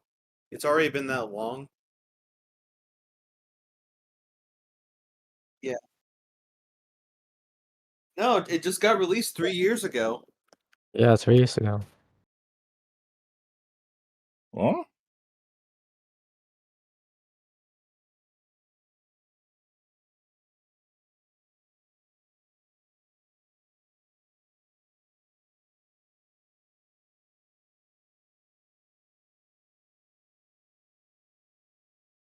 Oh, okay. Okay, go in, open up a new tab and go Hugo, Tommel define, template page.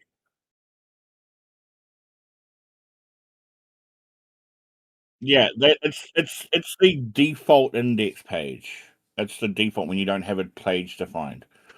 And because you've nuked your theme folder, it's acting as your default template. It's switching everything there. Okay.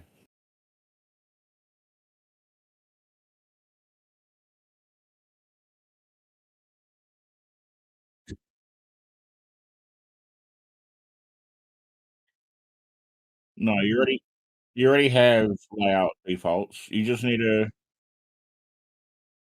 No, you've already got that folder. You just need to copy list into home. So go into Yeah, so you need a copy list in home. You've already got the default folder. It's in your layouts folder. You nuked the themes and the theme name folder.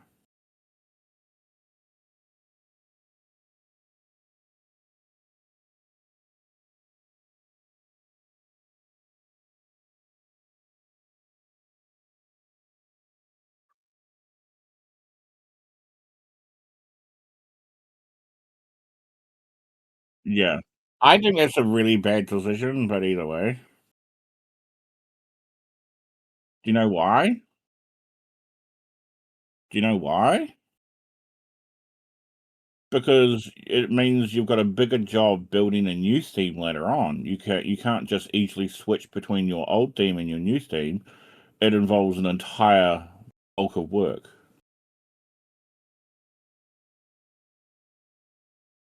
Yes. I would also look at removing your because you've got ISOs in your static folder, don't you?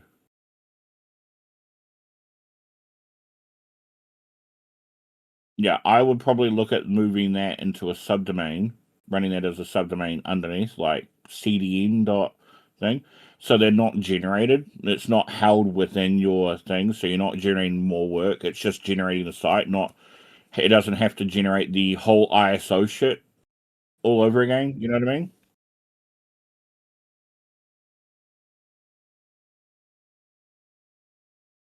Yeah. So set up. Do you know how to set up? You should know how to set up like a subdomain in Apache. Okay. Well, I can help you out with that.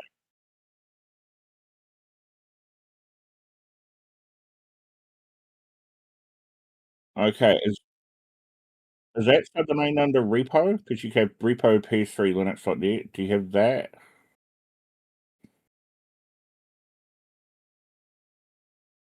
Okay, it's a subdomain. It's not a whole separate name. You already own the domain. We're just going to set you up a subdomain. We'll jump into VC.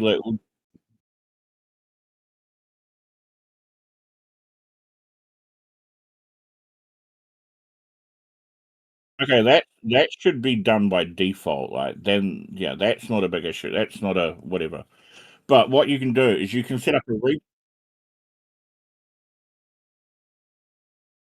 yeah, it's exactly done the same way. Instead of the www, you just take out the www and then just change the folder name, and then it just re-indexes that as a subdomain under that.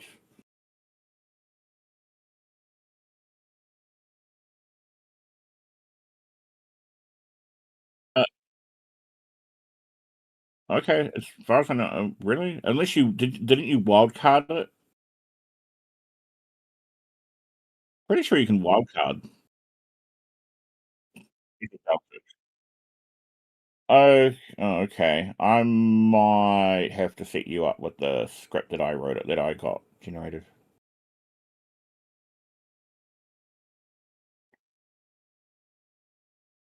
Okay, so did you not hang on? Yeah. Yeah. So, did you? Okay, but go back into terminal. Did you copy that page? Okay, so now you have a home file, right?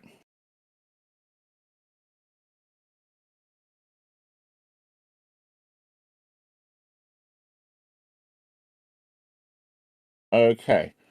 Let me just move aside. I'm going to flip over Hugo Tommel. Um, Manually define template in MD.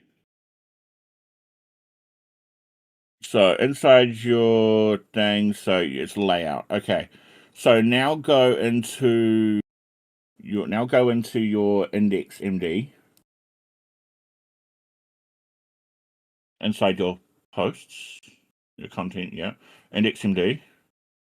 And in there, okay, beneath title. No, not at the end. Beneath title. Beneath title. Make a new line beneath it.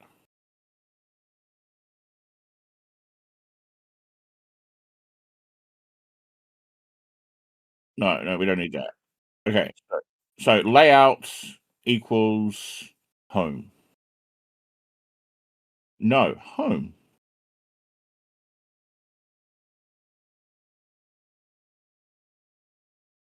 Home. Yep, save that.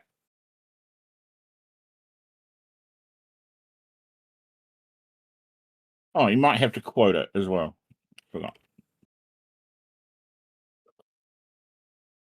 Yeah, you didn't quote it. You didn't put quotes around it, so you might need to go back in and put quotes in around home.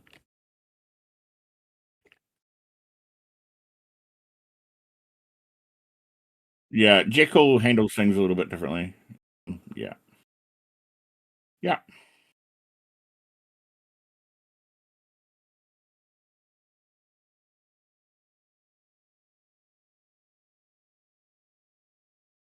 Doesn't show that error.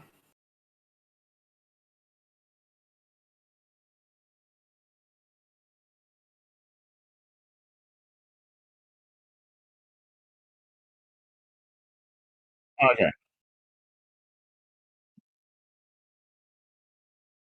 Yeah, put it inside a screen session. Don't background it. Screen is a lot easier. Just chuck it inside a screen session, and then name it as Hugo. Okay, install screen. It's tiny as hell.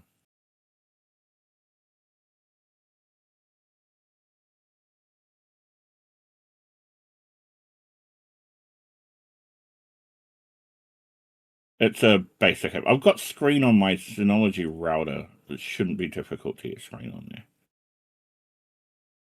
Yeah.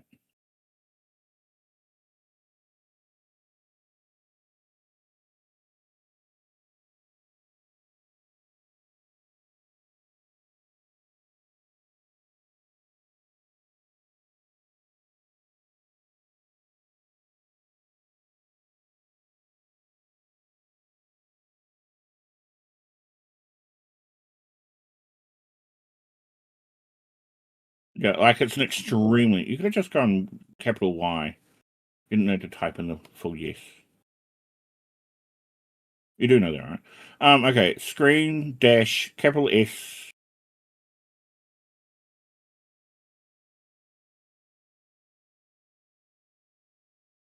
Okay, space. Type Hugo. Space and whatever. No. That's the name of the screen. Now you type your command in. No. This is the name. So the S is the name. We're just calling it Hugo, so you can. Yeah.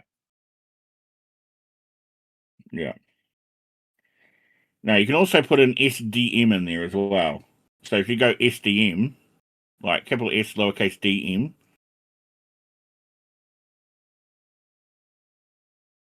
DM, M for Mary.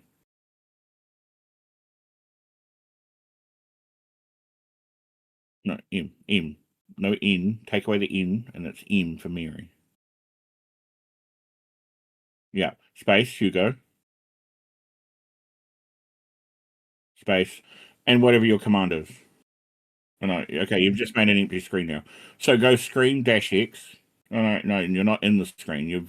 We've set it so it sets it up. It's named it, and you've detached from it. No. Go back. Go back. All right. Screen dash X. Nothing else. Just dash X. Yeah. That's going to attach to any detached screen, and now you've detached. Unless you've killed it. Okay. So yeah, it's gone. Okay. Yeah, that one, and now type in your command. So it's Hugo and any other flags.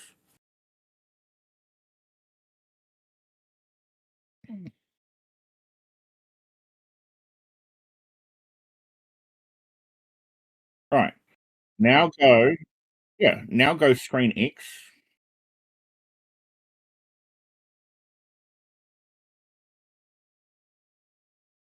No, dash X. No, dash X. No, now you've just got dash X. No screen to be attached. Okay. Take away the DM, and we'll load it up without detaching it.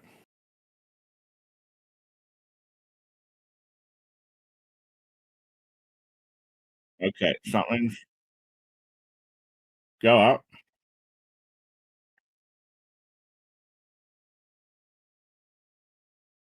Oh, there'll be one.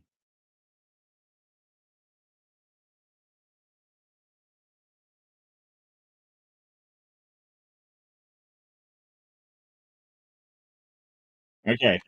Hit Control A and then D.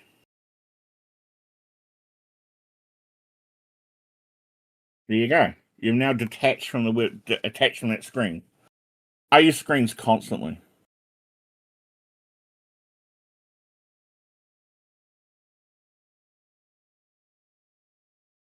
Well, I use screens. Exactly. I use it all the time. You did set the Well, it should be the same IP unless your IP's changed. Its config is different. It should be running that same location.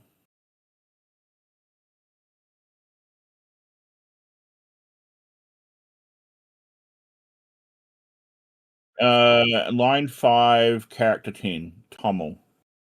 No, it's that error. So we need to go back in to that index file. So it is running, we're just getting the wrong page. So we need to go into that index file. There we go. Yeah. Yeah. So line character 10. Okay. File tunnel incomplete number logged 1. So it's saying unmarshal. That is the right tunnel.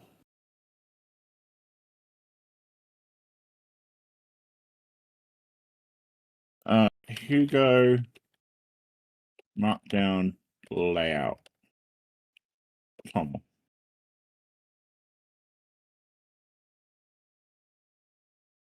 Oh, no, you need the double quote marks, not the single quote marks.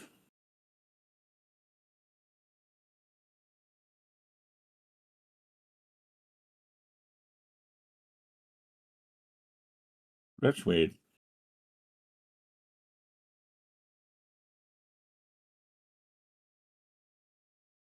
Open up a new tab. And we'll attach that screen. Make sure it's recognizing the file. So screen-x. All right, so it is, it is updating. Okay, go back into your other tab, and we'll make changes to that file. So go down and use double quotes for that line, the layout. Yeah, layout equals double quote home. Yeah, write it. See, now we've got activity on this on that other tab. So it's seeing that file. Now go back. It recognized that change. Now go back up.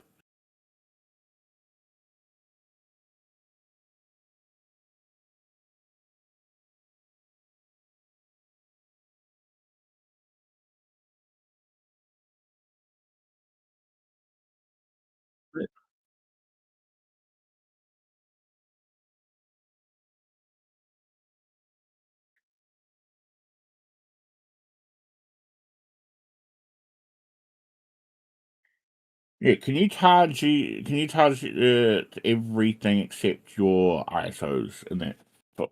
This is where the ISOs get to be an issue. Can you can you sort of can you table all of it and like not give me the ISOs? Because they'll be in your static or they'll be in your static folder, aren't they?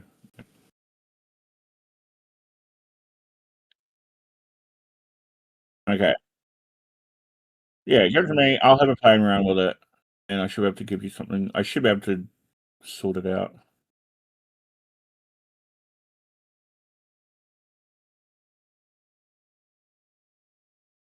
Yeah.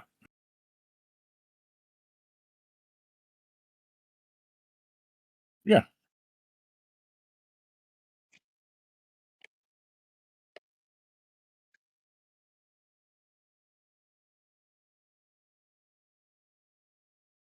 Yeah, that's all right.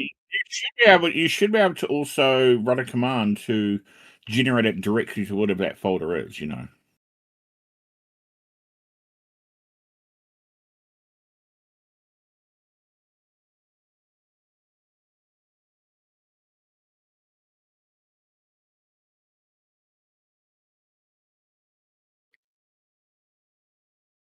Yeah, drop it into the Teams.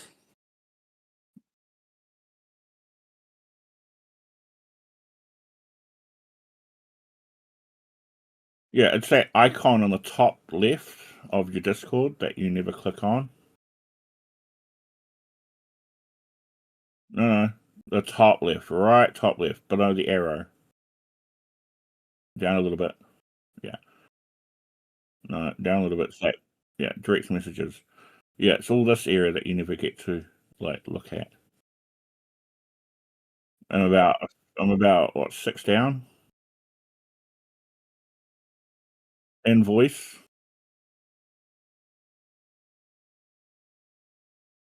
Yeah, I'm the one in voice. Yeah.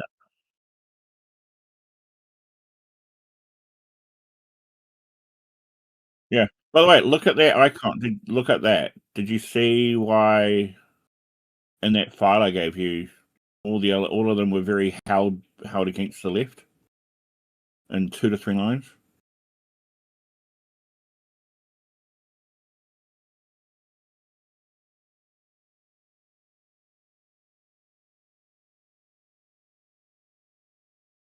Yeah, right there.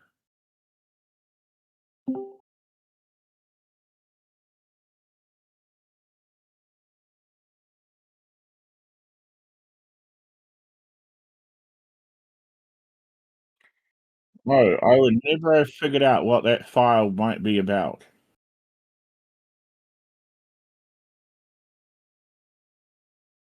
Yeah, all good. Let me just grab that.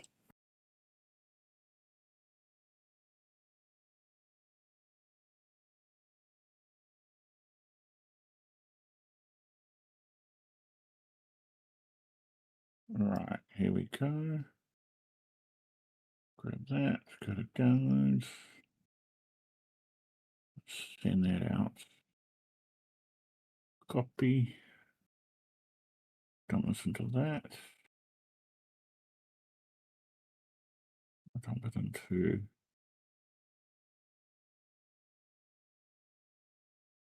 into projects. Projects.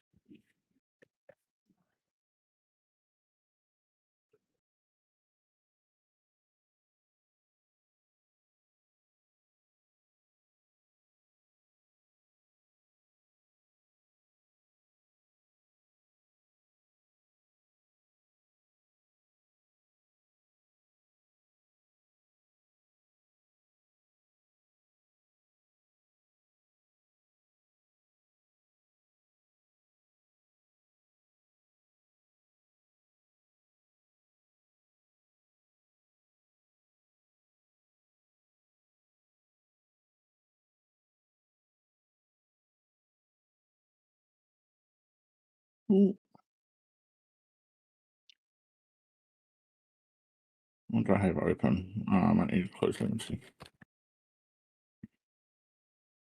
Does it run a different port?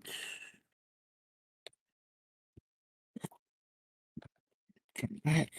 Okay. PS3. Now this. Okay. Now this. Okay. Make sure I let us Hugo.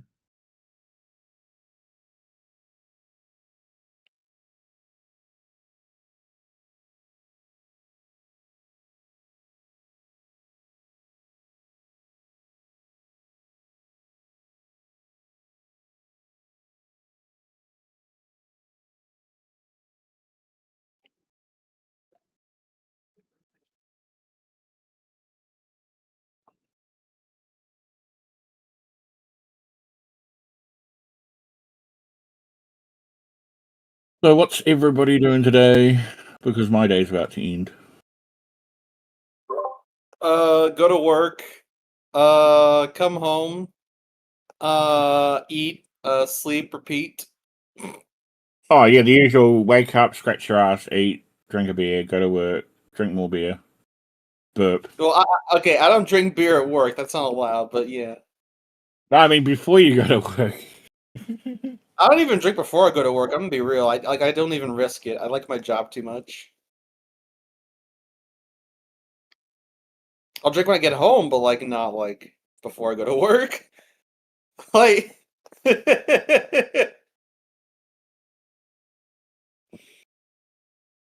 I'm gonna be real. If you're drinking before you go to work, you should probably quit your job if you hate it that much.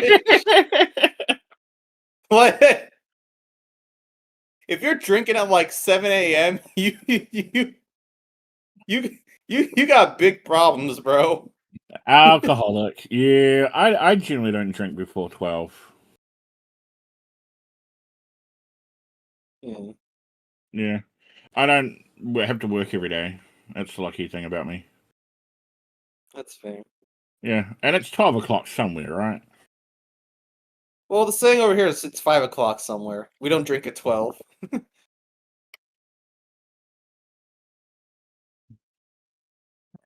Click on that. Oh, is it saying, these are the same. 13. I think that's just the 11 port as well.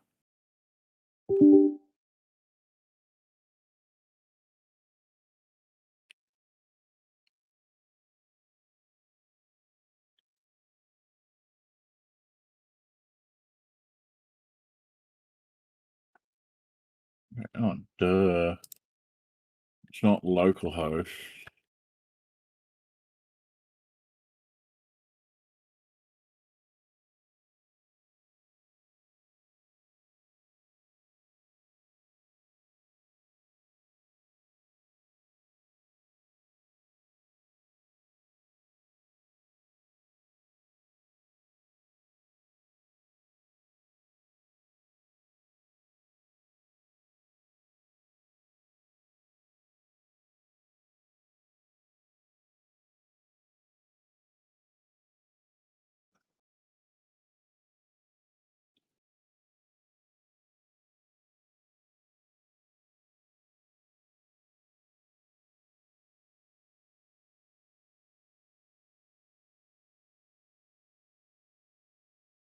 Here we go.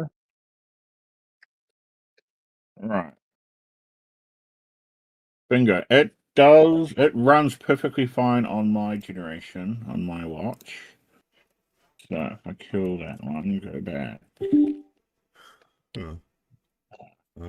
Go back, see projects, PS3. I am looking for which file I open up. No, so I want to go to VS Code, open folder, open the jump web share. We go fix PS3 Linux, select folder. Right, themes that can go.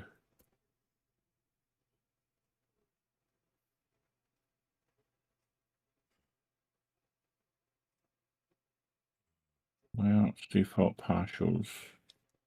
So if we open up, we go to home, and we go to content, index,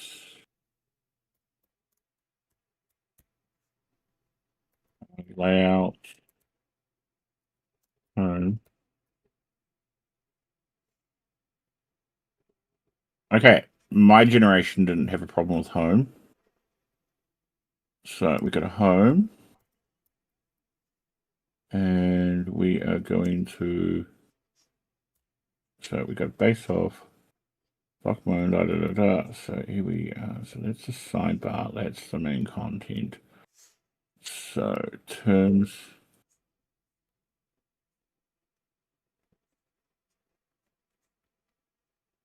Single is the post. Single definitely is the post template. And then we go list, and that is the publish date, ready in time. Okay, so list home. What's the name of this template before you destroyed it? It's called M10C. As a matter of fact, okay. I've got a here, you know what I can do?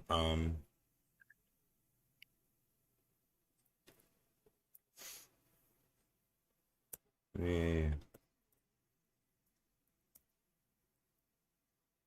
Um,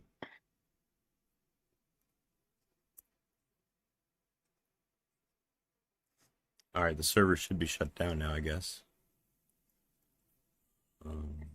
Okay. Well, I'm running my own one here. Hang on, I can actually. I'll share that. Let me just bring. Oh, here we go. Oh no, server is still running, and I can't attach to my screen. There's no session to be attached. That's funny.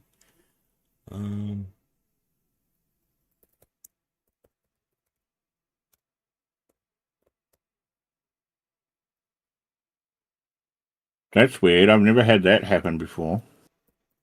Everything everything within a screen session is contained.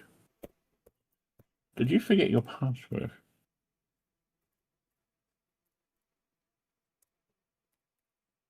Share screen. All right, Hugo's dead. There we All go. right, I'm ready to go. All right, I'm gonna back up this directory here.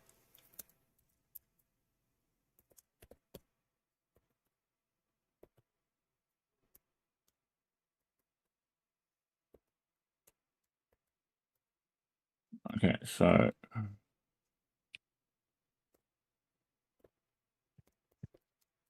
CD layouts are in default home.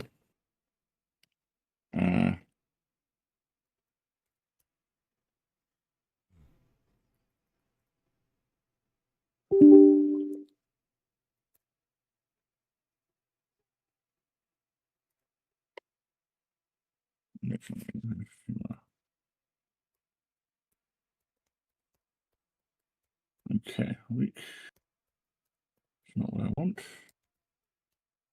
So I come here. Come here. That is going to be what I want. So here we go. Where is? Okay, found it.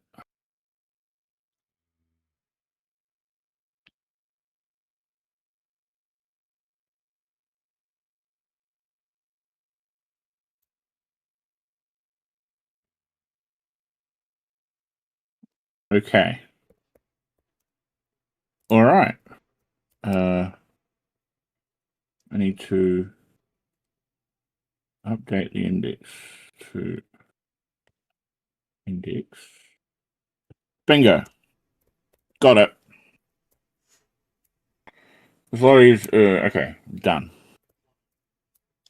All right, see my screen?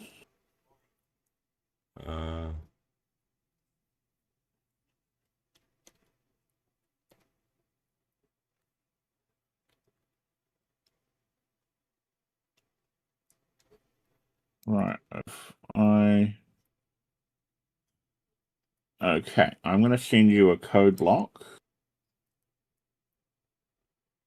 Okay, rename the home and okay, go into the. Well, just go into the home. I actually just kind of blew away the whole thing. So I think you're right. I should probably leave the themes in their own directory. Yeah, because it means that if you need to change your theme, you can just go into your config directory and just go switch and just rename pick whatever theme you want. So now if I set my theme.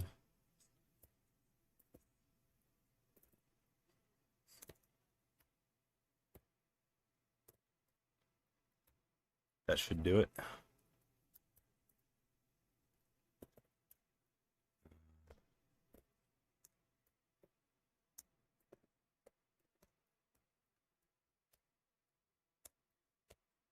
All right. So now you're using stuff within your theme folder? Is it everything back to normal? All right, there it is. There's the blank theme site there. All right. Okay, go into your Taji Z that you gave me and put your content back. Let me see. I got there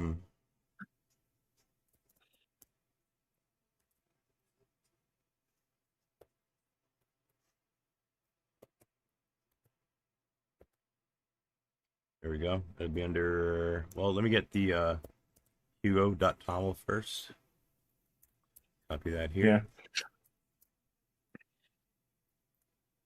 Also, do you know about CPV and MPV for large files? It gives you a verbose percentage display of what's copying over with like transfer speeds. Oh, for real? If you're copying like an ISO between one drive to another, yeah.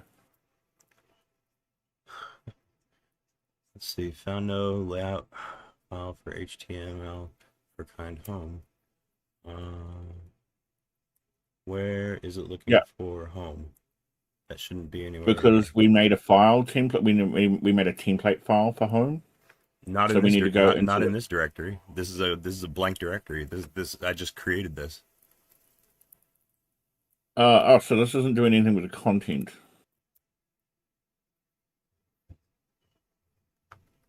You should create a template file which matches Hugo. Oh, there are no templates. You haven't loaded a template file. You can't build if there's no template files. No, this is how Hugo has always worked.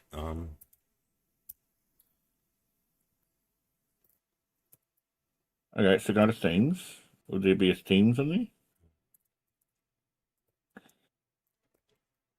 Yeah, I haven't spent a lot of time with Hugo. Like, I don't know very well. I know the basic of SSD. I know I've dealt with Jekyll. I use 11. I'm playing around with 11T at the moment.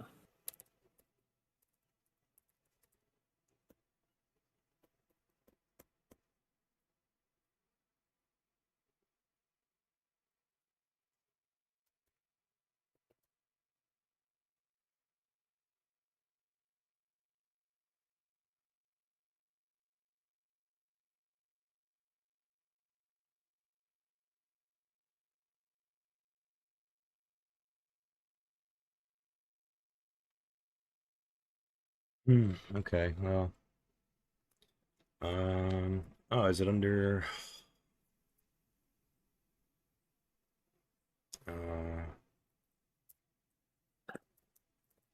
You could bring your old site back. We could fix this, and then I can redo your whole site using the actual theme. This has no themed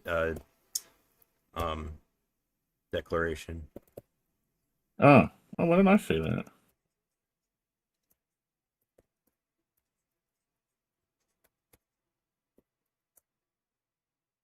All right, now Hugo's happy.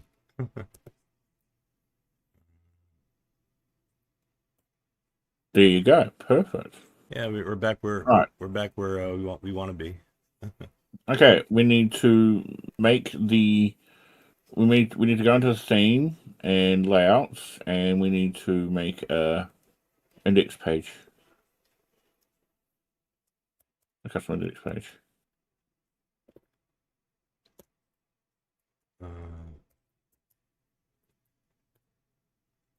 No, it's within your themes folder, isn't it?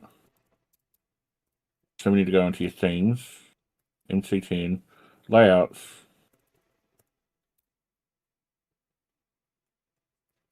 defaults.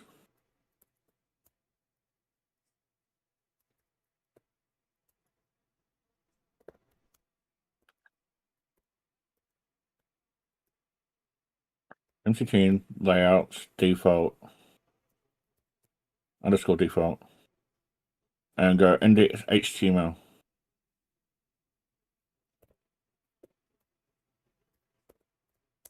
Huh. Okay, I'm going to send you a code block. 1 sec. I am going to.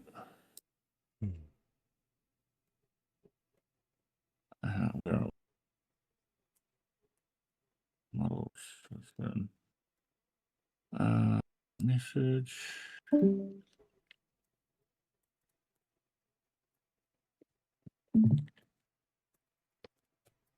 Okay, copy and paste that into that file.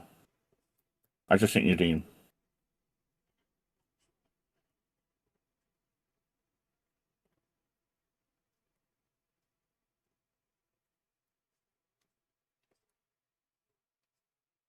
Uh-huh. Let's take a look at this.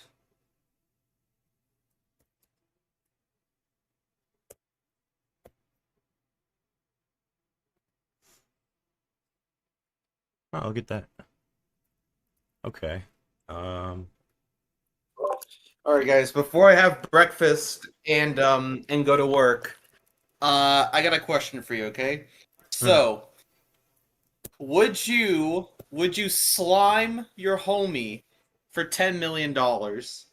Slime.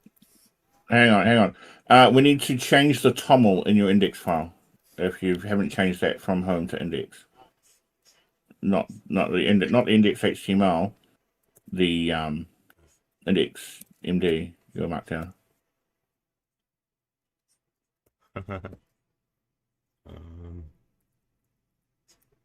So it's your index markdown. No, yeah, index markdown. Oh, I don't have one yet.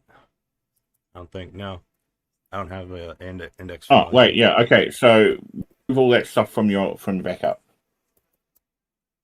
Yeah, index.md is empty now. I can copy. Okay, bring all that. Yeah, I'll copy bring that all all over. Yeah, bring all that back. Yeah.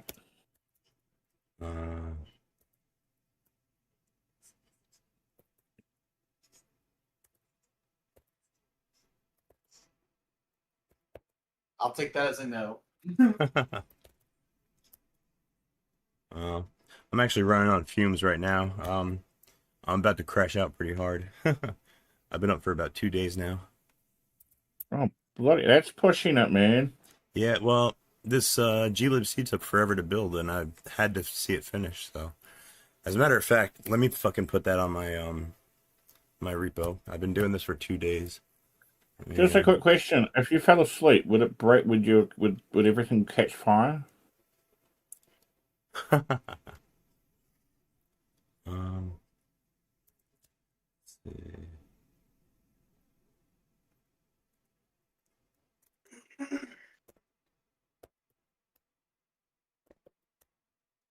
What we got here? Where's my binutils? Got.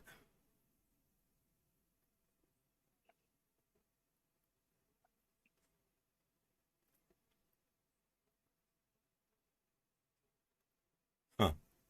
Why don't I see a binutils in here? Probably because you're tired. Don't worry about it. Do it later. Yeah, I think I'm gonna Okay. I think I'm gonna pick up this web development maybe tomorrow. I got a couple of things I gotta do. Mainly, I gotta go to the bathroom, and Okay. I'm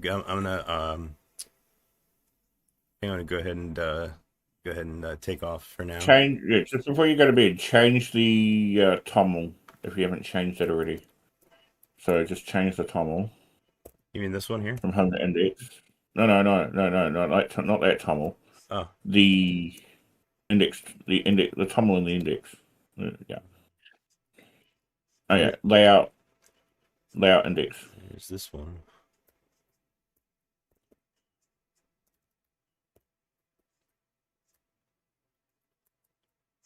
No, just index. Yeah. Leave it as index like that. Yeah, just that. Because that file is called index. Let's see. All right, there's my index. All right, go down. You shouldn't see the posts. All right, now all I gotta do is refix my I want to make it wide again, like it was, but I'll do that. I'll do that later. Yeah, you know where to go for that. Just comment out that line. Yeah, that's what I'm gonna do. Yeah. All right, man. Hey, thanks for your help. Yeah, I made a little bit more progress today, and yeah, put all your ISOs onto just go like cdn.ps3.linux.net. That means you're not dumping your ISOs into that, and it's a third part. It's a different link. Yeah, well, the way I've been doing it has been working out okay, keeping them in a different directory. I'll probably just separate the files out that way again. You're probably right. I probably shouldn't have to like re-upload or recopy like all the data Yeah, lots files, of you support. know, and stuff Yeah. to my site. You could also convert it, like run this on Jekyll, or you could run it on here. I'm pretty sure GitHub supports Jekyll. You can also run this on GitHub Pages, and then change your DNS records so your subdomain goes home. So you're not actually hosting the site yourself, and all your markdown is done on GitHub, and you don't have to worry. Oh does yeah, all that. GitHub has a solution. You can put web GitHub pages up Pages. on there too. Yeah, that's what I've been doing. It's how my websites are made. And you can have a custom domain on it. And on top of that, since you own your domain name, you just change your DNS on your domain name for your home IP, and presto, you have everything you need. I also need to look into that email service that I made a bookmark that thing because I wanna change my email address to my domain. Yeah. I think that I gotta look That into will that. mean changing your DNS records, which you'll be doing anyway if you run like GitHub Pages and all that. And I would recommend it because it means that your website will always remain up when it's not like reliant on your home internet. Yeah, I got a couple little bips and bops I gotta look into and make some improvements. But well, and tomorrow's another day. Yeah. The work will still be there waiting for me. So Yeah. I can help you set it up. I can help you set it up, make it a little bit more cleaner and a little bit more manageable. Well, yeah, because you know me, I'm not the user interface guy. I don't like doing this kind of stuff. Anyway, I'm gonna call it there. I gotta lay down for a while. Yeah, 2 days. That's insane, man. Yeah, almost 2 days. All right, I'll look for me again pretty soon, like at least by the weekend. Oh yeah, this weekend I'm gonna be playing a Resistance Fall of Man party with my Resistance Fall of Man friends that I've been playing with. They're gonna destroy me, but it'll be fun. I'll stream the whole thing. Yeah, it'll be a fun little party. All right, folks. Anybody who's still watching my stream, thanks for hanging out. Thanks for watching my shit. And yeah, you all have a good rest of your day, and I'll see you again soon. Thanks again for your help with the website, my friend. I'll talk to you again next time I'm up. Have a good night.